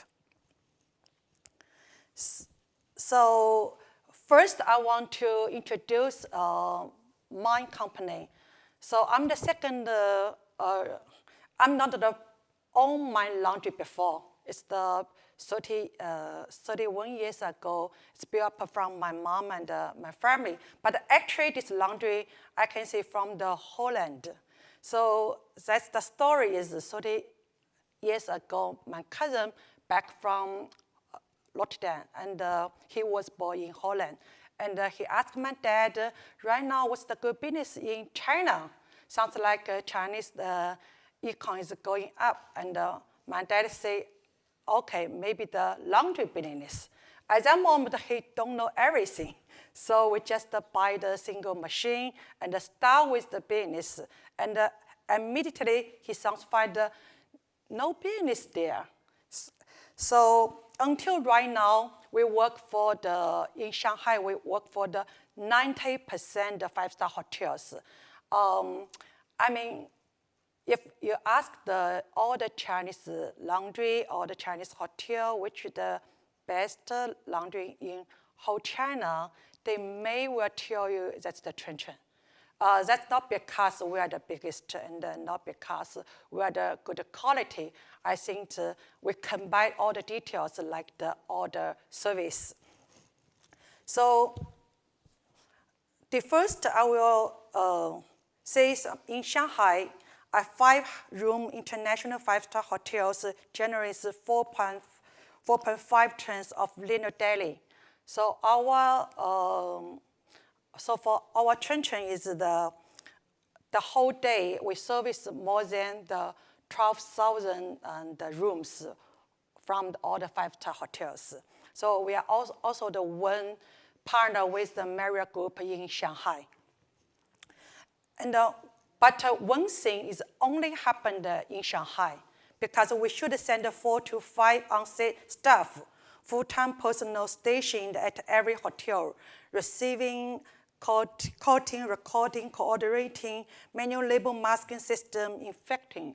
So that means we should send our staff to work for all the hotels. They do all the job, it's the housekeeping do, or not the laundry should do. This is the only one thing that happened in Shanghai, especially in China. So these on-site teams consume 12 to 15 of the country amount. The hotels think they are buying service. They are actually finding label substitution. So I will say you are not buying service. You are buying label substitution.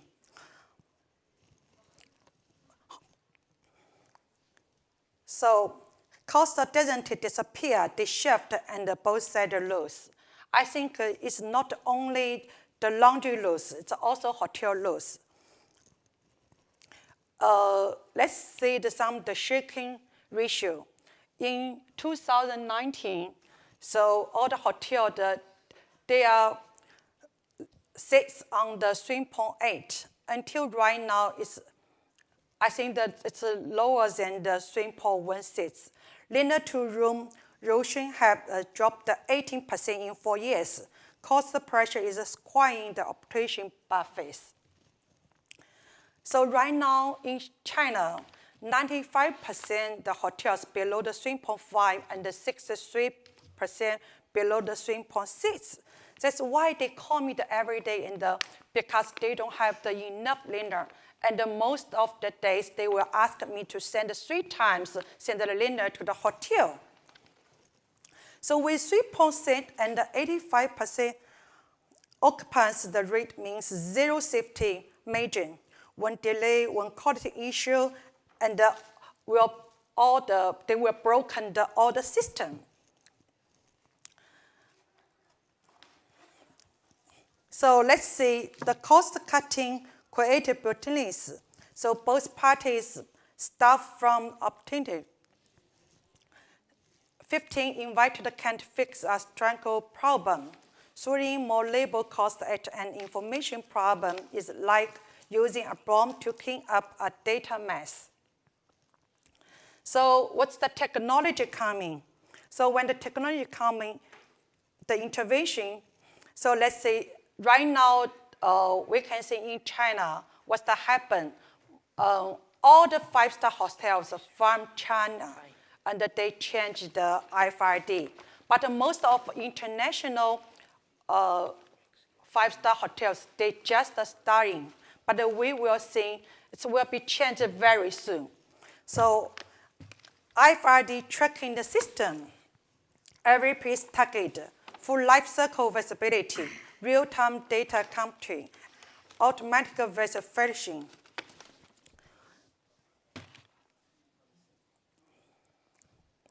So this is the old model, where is the new model.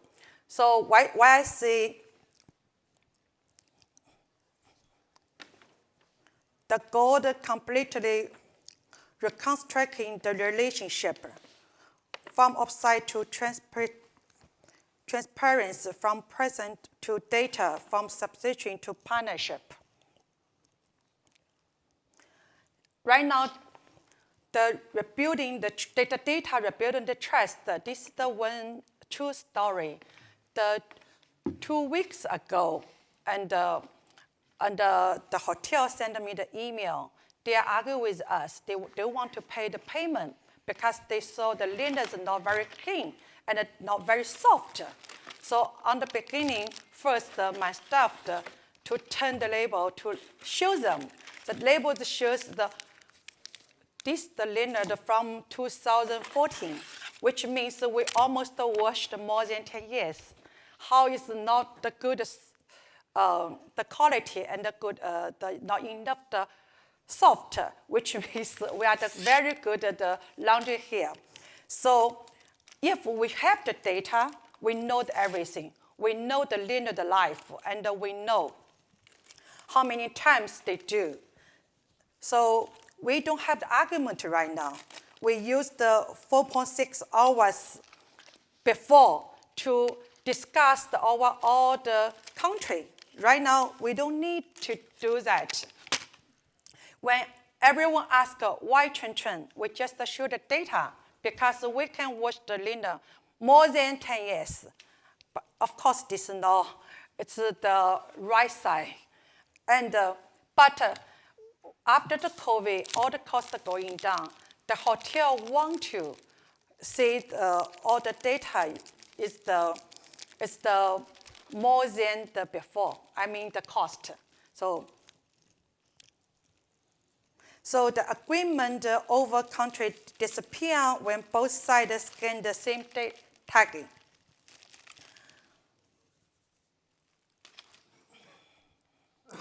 So right now, for us, when data press the debate, discussion, the accelerator, trust become a natural byproduct of the transparency. So shared responsibility is the means the true relationship. So what's the service real? Before, our traditional answer way is doing tax for clan. This is always they ask. So each month we should show all the data. So from the third company and showed all the data tests, including the water data test and the pH, all the data tests. So right now, and also management their linear and being present on site. But right now we all changed. So I think they are happy because the data shows everything from themselves. So show the responsibility is the true partnership. So today, this is not real. I really want to share with the smart linear because everyone knows the IFRD is coming, the smart linear is coming, but the smart linear is not based on the chips. It's based on all the data. If the data used in the hotel, then they can show you you are the good partnership. You are the good, partner. If the data based on just the number, then the data doesn't work. Like right now, when we in the housekeeping, we just put on the small machine, and they find the linen is not very clean. They just put on the button, so we get it. 2 weeks ago, a hotel from one international hotel, and they refused to pay the payment just for 2 bed linens not very clean. And they say the area is not very smoothing, so I don't want to pay the whole day's washing. So what I do, I just show the data, but the whole day we washed more than 7,000 linens for them. Only 2 is not very clean. That makes really, make sense. So I say you should pay me. Otherwise, it's not follow the system from our country contract. So this is the data we used before. Right now.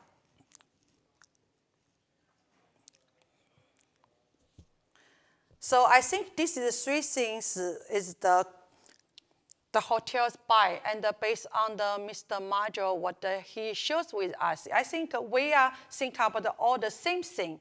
So all the data is more correct and show everything from your side and my side, so all the data is comprehended very clearly. So the whole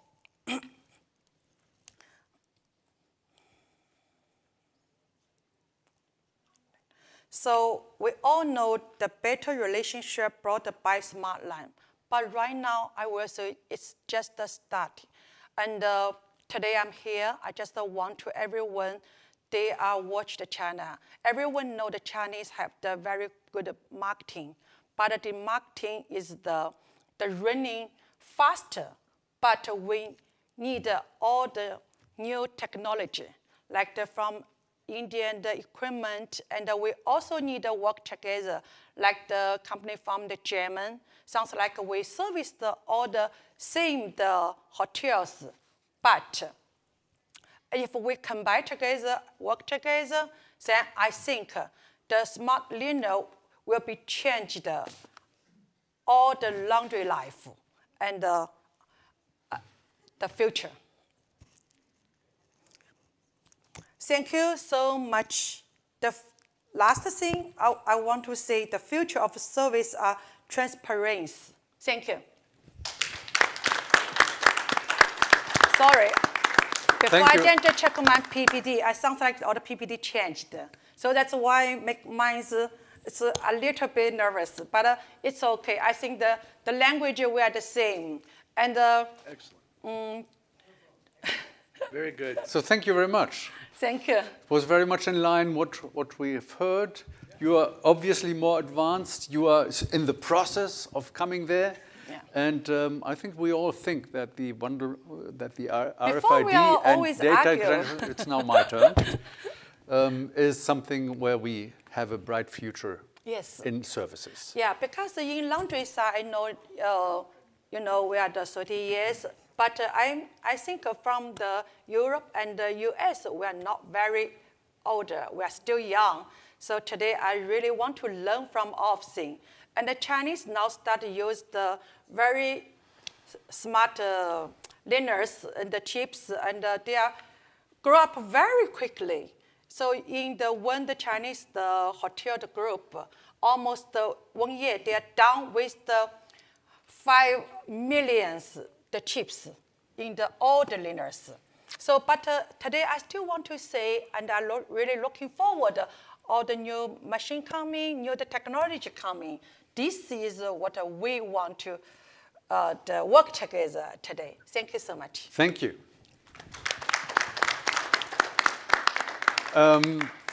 We move forward, but before we move forward, I'd like to announce one thing. We are late in the scheduling, so we drop a break for lunch.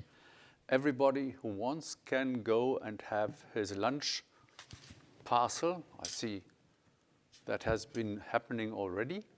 So we will not have an official break, but we will have now a session again with Anup Purar, who wants to tell us about the hospitality services in India. I don't need to introduce Anup once again, I think, but I do it. He's for our online visitors, he's on the one hand chef of the BP group, and on the other hand, he is also vice president of the Indian Association for Laundress and Dry Cleaners, and also he is vice president of CINET. So, Anup. Thank you. Good afternoon. That's yours. I'm going to make it crisp and quick. We all are hungry.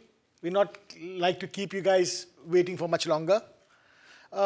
Basically, we have spoken since morning about India and it's become the land of opportunity. Lot of new hotels are coming up.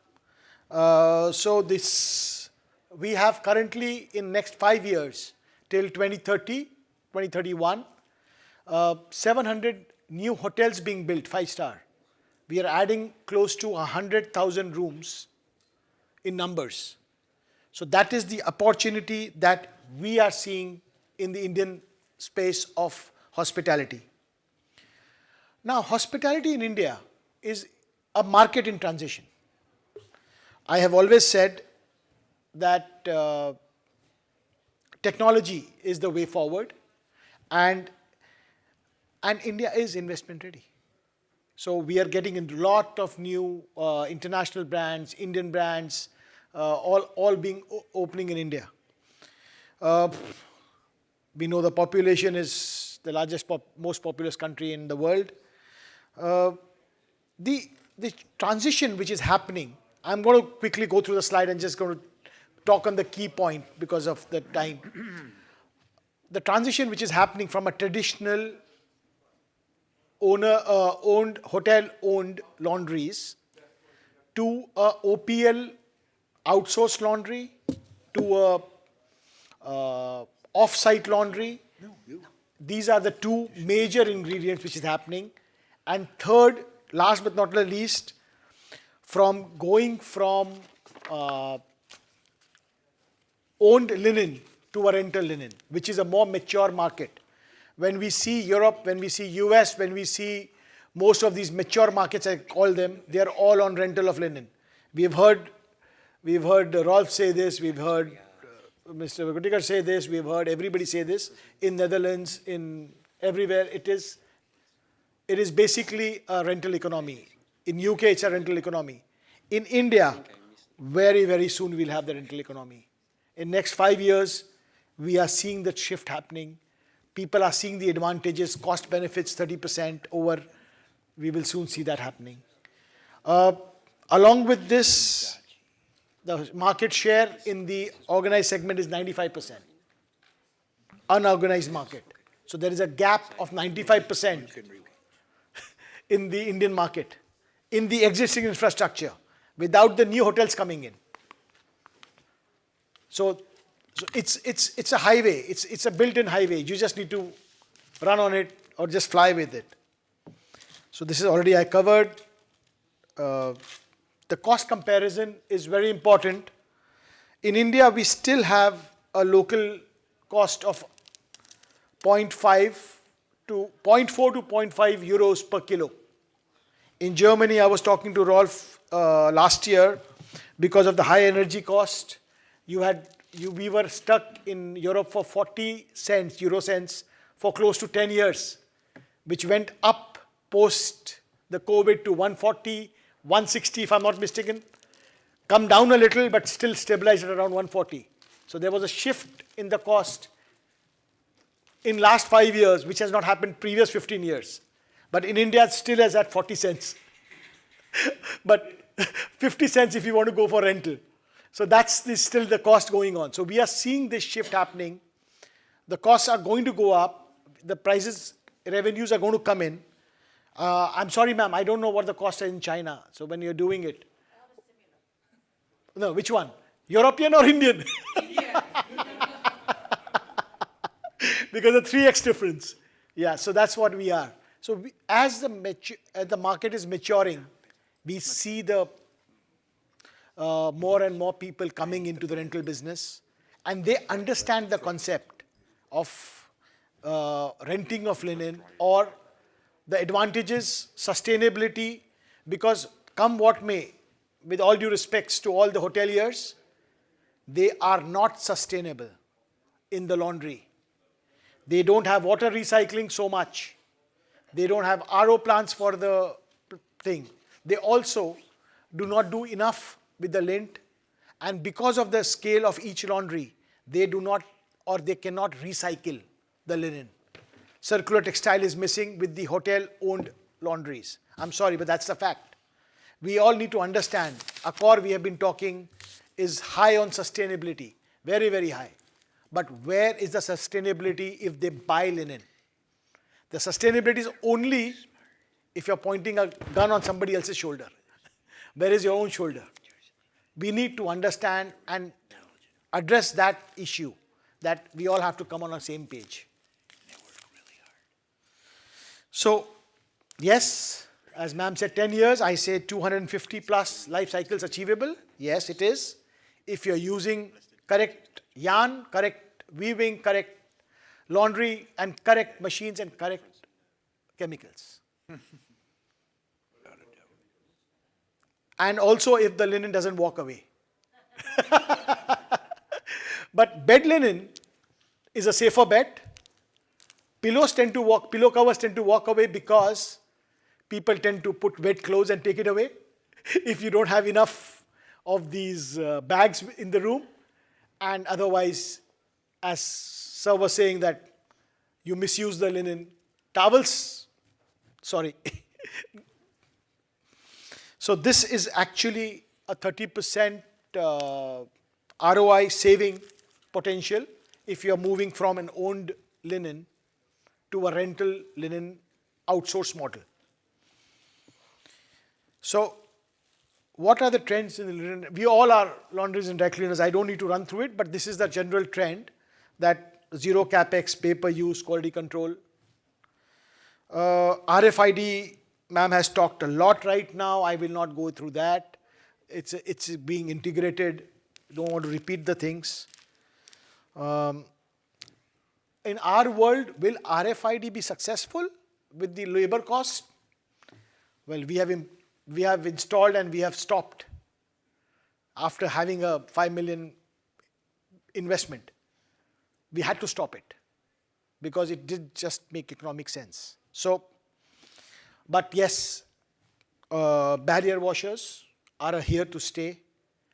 Auto folders, towel folders, linen folders, they are here to stay. Process CRM is a need of the hour. You cannot do without them. Sustainability is something which we all understand. Nobody can do without it. You are playing with fire if you're not adopting sustainable, adopting long-lasting, and adopting best practices, and if you do not genuinely be a responsible dry cleaner. Sooner than later, you have to wind up. So it's a need of the hour. There's no way you can grow without this. I'm going to take a couple of minutes, just a closing remark, because we all are hungry. So there is an energy shift, zero discharge, again in all sustainability. Compliance, this is what we are talking with CINET about getting a laundry certified, Interclean. They are going to help. Sometimes people want to do it, but don't know how to do it. So that's what, Peter, we need to work to get together and get it on the landscape. And this is the outlook 2030 that we see, and I already explained. So that was a short and crisp thing from me. Any questions? Yes. Any questions? Thank you. Thank you very much. Yeah, please. No, Joey. I have one question. You have one right here. And in India, do you have, as innovation for the laundry, you talked about RFID tracking. I saw that you barely talked about it, but UV disinfection to avoid usage of chemicals. Are you looking for other type of innovation regarding the washing process per se, to switch from, I don't know, water usage to other type, and also for finishing? Are you looking for other type of technologies to break through the market? So yes, RFID technology is there. As far as your machine equipments are concerned, finishing equipment, anything which is going to save on labor going forward will be adopted, has to be adopted, because ultimately labor is getting expensive. Whether we like it or not, AI implementation is not going to make people redundant, but they are going to increase the people's engagement. So finishing equipment, as you said, water is, I have always said this, I don't know if people have heard me earlier, the next big war is going to be on water. Forget the current scenario, this was before that, but the big war, the Third World War, whatever you want to say, is going to be only on water, because that is a problem statement. So everything that you can do, which is 2.5 liters of water or 3 liters of water on a barrier washer or on the washing segment is here to stay. Chemicals, obviously, if it's a low temperature, low thing, it's here to stay. Thank you, Anup. Yeah, sorry, sir. Yes, sir. Yes, Last, please. That is Last the question. last question. Okay, I would like to say that looking at the water savings, many times they say, it doesn't matter, the water is for free, you know, so we don't care that much. But please think the heating of the water, that's something that you do have to pay, even if the water is for free. The chemicals you will need in 25 liters or in 2 liters use is totally different. So it's a mindset to remember and to tell the people that do you want to save energy, even though the water is free, the energy use will be very much lower if you go on a lower use of water. So thank you. I agree with you. In India, the water is not free for the laundries. We pay a lot because you have to pay for incoming as well as outgoing treatment. You have to have an ETP, effluent treatment plant, first stage, second stage, before you can give it to a CETP in industrial area. So they have to make it into drinking water and discharge. So water is amongst the most expensive components of the laundry in India. So 18 liters of water in a commercial laundry and 2.5 liters, 3 liters that we use in our laundries versus 45 liters of water in a home laundry is what we are trying to actually say. Yes, sir. No, not all the time going on. Sorry to say that, but we have a delay of, I think, more than 20 minutes.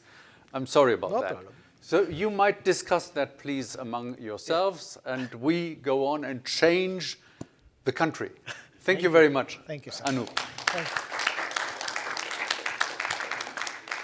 We are going to the Netherlands.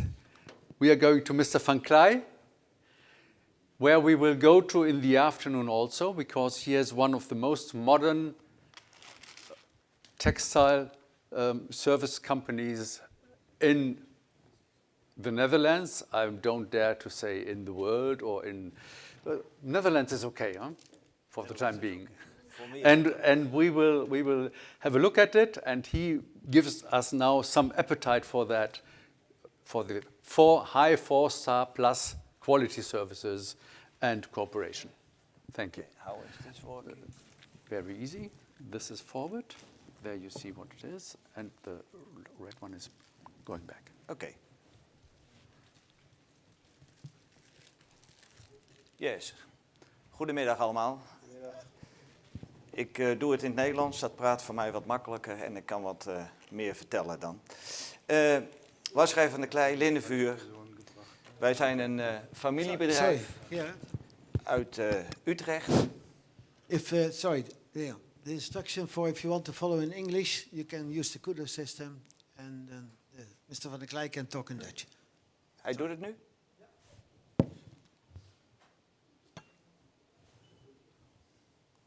Oké, wat ik al zei, Wasschrijver van de Klei. Wij zijn een familiebedrijf en wij doen alleen maar 4- en 5-sterren hotels. Dit is een beetje de agenda waar ik het over wil hebben. Wie zijn we? Wat doen we?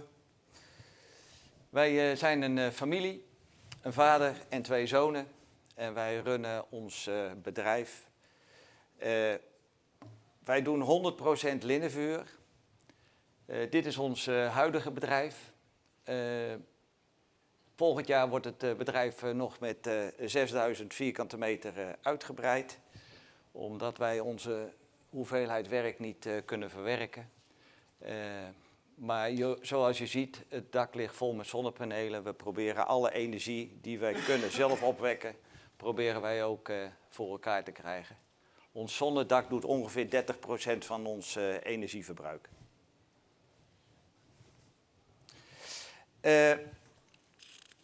Wat doen wij?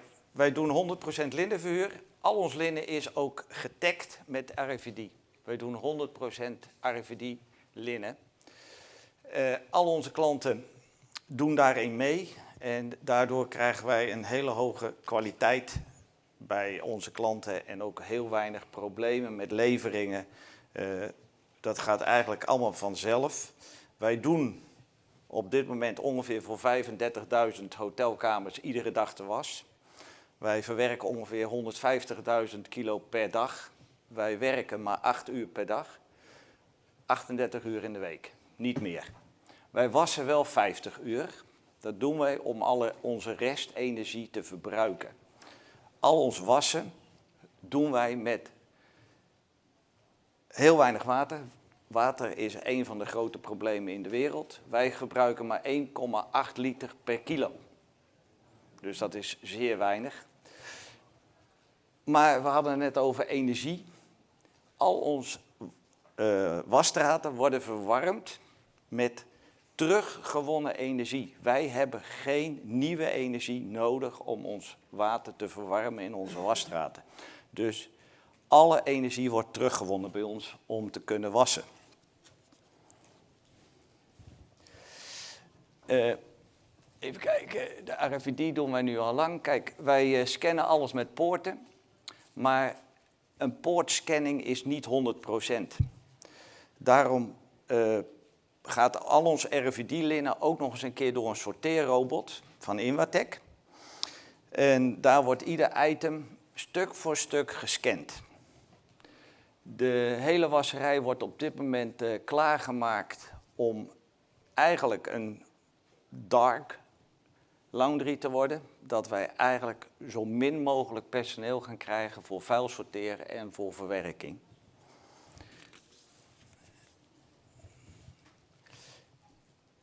Robotisering is bij ons één van de belangrijkste dingen in de hele wasserij. Arbeid is in Nederland ontzettend duur. En wij zijn aan het werk om eigenlijk de totale vuilsorteer te robotiseren en al ons badgoed wordt gerobotiseerd.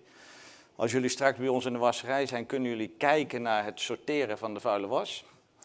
En jullie kunnen 3 handdoekenrobots zien die in 1 set staan te draaien. En die draaien ongeveer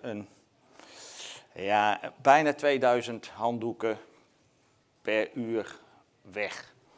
Met 2 dames. Dus dat is heel erg weinig mankracht heb je nodig om handdoeken te kunnen verwerken. Wat ik al zei, energieterugwinning. We draaien nu nog met een stoomketel. We halen uit de stoomketel heel veel energie alleen nodig om te kunnen strijken, de mangelafdeling.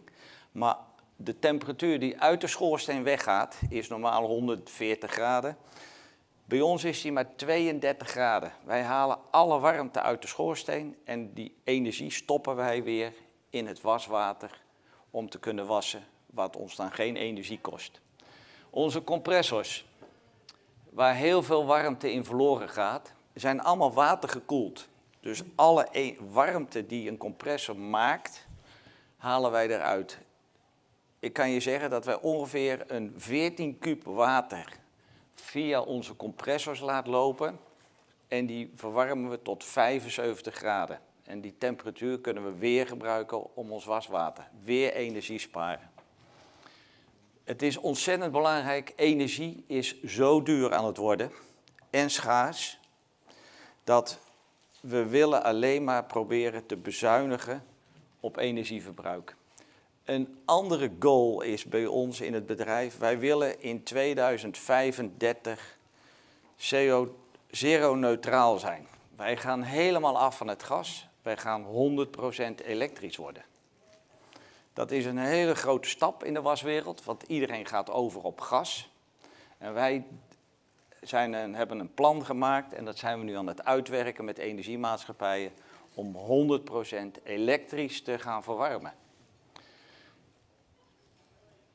Het is een future, maar wij denken dat het haalbaar is, omdat wij zero emissie willen. Robotisering. Arbeid is in Nederland heel erg duur en schaars. Wij kunnen bijna geen mensen krijgen die in de waswereld willen werken. Dus wij zijn nu een jaar of 6 bezig om te automatiseren. Alleen de automatisering en de robotisering gaat niet zo snel. Het is kostbaar. En de machineleveranciers die lopen toch wel een beetje achter met het stuk robotiseren. Wij proberen ze te activeren om meer te kunnen robotiseren. En dat is mogelijk. Alleen, we moeten wel met z'n allen eraan werken om dat voor elkaar te krijgen. Maar kom kijken, kom zien. Het vuilsorteerrobot die bij ons op dit moment werkt, doet 1 persoon ongeveer 3.500 kilo per uur sorteren. Met 1 persoon, dus dat is helemaal niks. Er staan er 4. Volgend jaar staan er 20. En dat scheelt ons ongeveer straks 15 mensen in de vuilsorteer. En dat kunnen we terugverdienen, maar we hebben ook veel minder fouten. En wat een heel groot ander voordeel is, ieder item wat bij een machine komt, is ook het item wat bij een machine moet komen. Tevens kan je de beladingsgraad van je wasstraten exact bepalen op de hoeveelheid wat erin moet. Dus je hebt geen verliezen. Daarnaast draaien wij heel veel poollinnen. Wij willen zoveel mogelijk poollinnen. Het probleem van de hotellerie is, zeker de grote companies, die willen allemaal hun eigen linnen hebben. Dat je het bestelt bij allerlei rare, moeilijke textielleveranciers, wat eigenlijk niet goed geschikt is voor de automatische wasserijindustrie. En daar lopen we heel erg tegenaan. Wij hebben besloten, ook bij de grote, de Accords, de NH's. Je kan bij mij klant worden, maar je gaat op ons linnen draaien. Wij kopen niets bij een linnenleverancier van een hotelketen. Zo ja, willen ze dat, dan kunnen ze geen klant worden. En wat blijkt? Dat er steeds meer klanten accepteren dat ze met ons linnen gaan werken. Ze krijgen een veel hogere kwaliteit en wij kunnen een veel betere service gaan leveren door ons systeem.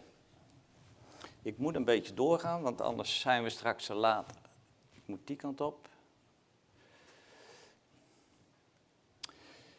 Wat we natuurlijk al zeiden, we willen natuurlijk zo energie mogelijk neutraal, zo goed mogelijk voor het milieu zijn. We hebben natuurlijk onze zonnepanelen. Bij wijze van spreken in de kantine hebben we gewoon wasbare kopjes, om maar niet de plastic bekertjes weg te gooien. We hebben wasbare containerhoezen, geen plastic. Bij ons kom je in de hele wasserij geen plastic tegen. Alles is eruit gesorteerd. Het machinepark. Wij hebben op dit moment 6 wastunnels. Wij wassen ongeveer 12.000 kilo per uur. Als wij een drukke dag hebben, draaien we ongeveer 150 ton per dag. En dat doen wij in de productiecapaciteit van de machines, van de mangelafdelingen en de badstofafdelingen. 350? Wat zegt u? 350. 150 ton per dag. 150 ton per dag. We draaien in het hoogseizoen 750 ton in de week. 6 tunnels draaiden. We hebben 30 drogers van 100 kilo. We hebben 21 badstofvouwmachines staan en er staan 13 mangellijnen. En die draaien 38 uur en het wascapaciteit draait 50 uur. We moeten nog een wastunnel erbij. Die gaan ook komen, maar die komen pas als de nieuwbouw klaar is. Er komen er nog 4 nieuwe tunnels komen daarbij. Dan hebben we in 2030 staan er 10 wastunnels te draaien. Jullie komen straks bij ons kijken, dan kunnen we veel meer zien. Dan kunnen we gewoon nog eens even alles ter plekke bekijken, vragen stellen. Want anders komen we een beetje in het tijdsnood om bij ons te zien. Want wij draaien vandaag expres een uur langer met de fabriek. Anders dan, we stoppen normaal om 3:30, maar jullie komen pas om 3 uur bij ons aan. Dus we blijven een uurtje langer om toch wat dingen te laten zien. Thank you very much. May I have that? Alsjeblieft. That was a run through your factory, and we will have a run through your factory then also in the afternoon. And there we can discuss whatever we want to discuss with you, as long as the factory is operative. En alles wat ik heel graag wil zeggen is, probeer niet met al het linnen mee te gaan wat hotelketens voorschrijven.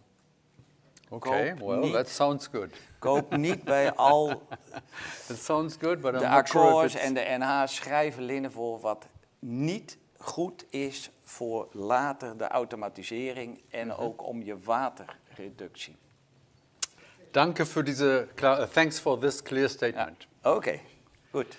We see you later. Yes, and now Mr. Langer has again, like yesterday, the task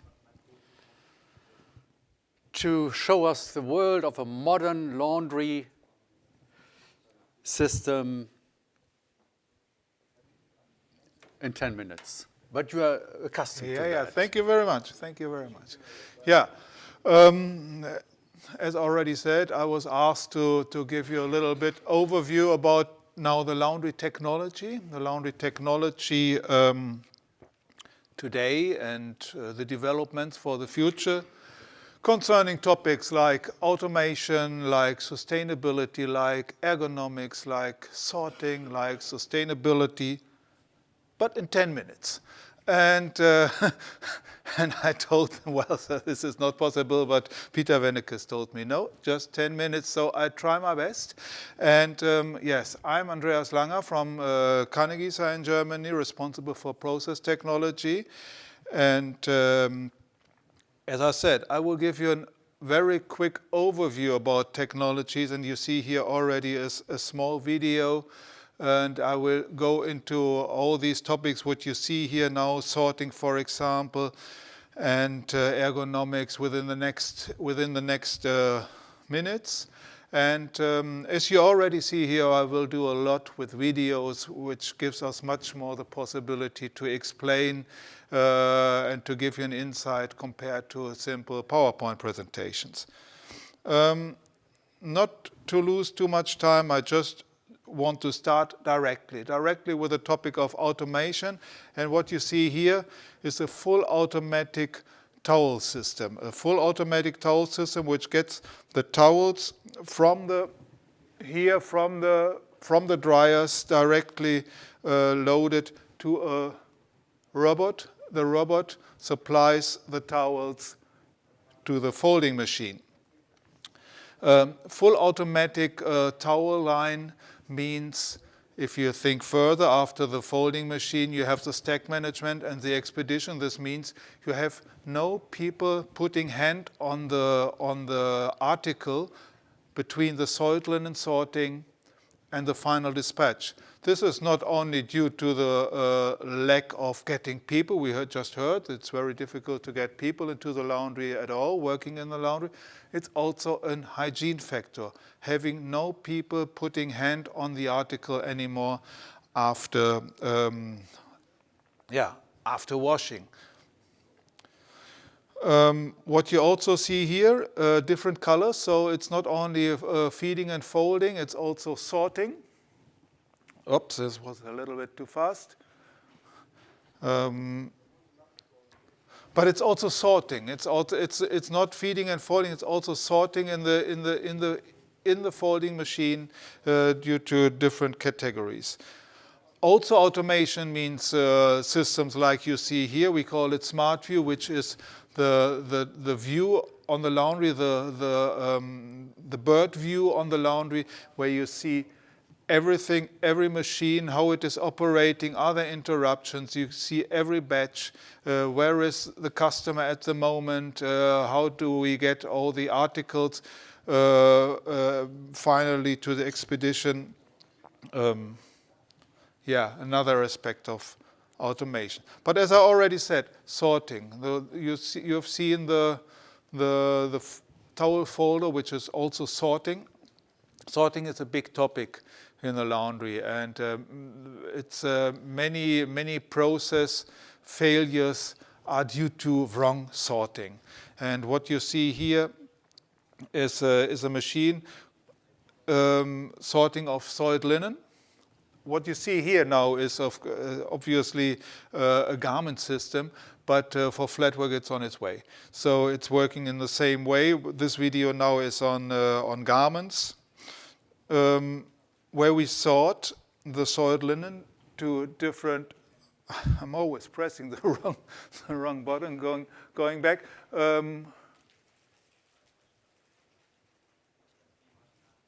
I I have to start the video again. So, but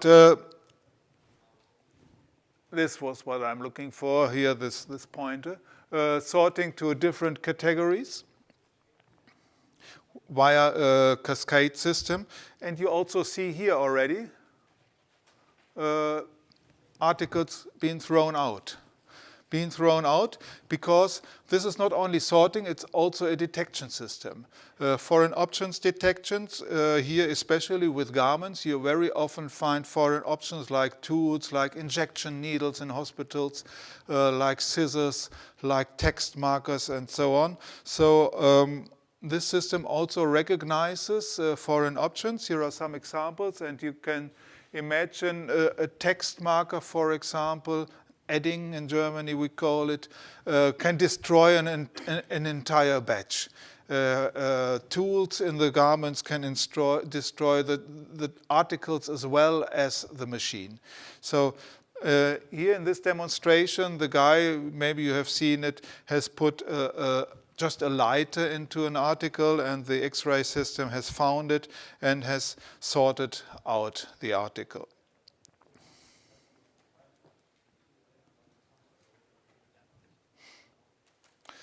Sorting also, another possibility of sorting, or another typical area of sorting is, of course, after the ironers, after the folding machines. And what you see here is a system which sorts automatically in the folding machine to up to six categories by measurement, by RFID, or by camera recognition. So laundries operate a lot with RFID, but it's not necessary. It's you can do it also in a different way. But here you can see already this was very quick. But this was the camera for the RFID camera to recognize the articles. Here another layout with 4 categories. So it's always up to 6 means it can be 3, it can be 4, it can be 5, depending on the application of the individual laundry. Ergonomics, a very big topic. We heard a lot of presentations earlier, even the last one, who said it's so difficult to get people working into a laundry, and once they are in the laundry, we want them to come back. We want them to come back also next week and the week after. We don't want them to go home and tell to their families, oh, I cannot do this job anymore. And what we see here is how we evaluate and how we optimize such processes. This lady, you can see here also on the laptop, this lady has sensors all over her body so that we can recognize every body movement and to optimize the workplace. This lady is actually feeding king-size sheets, very heavy, large king-size sheets, but you can see she's fluently operating, not really hard working. If you have feeded king-size sheets, you know that it's sometimes very difficult to untangle and so on. So, but what we have done here is really find a solution to optimize, and using, as I already said, such technology here from ErgoCert. It's called having sensors on the operators to optimize the workplace. The same on the garment side. Here the garment hanging, we have done the same, and it's always important. The operator needs free space to move. It's very, very important always with all machines. The machine must be faster than the operator. In this case, the hanger must be available faster than the operator, so that the operator has a fluent movement, a smooth movement, does not always has interruptions and has to wait and has to look. He can really work. The hanger is always available. It's always faster than the operator. Talking about sustainability, just 1 or 2 small examples I want to show you here for a garment finisher, where we have optimized the airflow and the energy flow in the finisher. It's a counterflow system, which means the incoming air, the air comes in here where the articles go out. This means you have a natural cool down at the end of the drying process on the one side. The air is getting more and more saturated with water, with moist, until it leaves. And yeah, it's a full counterflow system where we have optimized really the combination of the linen flow and the heat and the airflow. Sustainability, also a big topic in the drying process. In the past, we were talking about flow-through dryers and air circulation dryers. Here, we have a system now with a flap which controls the airflow independent of the status of the drying process. Right at the beginning of the drying process, the articles are wet. We need to remove the moist air as much as possible, as fast as possible. But the longer the drying process continues, the less moisture is in the system, the more air we want to keep and the more energy we want to keep in the system. So this flap here moves in dependence of the drying process, and at the end of the drying process, we have the hot air inside and lose only a very small amount of air to the outside. Also, what was not really good to see here in this small video, during the drying process, we also optimize, for example, the revolutions. You must imagine moist textiles move different than dry textiles. So over the drying process, we also optimize the revolutions. So coming to the last topic now, quality. Quality during washing, there are many aspects about quality during washing, and I only want to mention one point in all our washing processes. We want to avoid the friction on the textile on the surface. We need a washing mechanics which goes deep into the fibers to get which works, and the chemicals have to work deep into the fibers and without causing any friction on the textile surface. So we can talk about it later here now. I know the time is very limited. The last point, when we talk about quality, we talk about flatwork quality. And what you see here, a totally new development. The transfer bar, which you see here in this feeding machine, moves towards the textiles. You see here, the textiles are waiting for the transfer bar. The transfer bar comes. With all other previous feeding machines, you must imagine you had the textiles on the clamps. They were spreaded, very harmful to the textile, and they were pushed on the transfer bar. Here, there is absolutely no spreading on the textiles. It's really hanging through a little bit. Absolutely no harm. The transfer bar comes to the textile is laid down, and we really improve the leading edge quality here for the flatwork, and also being very gentle to the textiles. So this was, as requested, a very brief overview about a lot of topics.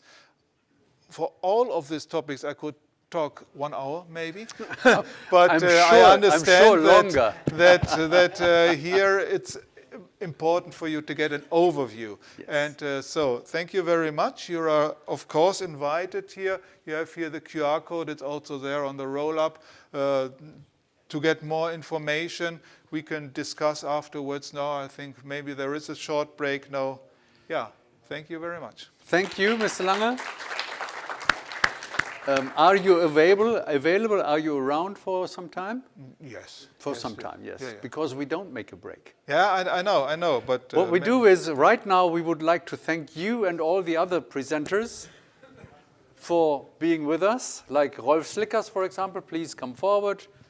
Anup Podar, where is he? Well, there he is. So please, all presenters, Charles Betteridge, please. You too.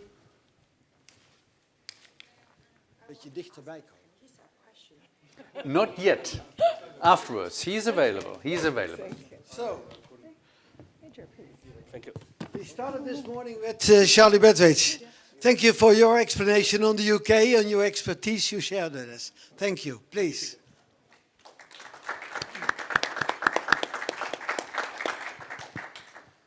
Then we have Ms. Echo Ren. Thank you very much for your figures and your ideas and the way you operate as well. Thank you very much. Mr. Slickers, where is he? Here. Thank you for your insights, very deep insights in your relationship and so on.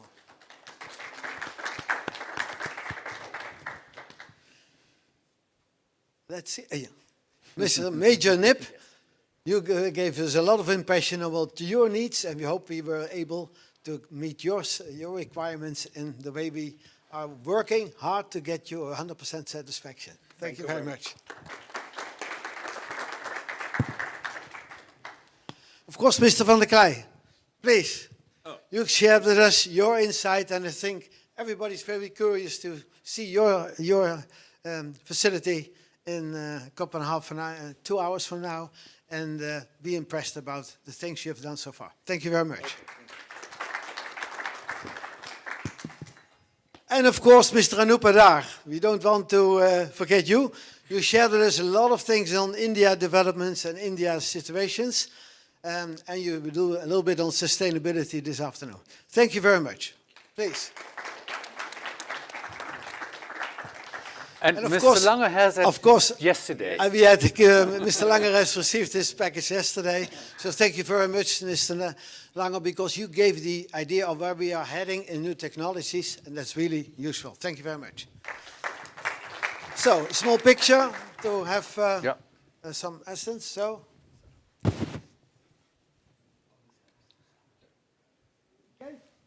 Thank you very much once again. Thank you. And so she has a question for you, but please not on stage. So we continue with the next. Please. Thank you. Please. Yeah, you have to see it, right? Yeah, thank you. End of session, huh? End of session. We have end of session now. The free sandwich lunch is already on its way, so we can move forward. I don't want that after movie. We are just going now to the workshop Sustainability and Circularity in Smarter PTC Services. Well, I don't think that I need to talk a lot about circularity and about sustainability because we have covered that a lot. So the pressure is there. Also, the will is there. We want to be a positive part of the society in giving PTC services which are sustainable, which are positive for the environment. And the question is, what examples do we have and where do we go to? And we have here more pictures than long presentations. Please, presenters have that in mind. Usually the time is shorter than we have had it in the conference. And the first one I'd like to invite to give his view on the environmental impact of PTC is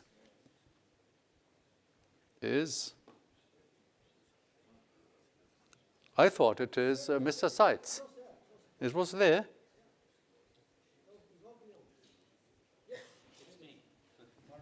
Okay, yes, but I have perhaps a wrong memory because I thought it's Mr. Seitz. So from Renzaki, Mr. Nicolini will give us his insight on biodegradable practices. Thank you. Hello, everybody. Thank you very much, ladies and gentlemen, for being here. So my name is Mark Nicolini, Vice President of Marketing and Sales from Renzacci. We do have the manufacturing of both dry cleaning and laundry machines, and we are currently in 130 countries worldwide. So what I'm about to tell you is the outcome of our experience worldwide, and since we do have of course, manufacturing of both lines of machines. What I'm going to convey to you today is not aimed by commercial interest, but really what we record every day in the international market. So what we are assisting today is to, let me say, an increase, a steep increase in the interest in the demand of the new natural solvents in dry cleaning, which are very much reviving the dry cleaning business. And why we are in this situation? This is, let me say, very, very important because this is the key point. So the real reason is because today there is a lot of confusion worldwide between the good use of the two techniques, dry cleaning and laundry. And certainly it's time really to end by saying that one technique, wet cleaning, can completely substitute the other technique of dry cleaning or vice versa. That is something that is not conveying benefits to our industry, and it is really a bad attitude to deal with the problem. So both techniques are very important, and I will try to convey to you what we are experiencing every day, in the 130 countries worldwide where we are present. Is a given fact that we are over the last year we have seen a steep increase in the interest in the bio dry cleaning machines. And the point is why. I mean, why the dry cleaning business using natural solvents and solvents alternative to PERC are now growing up so fast? Two simple reasons. The one is the fact that the fashion has changed a lot. I mean, the extreme flexibility in use of the new materials, let me say, are forming the garments today. The 70% of garments going around the world are partially or totally made by printed fabrics, polyurethane, coupled traditional fibers coupled with the glues, resins, and heat sealing, then beaded garments, suede, satin, and let me say the wet shirts with embossed screen printing.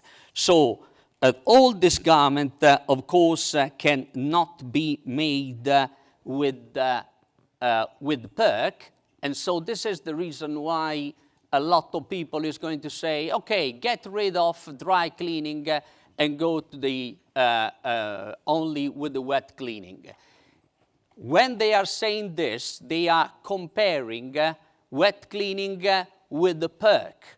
But PERC is not representing, let me say, the reality of the market nowadays, because just to give you an idea, Renzacci company is manufacturing 2,350 dry cleaning machines today, and only the 10% are PERC. And the same situation you are going to find out with our competitors. So that is very important. Do not continue to compare wet cleaning with dry cleaning with PERC, because you are going to get completely misleaded. You have to compare wet cleaning with dry cleaning with natural solvent, with the new bio dry cleaning machine. The second reason why the market is going to change is because you have a change in the sentiment of the customer. I mean, today, especially the young generation, when they are about to open the pocket, they are very sensible in their decisions on everything is bio, has the characteristic of biocompatibility, and is, let me say, everything is biodegradable, and that this is a true compass in the choices of the customer. And this is very important because this approach to the purchase is not happening only in the restaurant, in the supermarket, or when you are going to, let me say, to look for the food and beverage. Why? Because frankly speaking, if you think for a moment about the customer sentiment, after what we eat and what we drink, what is more personal and intimate about what I dress? So this is very important because the customer and stepping into the dry cleaning and laundry shop is not going to mind to change the mindset, is remaining always the same customer, and so is oriented through specific purchase values. So this is the reason why I tell you it's time to change, because once again, the problem is that if we don't have a very clear where we are and where we want to go, we will never reach, of course, any professional decision. So just to give you an example, as far as the bio dry cleaning is concerned, 30 years ago we used to call in a phone box, and today we are going to use the smartphone. Of course, this is something that no regulation has imposed to us, but is the market evolution. So that is the simple concept I just would like to bring to your attention. Is the evolution of the market. So that is, let me say, what we don't have to forget. Otherwise, we are going to always think with the old concept which are not corresponding any longer to what is happening in the market every day. So,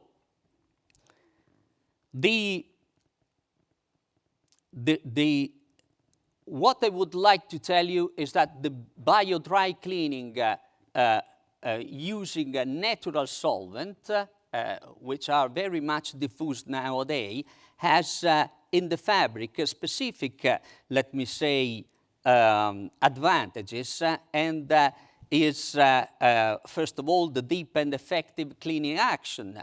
The fact that it is going to clean through molecular affinity and not to molecular aggressiveness. So there is a great respect for the color, for the softness of the garments, and for the colors. So we are going to save a lot of ironing times, a remarkable increase in the health protection on the working place, so on the respect of the environment, and is not going to release microplastics on the environment. So what is important is that it is biodegradable, hypoallergenic, and we have, once again, much lower toxicity.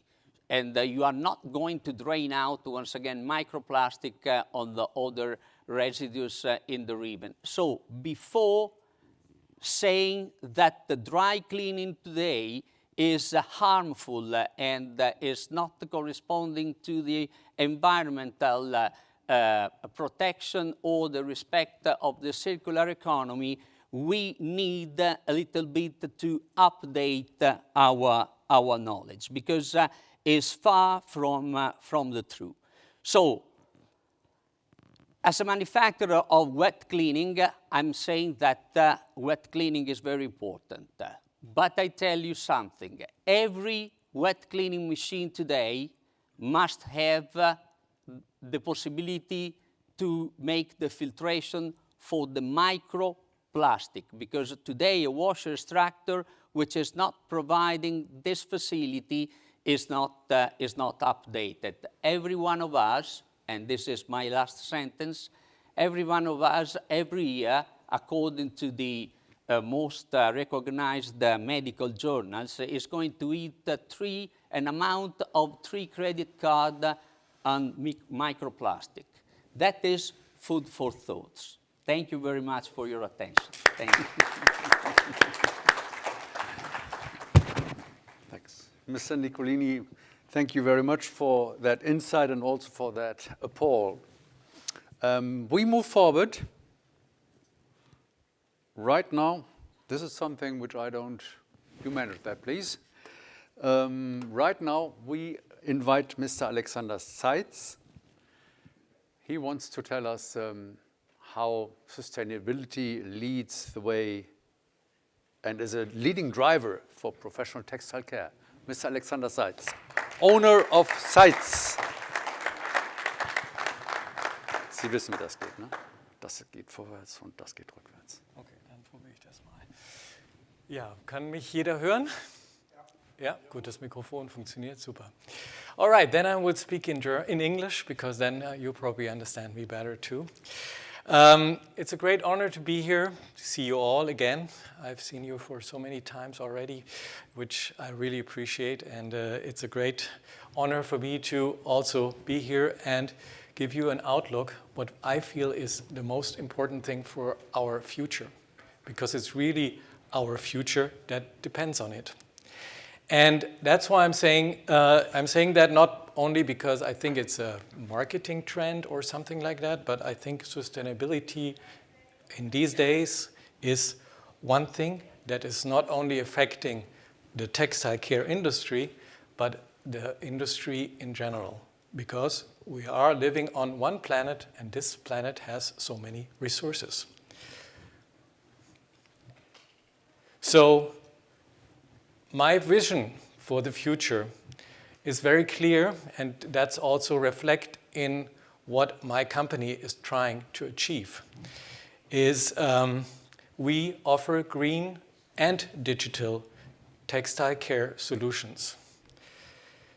We're trying to think ahead, because I think one thing that is for sure, when we look about 30 years ago, when a computer costs millions of dollars, and today something costs, we have the same size of computer in our mobile phones and starts to cost at $300.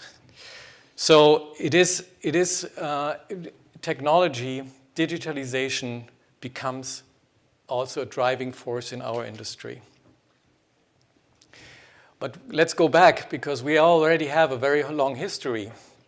Our company, or my company now, is founded in 140 years ago by my great-grandfather. So I'm the fourth generation.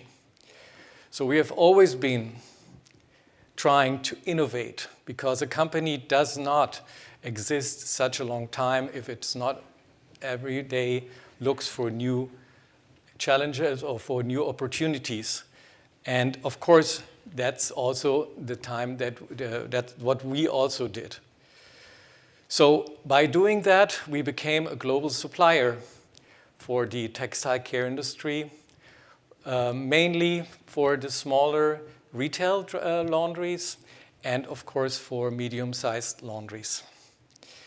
By doing that, we have knowledge in all solvents, in the solvents from the past, the solvents in the future, the wet cleaning. So whichever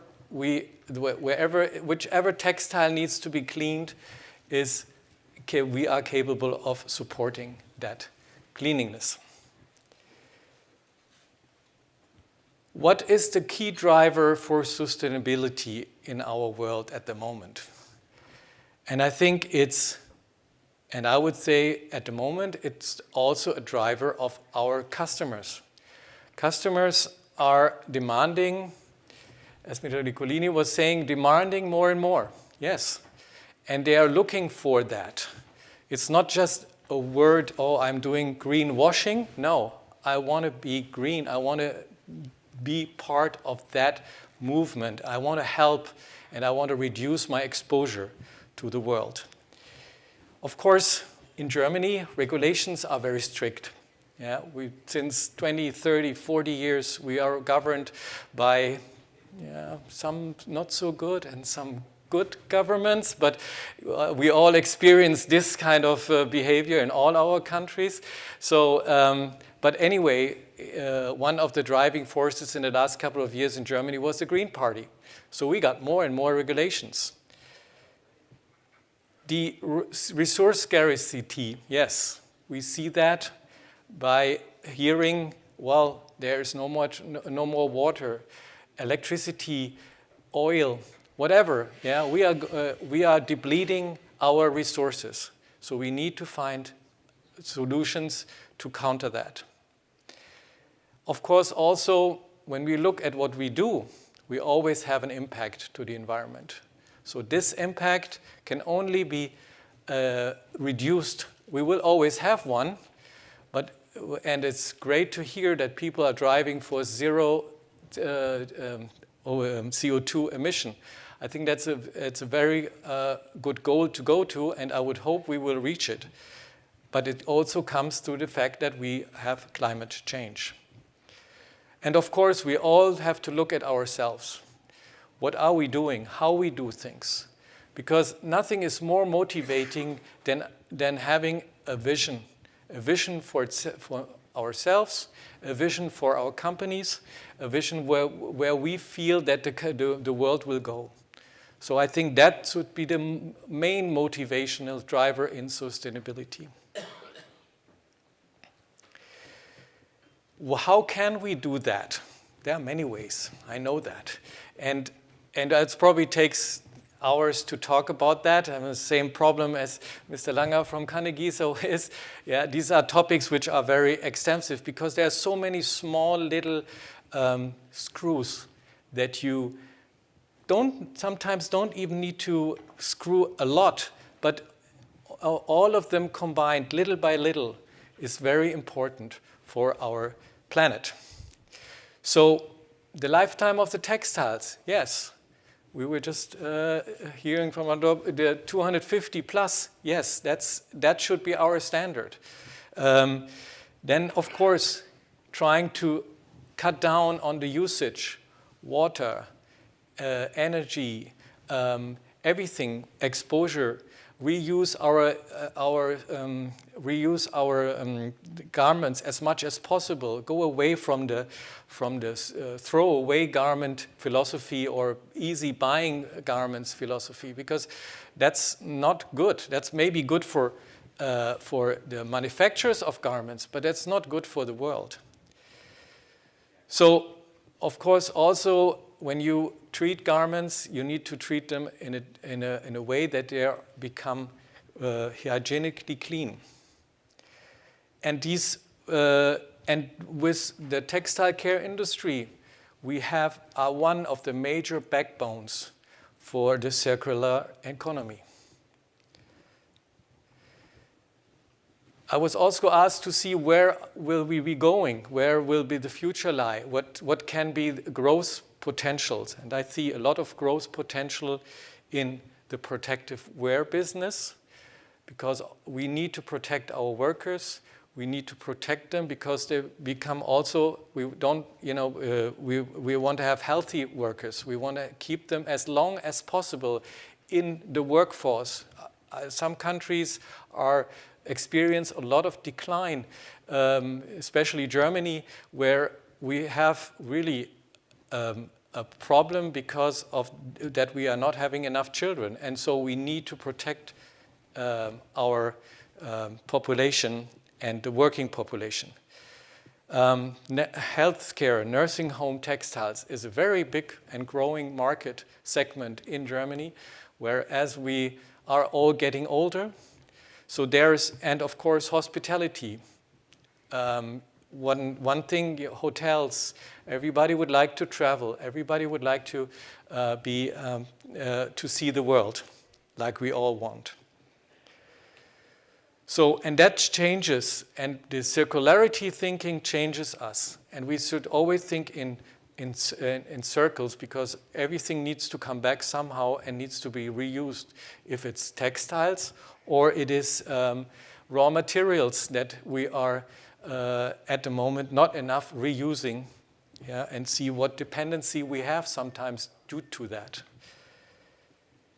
So the circularity will change what textile care requires. And so there are many little things that can be done, as I said before, and it's very important that we all be able to measure that. If we are not measuring, we have no comparison. And that's why digitalization helps us to measure things. How many cycles a garment was treated, how much water we need, how much data, but on time, not like after a year when I look at my invoice. No, every minute of the day I should know what's going on. And that's why I see digitalization is driving our trade even further, and for the better. So, as time is up, my statement is here: sustainability, we should not see it as a limitation. It will not put handcuffs on ourselves. It will help us to grow, because the better we use our resources, whatever it is, the better we become, and the more, sustainable we become, and the more relevant we stay for the world in doing our job. Thank you very much.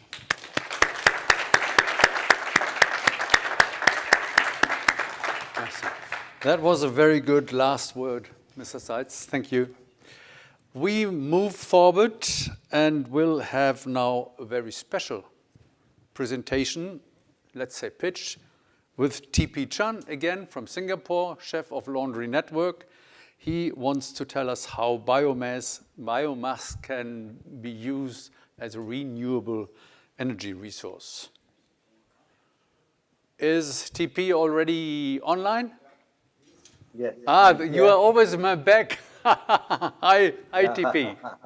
Can you please tell us in, well, let's say 10 minutes or even less, I think it's even less, your view on biomass and how that helps in energy, in our energy needs. Because I'm online, so I just start with the video. Okay. All right. Yeah, fine. Let's start it. Good afternoon, ladies and gentlemen. I'm TP Chan from Laundry Network Singapore. Today, I will share how industrial laundries can turn energy challenges into their key advantage using biomass energy. In Singapore, there are about 350 laundry establishments. Although industrial laundries represent a smaller segment, but they handle the highest volume and consume the most energy. The laundry industry has evolved from manual operations, automation, and high-volume systems. But one challenge remains, that is high energy consumption. Laundry operations are highly steam intensive. Oil prices are rising and ESG requirements are increasing. So energy today is not just a cost, it is a key operational constraint. Fluctuation in oil prices create uncertainty in operating costs. At the same time, sustainability is becoming a business requirement. The question is no longer whether to change, but how quickly we can adapt. One practical solution is biomass energy, which uses organic fuel. Steam is generated with significant low carbon footprint than oil and gas. The concept is simple. Organic fuel is channeled into boiler to produce steam. The steam powers washer, dryers, ironer, and integrates easily into existing systems. In 2017, we designed a high-tech laundry plant for eyewash laundry, with processing capacity of about 80 tons per day. A key focus is steam control to ensure consistent performance. This makes energy choice critical, leading to biomass integrations. iWash Laundry is an industrial laundry owned by 800 Super Waste Management. The laundry implemented biomass system in 2018. This is a full-scale industrial operations running efficiently on 24 hours basis.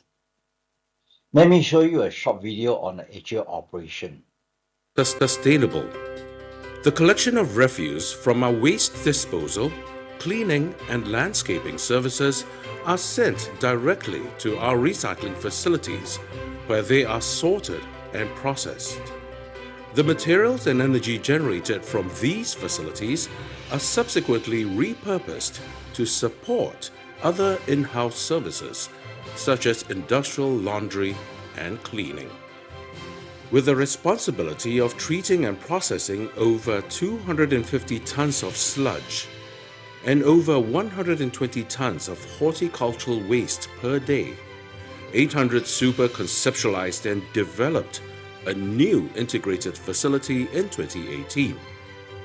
This facility harnesses these materials to be converted into energy for commercial use. This integrated facility comprises a biomass cogen plant which treats wood and horticultural waste up to 150 tons per day. There is also a sludge-burn plant, and every day over 250 tons of sewage sludge are transported from the various PUB water reclamation plants for treatment here. This is equivalent to serving half the population of Singapore. Steam is recovered from the sludge treatment plant to be used at the ISO tank heating base, the industrial laundry plant, and also the upcoming spent grain drying facility, which converts wet spent grain into useful ingredients for the animal feed industry. iWash is a commercial laundry arm of 800 Super, which is part of the integrated facilities.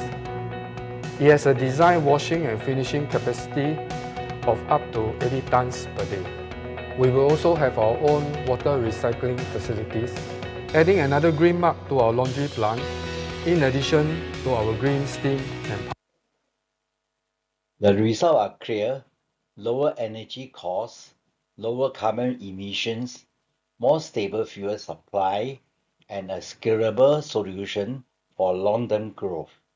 This way, sustainability meets profitability. The initiative was endorsed by CINET with ITS Sustainability Award 2024, recognizing iWash Laundry for their leadership in sustainable innovation. Biomass is not just an alternative energy. It offers competitive advantage, as demonstrated by iWash Laundry, placing them in a better position to manage costs and meet ESG requirements. Thank you for your attention. TP, thank you, TP, for this presentation, which reminds us of things which we have already awarded within CINET. TP, is there anything which we need to add right now? Because we are short in time, so I'm not so very... Yeah? Yeah, I think basically this is the point that I'm trying to highlight. Because I'm online, not as good as those in person. Maybe if there are no questions, then that's all for my presentation. Well, we will, if there are coming questions up, we will note them, and also with the person who has that, so that you can then inform this person who has the question. Is that okay for you? Yeah. So thank you very much for your view. Thank you very much. Thank you. And for being again with us. Yes, thank you. And we move forward to America. I think we have here online or a video, pardon me? Recorded. We have a recorded message from Christopher White from American Best Cleaners. Hi, Christopher. Hi, Peter and friends at CINET. I'm Christopher White, Executive Director at America's Best Cleaners. I was asked by Peter and the advisory board to give you a quick update on the sustainability initiatives and regulations here in the United States. Currently, on the federal level, there is slow movement on any real regulations right now as it pertains to this. Under the new administration, they have already closed the de minimis loophole, which would have been the funding model for the big bill that we were looking at called the Americas Act, which had a large funding model in there for repair, recycle, and resale markets. Currently, that is still viable, but it is being retooled and the language changed in regards to how the funding models would work on that. So we're waiting to see what that looks like. Also, on the federal level, there's been a bipartisan bill moved forward called the Recycled Materials Attribution Act, which is a critical piece of legislation that needs to be put in place to help define all of the different recycling terminology and actions in industries across the country. This unified language, very much like the global harmonization used for shipping, would allow for each of the states and larger industries to understand where and what the language could be used for and how the regulation would define actions that they are taking. So that would be very important for us to have as the 50 states try to coalesce around creating a unified EPR program here in the United States. But really, all eyes right now are on California. California SB 707 is moving forward. It has seen some traction and action lately. Within the last 2 weeks, they finally named their PRO, which is their Producer Responsibility Organization, which will be Landbell USA. Landbell USA is also going to be launching the SB 707 hub and website, and that will allow for implementation, tracking, rulemaking milestones, regulatory developments, and all the other actions that will take place as this end producer responsibility bill gets some legs underneath it and it starts turning into real action in the marketplace. There's other states that have had some initiatives move forward. The state of New York has an EPR bill that is currently in committee and is stalled in committee. They're waiting on the budget in New York State to finalize before they'll actually take up any of these other additional measures. And it's yet to be determined if this would even make this legislative session. The other state was the state of Washington that has an EPR regulatory bill in play. That bill also now is sitting in committee. So we will wait to see what happens with those two initiatives and if they're able to be moved forward. But it seems to me that all indications from people at the American Circular Textiles Group are saying is that Washington State bill will probably not make this legislative session and will be looked at again in 2027. So in the United States, that's the regulatory framework. It doesn't stop the markets from keep on moving. We're seeing a lot of investment taking place in a lot of these spaces. Reju just announced a recycling facility and that they're going to build in Rochester, New York. And we saw that eBay just acquired Depop for $1.3 billion. So markets are moving. There is capital starting to come into the space, and we're seeing this capital not just as like hype money, it's actual real operational dollars. So as these regulatory frameworks start to get more clarified, I think we're going to see a lot more investment in this space in the United States. Thank you, and I hope you have a wonderful rest of your event. Thank you very much for this recorded message. I think it gave a good overview, initial overview over what is happening in the US. And now, once again, Mr. Anup Porar, you have the burden and also the pleasure to be our most beloved speaker here about sustainability and circularity leading to best practices in India. Hi, good afternoon, everybody. I hope you just had your lunch. And 15 minutes, huh? Okay, So, basically, circularity and sustainability. We have been talking about this. Everybody has been talking about this. So I'm not going to play any slides. I'm not going to be taking anything. We are just going to be talking, interacting with each other. So just make it a little different so that we just don't get caught after lunch. So in India, what we can tell you is the best practices is going a long way. I would say Europe, America, we have people from Africa, we have people everywhere. It's coming up. So it has started from the West, coming down all the way. So when we talk about best practices, generally, we have to understand that the major wildlife is still available in the Africa and the Southeast Asia, more than the Europe and America.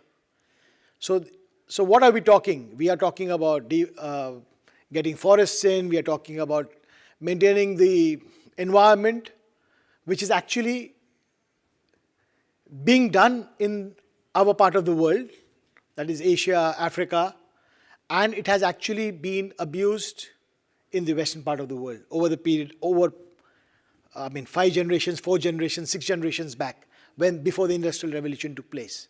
So we are doing a round circle now because they have already done damage.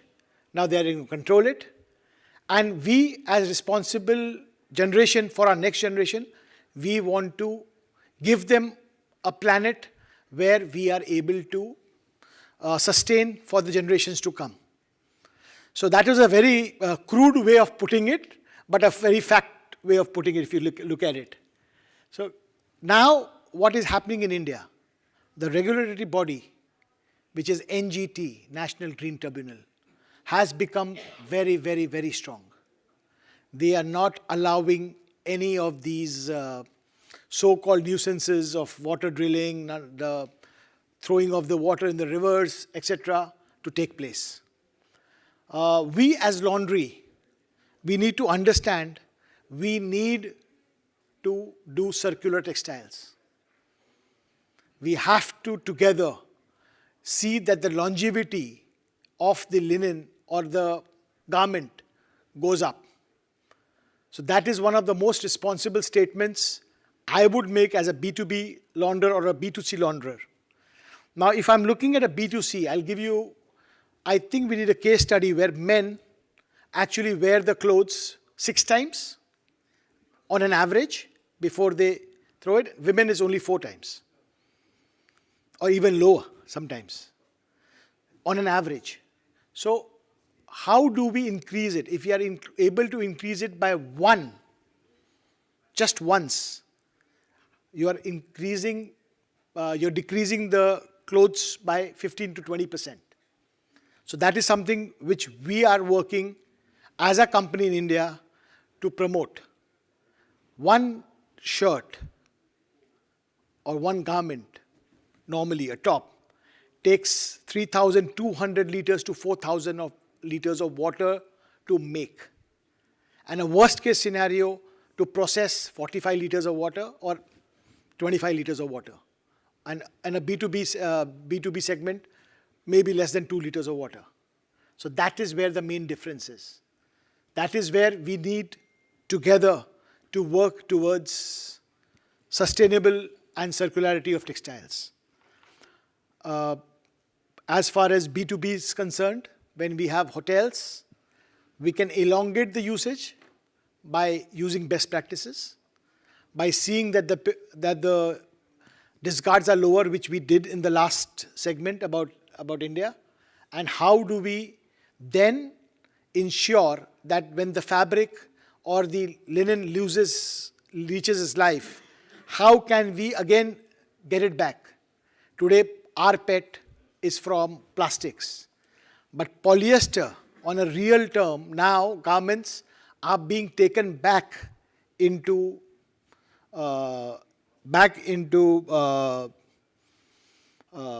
fiber form and remade the fabrics. Today, the cost is a hindrance because the fiber is costing you, for example, 100 rupees a kilo or $1 a kilo, and the recycling process is taking 180 rupees a kilo or $1.8 a kilo. But very soon it will be a reality when the raw material, with the current oil prices going up, when it goes reverse. So that is something which we have to be very, very careful. Obviously, water and others we are all aware of. So I would not like to go more into details.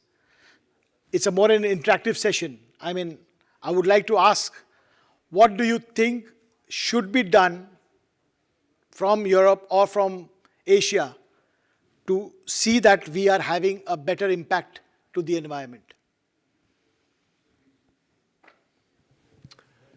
Let's make it more interactive. I mean, if nobody has a question, I have a question on that. Please. Circularity, that is really just more than sustainability for me. Of course. And are there any projects which you have in mind in India which are going on and which are really going for circularity, not only in energy, but also, for example, in textiles? So 2-3 projects which I am involved in. The primary one is where you are actually picking up linen, discard from the hotels, which is your hotel linen, bed linen and towels. We are actually making that, processing it in our laundry facility, and then giving it to this menstrual movement for women, for the villages, where we have contributed 50 machines, wherein they are making the sanitary pads and then selling it for the villages. So that is something which we are already doing, and we are wanting to now scale it up to the next level. So other villages we want to give it to, and one by one introduce that. So that we are collecting now, and with the hotels we are collecting linen free of cost. They are not paying us anything. We process it and we deliver it. So all the transport is borne by our company as a CSR activity. So that is something which we are already doing, running for now about 2 years, doing well. Another thing which we are doing for clothes is tied up for the retail with the company called Dobara. So where we are doing is, if you are having any of these garments which you are buying, a branded garment, especially the women, they don't want to use it for 1 or 2 times because they see that we have gone into the event and most of the people have seen us. So we will take it back, we will process it, and then we offer it through that at roughly 50% to 60% of the price of the garment. So that's so garment which is actually being sitting in your wardrobe or being discarded is actually being resold into the market for somebody else to wear. Second-hand market. You're Pre-owned feeding market. the second Yeah, market. pre-owned market. Oh, pre-owned, okay, if you like that term. Yeah, so that is something which is going on, and it is doing well because the linen, the number of times the garment is washed goes up. It is also a trend in US that you are having this currently. I don't know if you have seen that in a big way. Okay, is there any more contribution? If not, I would ask you to make the essence of your speech, and then we move forward and try to make up a little bit so that we can be punctual at the Van der Klee. Yes. Anybody else? So what I would like to just sum it up as, we all need to put our hands together, we all need to come together, be responsible, and we have to educate our clients how they can increase the usage of the garment. Being a textile manufacturer, I will be losing out. The whole textile industry will be losing out because today is a fast fashion, as they call it. But for our future generation, we'll have to step up today and move into tomorrow and leave them a better place by doing responsible linen and responsible garments. Thank you.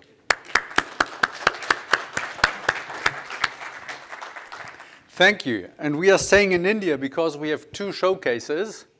One is coming online. Oh, it's already there. Pooja, please. Hello everyone. Am I audible? Yes, and you have 5 minutes. Yeah. So without further ado, I'll just start off. So my name is Please. Pooja. I am representing an organization called Synergy from India. And the name of my project that I want to showcase is called Project Rewear. So I just want to tell you something beautiful that happens in my country. A mother's wedding trousseau is considered to be very, very special. So a sari is preserved for years, sometimes maybe decades, and carefully protected and passed on. A daughter doesn't see the garment as a garment, she sees it more as memories, emotions, and legacy. So today, most of our clothes do not get the same kind of respect that it deserves. We discard them not because they are unusable, but because we think that they cannot be refixed. So I just wanted to say a small line. We discard something, we preserved something that was emotional and started disposing something that was everyday. And that is where, Project Rewear comes in. So, more often than not, we used to receive a lot of these issues from women who would come in with their, emotional pieces, and they would ask us to restore it to them, to their original conditions. And that is exactly how, Rewear started off. And I would just like to say that it was more of a passion project initially, and now it has become a full-fledged service. So the real problem that I just wanted to, list out is fast consumption, fast fashion. We discard a lot of our clothes just on minor stains or fading or improper storage. Consumers rarely understand the environmental cost of replacing or storing any of these garments. So at Synergy, we asked ourselves, why should care be reserved only for emotional garments? Why can't everyday garments be treated with the same kind of responsibility? And what if preservation becomes a habit?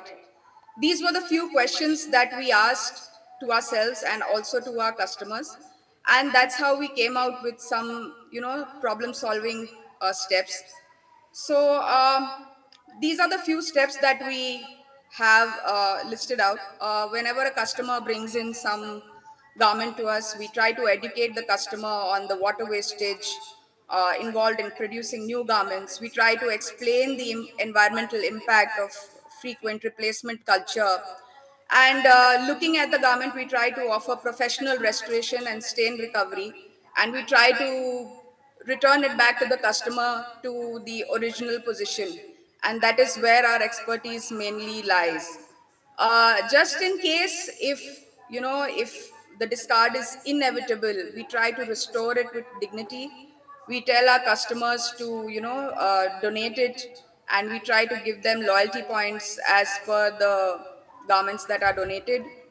We try to restore the entire garment that we have at our Synergy plant. We try to do minor repairs, and we try to respectfully discard it by distributing it to Cheshire homes, similar institutions, or maybe old age homes where this could be, it could be put to could, could be put to use more often than not.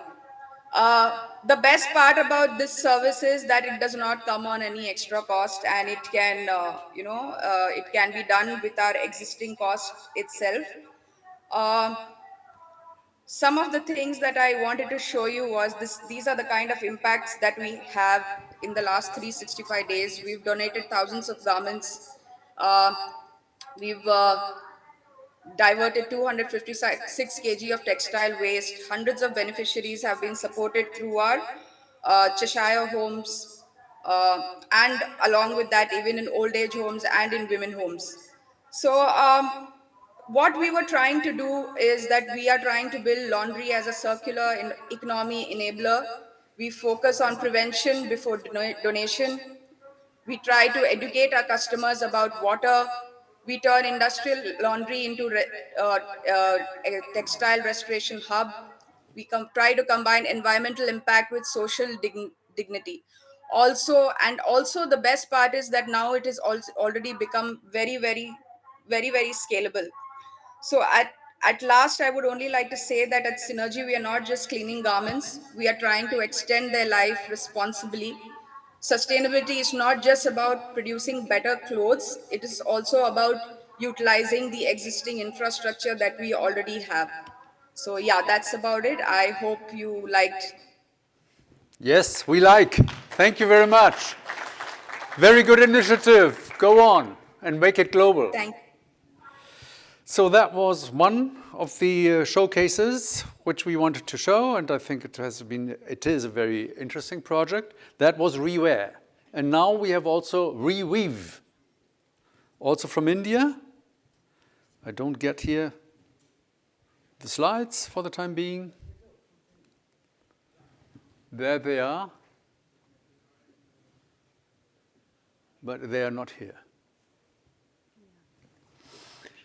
Well, I give you the floor. Please tell us about Reweave and stick to 5 minutes. Sure, thank you. This is what you need. That's going forward. No.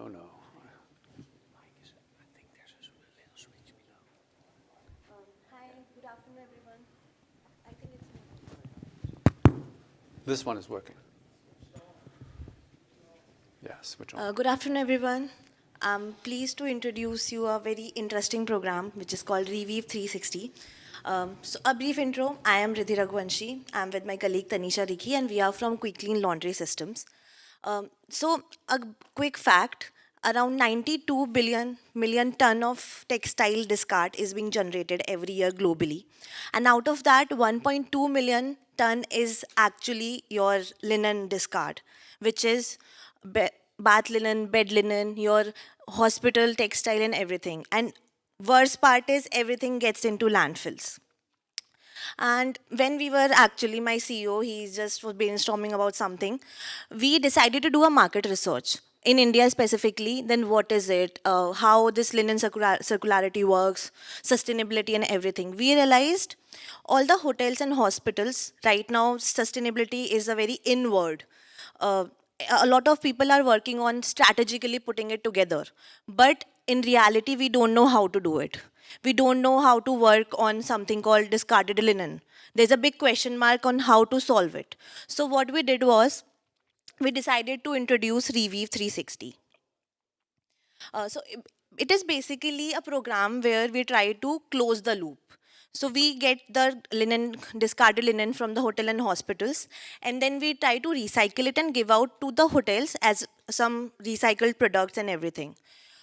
We decided to start it last year. We have around 5 to 6 partnerships already done where we have actually delivered few products.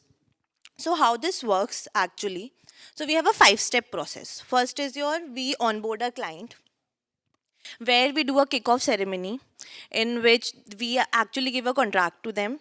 We also give them that whenever you get the discarded linen, you call us and we'll give you credits out of it. And what does these credits do? They can actually order few products, recyclable products out of it. So first is your collection. Post collection, we have few vendors across India. So we have multiple vendors in like Delhi or south part of India and everything. So that makes our transportation very easy. And very important part, it is of no cost. So there's no cost for the clients and no cost for the vendor as well. Post the collection, the products, all the discarded linen gets recycled. Post that, we also have this ordering system. We have a portal. Tanisha will explain you about the portal. Once we get the order, we make the products. It gets delivered around 60 days it takes, and then we deliver it to client site and everything. Now talking about products, what kind of products? We have like a huge variety of products that we do. We have laundry bags, we have bath rugs, then we have cloth bags, towels, pool towels, then baskets, table covers and everything. And now we are also going to, partner with some NGOs where we would be also introducing these, we will be generating new jobs for them as well so that they can work on, creating these products. So we would be adding a social part also to this program. Tanisha? So this whole process runs on a portal that we have. So a client registers on a portal, and then they're able to go on that portal and register for a service, which is Reweave 360. And based upon that, the vendor goes and collects the linen load, and that linen load is then converted to credits. Per kilogram, there is a credit scale that goes on, and based on the credits that they have earned, they can buy the products. So this whole process, we have a portal that you guys also can check out on reweave360.com. So that is the portal, and it is all free of cost. No vendor cost is involved, and no client cost is involved as well. So now, last but not the least, what is the impact? Like, why are we doing it? If there is no cost, nothing, no profit, why? So there's a two-way thing that we wanted to do. One is for the clients, like healthcare or hospitality industry, they can actually get a brand value out of it. Because our initiative is actually aligned with UN Sustainability Goal 12, which actually talks about consumption, responsible consumption and production. So that is one. And second, it gives us also an opportunity to be part of that ESG metric and everything. So yeah, that's it. And this is few partnership that we did. One very interesting thing I wanted to show you lastly. We did a discarded linen Christmas tree on Christmas with Le Royal Meridian Chennai, which is actually 800 kgs of discarded linen. So yeah, these are few things. Thank you. Okay, thank you very much. I think it's a very valuable initiative. And I expect that a lot of us will go to the platform. What was it was www? Reweave360.com. Reweave360.com. Reweave, yes, that was the project, Reweave360.com. Yes. So, Ridi and Tanisha, thank you very much. And Chris? And we move to the Netherlands and to another initiative which is something which can go large and can go global, perhaps, at least European. Yes, we hope so. Oh, do I have? Chris Coleman is here from Circular Days and will tell us what it is all about. This one pushes forward. This is for forward, the red one for backward. Okay, thank you. Good afternoon, all. Welcome to my presentation about the Circular Textile Days, a Dutch event, yes, and a business-to-business event that is growing the last years. So, welcome.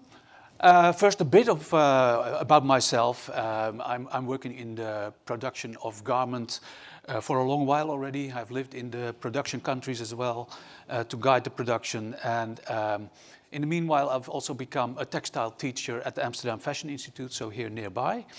And I'm advising non-EU countries on market access in the EU, on sustainability, on product safety, compliance, etc. And co-founder of the Circular Textile Days. Now, what is that Circular Textile Days? An international platform where we all come together. And I was very happy to see today that there are so many global initiatives on sustainability and circularity, and we are there for everyone. We are representing the industry, but also education, knowledge institutes, governments, and we are focusing a lot on collaboration, working together, partnerships, matchmaking, and like mentioned, the knowledge exchange. And we are not just, and we do not feel like just an event, just a conference, just a fair or something similar, but we feel like being an ecosystem builder. So ecosystems can develop at our place. Who's there? Well, we had some figures like over 90 companies sponsoring and exhibiting at our event from various countries, as you can read. Also different visitors from different countries, like about 1,150 the last time. It might not seem maybe a very high number, but we're focusing a lot on high quality visitors. So visitors that really have a good match with our exhibitors and the sponsors. And they are about, let's say, 50% is decision maker. And we have CSR managers, for example, buyers, of course. We have the R&D, product developers, and like I said, the managers. More information you can find here on the recap of 2025 and find more details there. Yeah, what you can do is see, share, experience, and meet. And meeting in particular is facilitated because we have lots of areas where you can sit together and make appointments, etc. And also the Europe Enterprise Network is always every year having a special location at our event to connect buyers, producers, and all others that are in their base. Now, yeah, a step back to why circular business. It has been said today already, again, and I'm glad we are all on the same page. We have an issue. We have that mountain of waste that we all know about. We have a lot of sales returns and unsold fashion. And in the end, we only, at the moment, can do 1% fiber-to-fiber recycling. And that's actually quite a bad figure and not very efficient. On top of that, we have some contribution to the CO2 emissions as well globally, so that's not very nice. So we have something to repair for our future generations, and for me personally, of course, for my children, but also for the students that I see every day. It is very important that we start repairing and start doing something. But there is more, of course. There is a real business case. Business drivers pushing us forward. Legislation has been said already today. EPR, ESPR, so eco-design, reporting, eco-reporting. But also the client demands are changing. Not only the customer, the consumer, but also business-to-business clients are asking more and more for sustainable and circular products. And of course, partly based on that legislation. Material availability, I've also heard that mentioning today. Yeah, scarcity will come in the end, and we need to act on that. And of course, some pulling factors, some attractive factors could be like new businesses could also be very interesting and are starting to get more and more interesting. And with some creativity, you can create some nice new businesses. So yeah, a lot can happen. Progress, though, is a bit slow. The legislation is a bit weakened. It's diluted, I say, and has been delayed a bit. And there are still some market challenges to make it viable. And scaling is still a bit difficult. But the good news is we cannot go back. The train is running. Everyone is doing something about it. The momentum is real. There is real traction. We see a rapid increase on our event as well. Circular startups, industry collaborations, governmental actions are there. And like I experienced today as well here, there is a lot of global attention for circularity as well. And not only India, Bangladesh, China, but also I hear the US, Canada, everywhere. And of course, and what for me is a vital sign is that brands are becoming more active.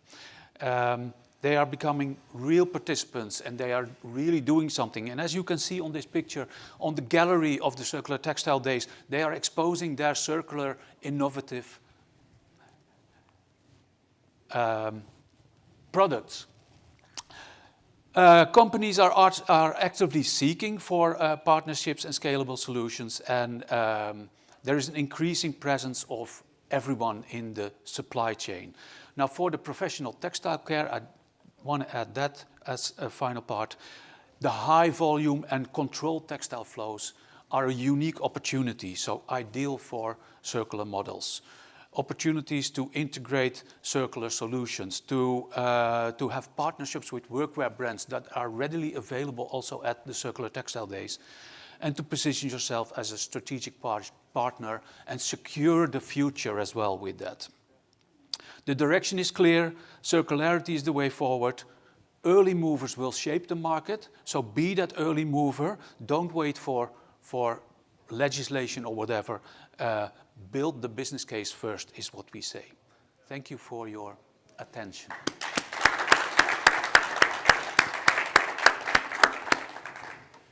Thank you. Also, that is a very valuable initiative.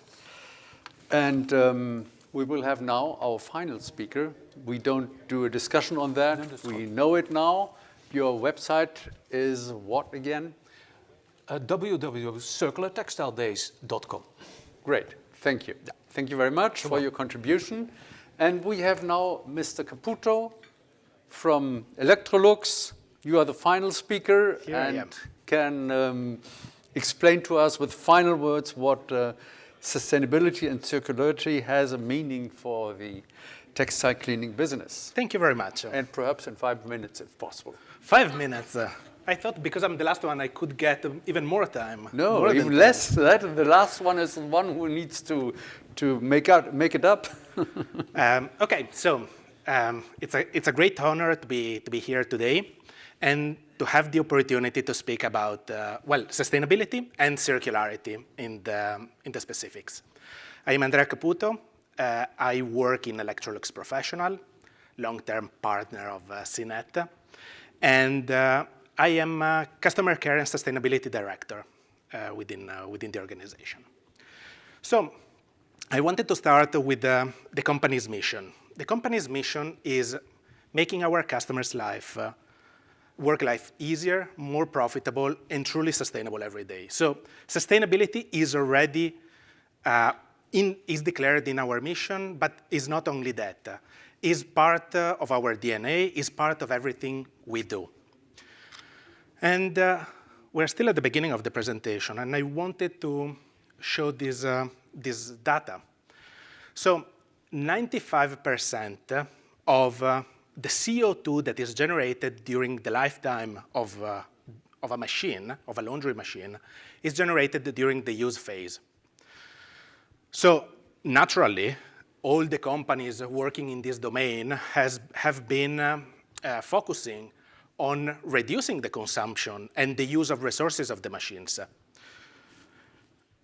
So according to our calculations, we generally talk about the iceberg concept, where the analogy with the iceberg is that you know what is the capital expenditure of a machine in the moment you need to purchase it, but you don't see what the amount of resources that this machine will use along the lifetime. That is what lies underneath the water, right?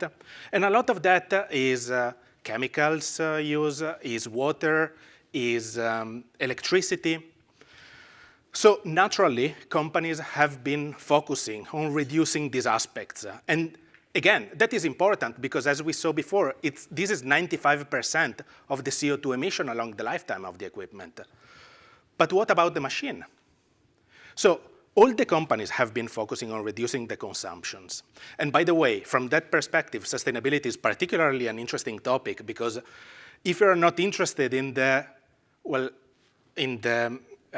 doing better for the environment type of argument, well, the flip side of the coin is that less resources means that you're going to spend less money to keep those machines running. So it's good under the two different perspectives. But again, what about the machines? Well, we're all here today talking about circular economy and sustainability in general. We know that circular economy addresses the need that is generated by the linear economy, on which we know that there are two wrong assumptions. That the natural resources are endlessly available. We know it's wrong. And that the natural environment can receive as much waste as we can generate. We take from one side and we throw on the other without caring. That's the linear, right? So what have we done in Electrolux Professional up until now, and what is going to happen in the future? We have launched in the late 90s our Generation 3000 machine, the one that you see on the top, green color. That machine was really innovative at the time and was based on a modular platform that we could bring forward until today. Today we get to the line 6000, Generation 6000. That's the machine the line we're selling today. And we could focus simply on doing incremental innovation without having to modify entirely the design of the machine generation after generation. And what then, right? So what? Well, doing that allowed us to put in place and to start to capitalize on a series of different values that are related to circular economy in general. Built to last, for instance, our machines are extremely reliable. They are designed to last 30,000 cycles or 10 years of intensive use. But they can go well beyond that if well maintained. And 80% of all the spare parts that belong to our machines in the current and previous generations are constantly maintained in stock. Again, why is this important? Well, because repairability is one of the key aspects of a circular economy. You need to allow a unit to get to the end of life. And you can only do that if you can repair the unit whenever something happens to it. Repairing and fixing. Those machines, thanks to the modularity that was introduced more than 25 years ago, are extremely serviceable. Again, supporting circularity. And products upgrade. Thanks to the fact that the base is modular and that we didn't have to change entirely every single component on a machine generation after generation. That means that a generation today can be upgraded to a subsequent generation. And that is an extremely interesting aspect, especially because it allows the application of circular economy. Circular economy starts from the design phase. And that's what I'm trying to show here, that we have that checked. Facilitating recycle, that is also something we are putting in place. We started in the Nordic countries, and we are expanding it even further. Facilitating recycle is to actually actively be involved in the market to help the recovery of the old units to make sure that they will actually be recycled in the proper way. By the way, our machines are 95%, or the materials in our machines are recyclable by 95%. And we're now ready to take an additional step towards advanced sustainability, and that's also my last click. Yes.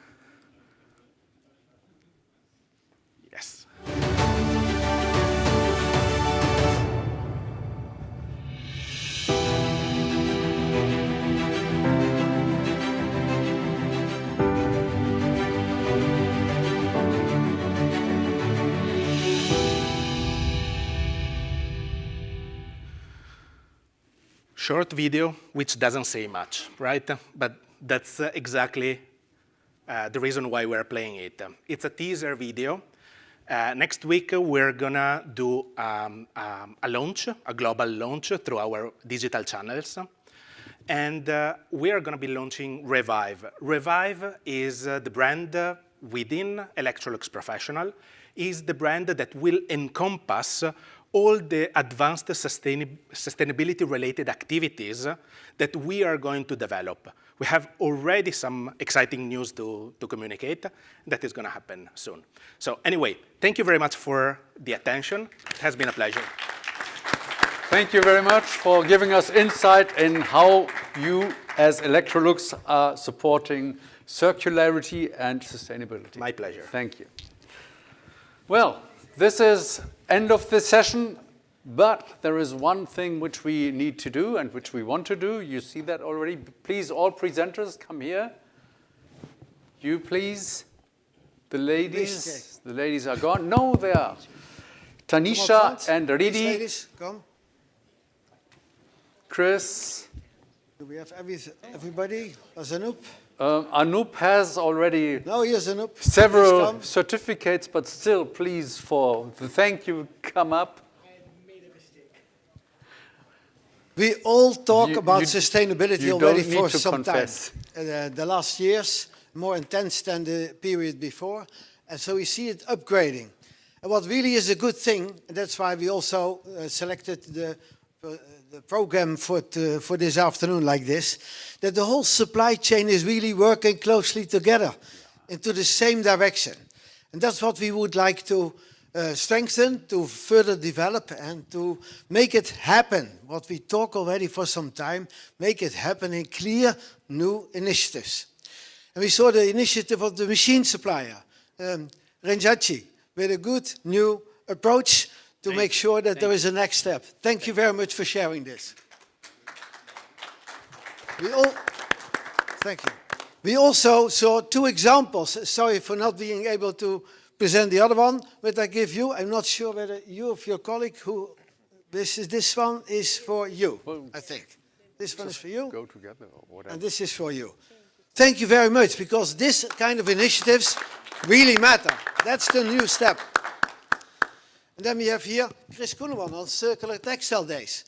Probably not initiative which is a little short in the message, but this is exactly what we would like to see happening in all sorts of countries, because he has brought, with Circular Textile Days, the industry and the supply chain together and really developed new initiatives because of bringing people together and sharing knowledge. Thank you very much, Chris. Thank you. Okay. Last but not least, the good example of Mr. Andrea on behalf of Caputa, if I'm pronouncing your name correctly, on behalf of Professional. As you said, we are working already for a long time and talked many times about sustainability. Very good new initiative, and I hope Reweave will be waiting a very, very interesting future. Thank you very much for sharing. So, small photo, please, for the archives and for the distribution of PR. Thank you very much once again. And now we have, of course, also our chairman. Thank you very much for doing this difficult task in having in such a short time so many presentations. So thank you very much. Wait for me. But another one. Still. No. And this is a concept we try to do because we have a streaming also, and we would like to present initiatives for further discussions and for further information. So I hope you enjoyed it like this, and I wish you very good prospect here from the people here to go and visit Van der Klei laundry, because this is really what he promised. There's a lot of things to see there, and I wish you a very good visit. And you all, thank you for your attention. Also people at home, thank you very much. And all of this is recorded, please, people who are looking from the world. All is recorded, you have a chance. That's a good thing you mentioned that, because we are almost at 4,000 people following us. And I think for tomorrow it will be further increase, and that's very good. And another thing here, the whole program, after starting at 3 o'clock CET, will be recorded and sent out once again. So if people want to see something in particular, they can see it there. Once again, have a nice day further, and see you tomorrow. And those who want to go to the facilities of Van der Klei need to go. Yes. Can go now.